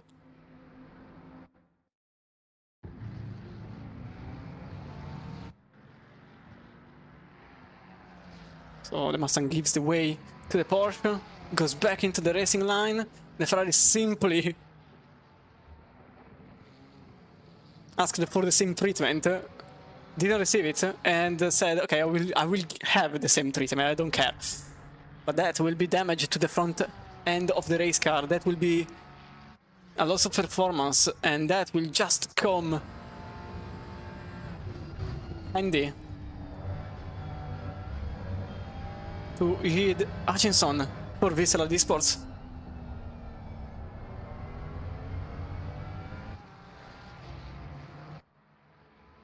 Although I'm not entirely sure that was extreme damage for Nittert.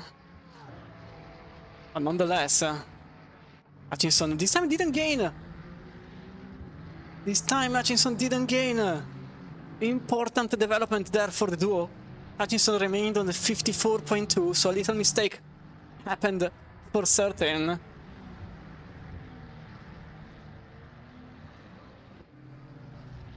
And this just gives air to breathe.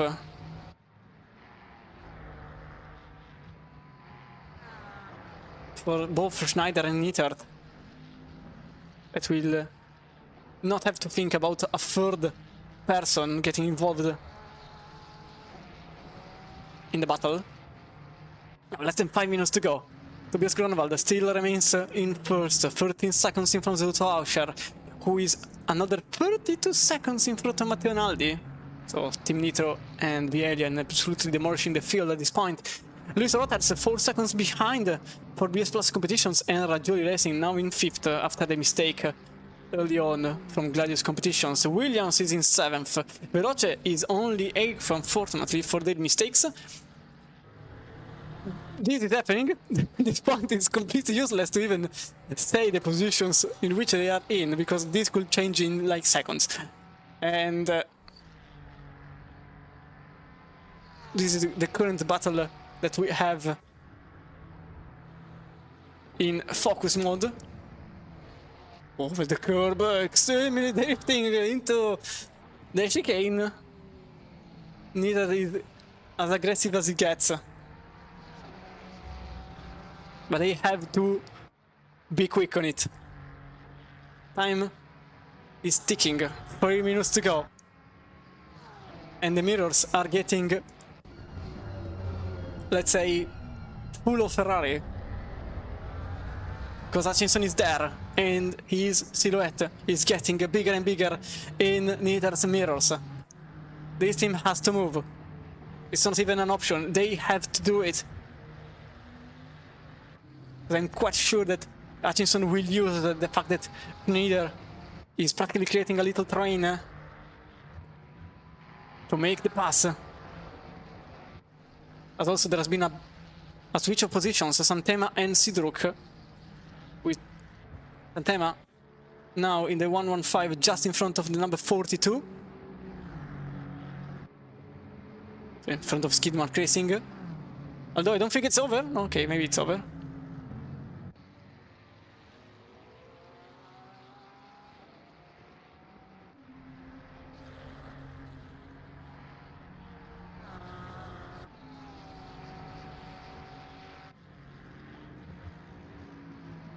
Two minutes to go in the first half of the two for round number 5 in the International Endurance Series. Oh wait. Yeah, number 5.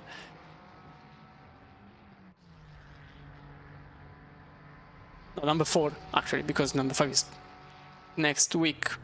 Because this is actually okay. The fact that it's half and half is getting. Oh, major jump into the curbs for Nittert, who literally went sideways airborne over the gravel and still kept the position for themselves. What has just happened? Have a look at this. Have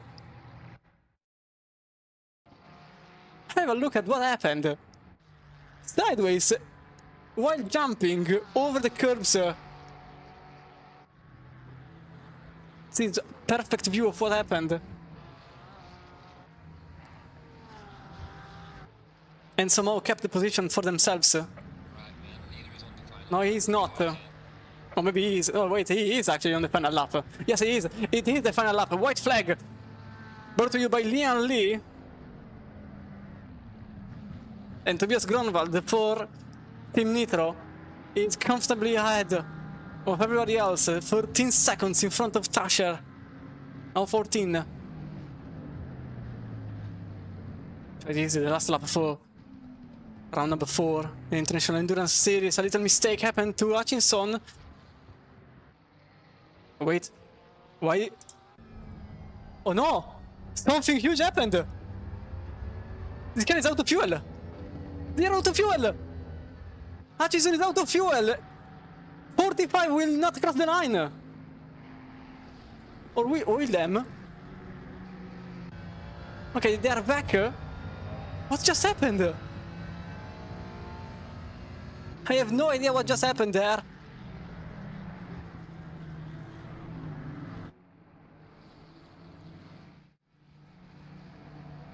I thought they were out of fuel. You can see them going 5th gear. Oh yeah, they are back. They are stopped on track again. I think they are actually out of fuel.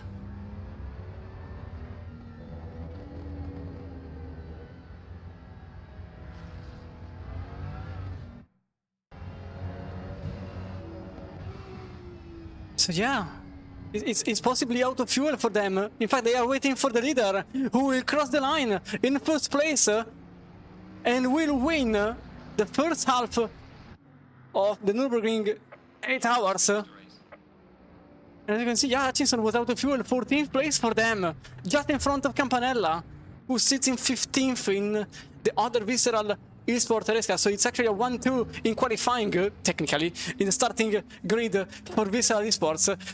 Michael Tasher will end in 2nd place for Lian, and then Matteo Naldi in 3rd place. And remember, it's not over till it's over. I think they are intentionally dropping position for pole in tomorrow's race. There is actually a... Okay, I don't know. It seemed like they were out of fuel for a moment. But it's actually possible, even your idea. Meanwhile, Naldi for Hoplite will end the race in the podium. 3rd place for Hoplite, with BS Plus competition ending in 4th place. Nick Babin for Jolly Racing, 5th place at the moment.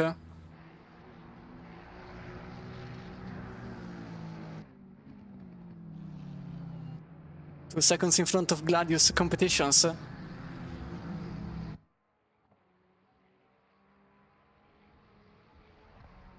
Who ends in 6th place, as Rodriguez is in 7th. Jugnivicius, I think he went wide again in the final chicane, but at this point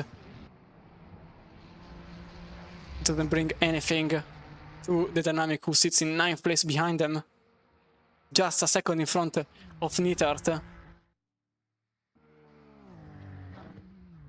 Minike for LFM number 257 is in 11th. Gladius Competitions 202 in 12th and 13th place for Ornamentario. But yeah, it will be seen maybe from the race control, because your idea will make sense. It's double for this tomorrow, it's quite obvious they were out of fuel. Yes.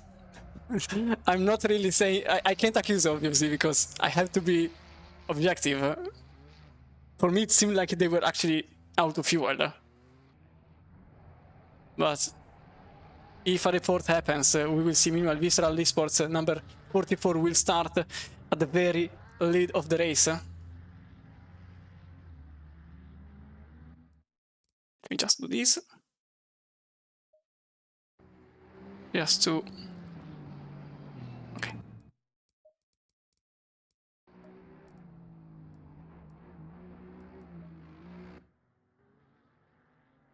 Okay, let me get back to OBS. Apologies if I'm switching through. Okay.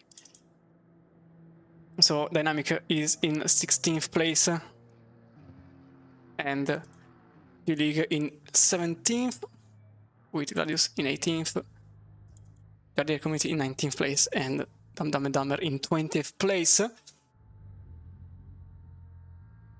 When the server will reset, we'll see standings. But yeah, that was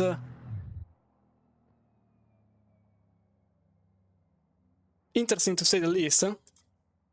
Now I will see if there will be an interview. Just let me ask quickly.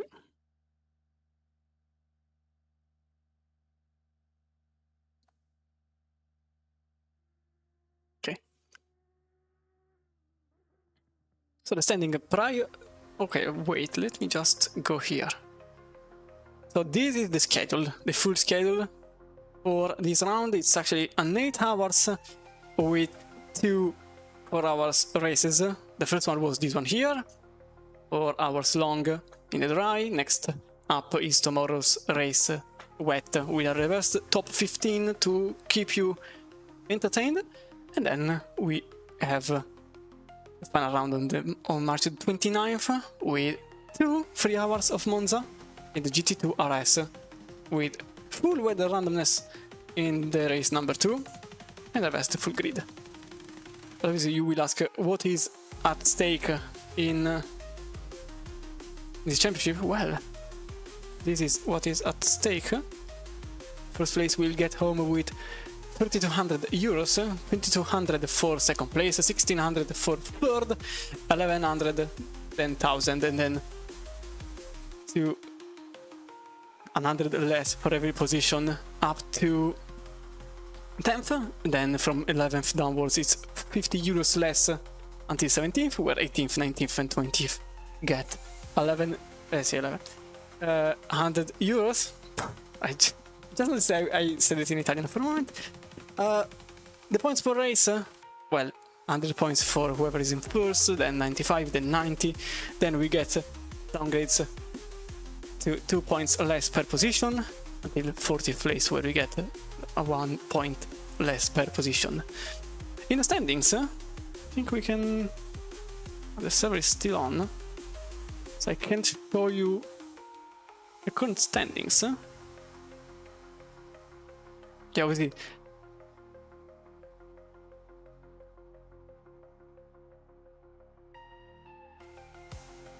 Let me just be sure about it. I think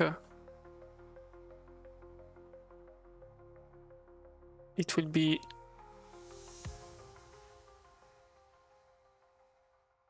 on when the Windows server closes, because I have to show you the standings. Otherwise I can't. For our race just ended with a lot of... well, we will see tomorrow, because it's an interesting thing to think about. It's actually possible that the... oh yeah, thanks for the raid. Well, I can show you the standings until the server goes offline. I'm a bit stuck at the moment. Also, I don't seem like I will get any interview at the moment. I'm just waiting here for...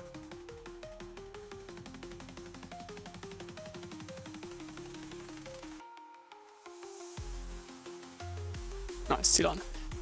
So the standings at the moment, prior to this race, so these are not the standings after.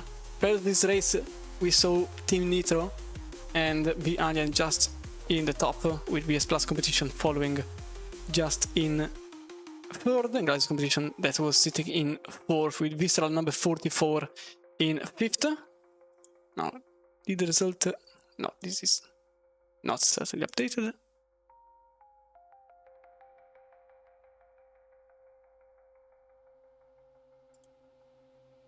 Let me just...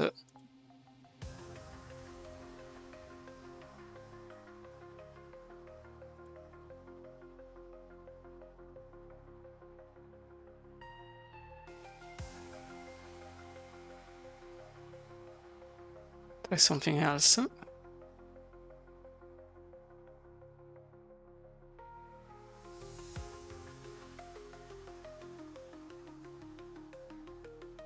I'm not seeing any interview, and unfortunately I can't even show you the standings. So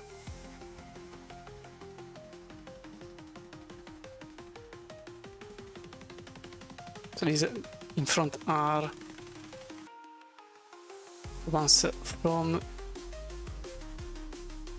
well, prior to this race, and effectively they still are, since the race is, since the effective round isn't over. So for now the standings are still with Team Nitro just in front of everybody else,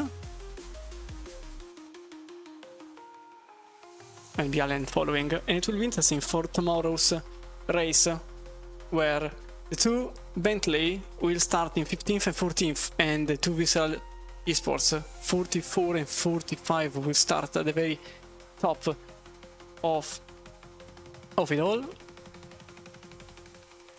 So yeah, I'm quite sure that the effective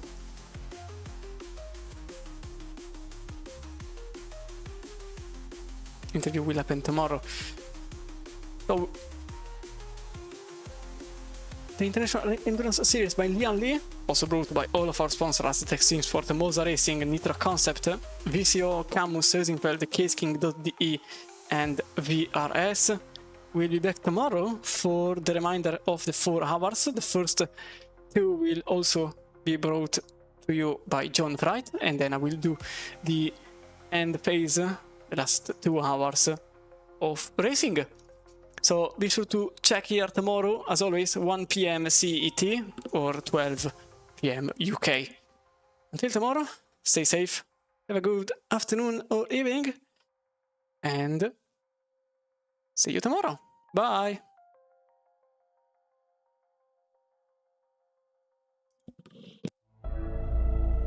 Introducing the International Endurance Series by Low Fuel Motorsport.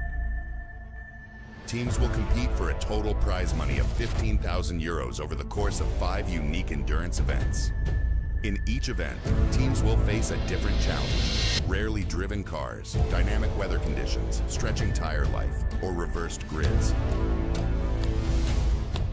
Teams will have to be adaptive to come out on top of their competitors and claim victory in the International Endurance Series by Low Fuel Motorsport.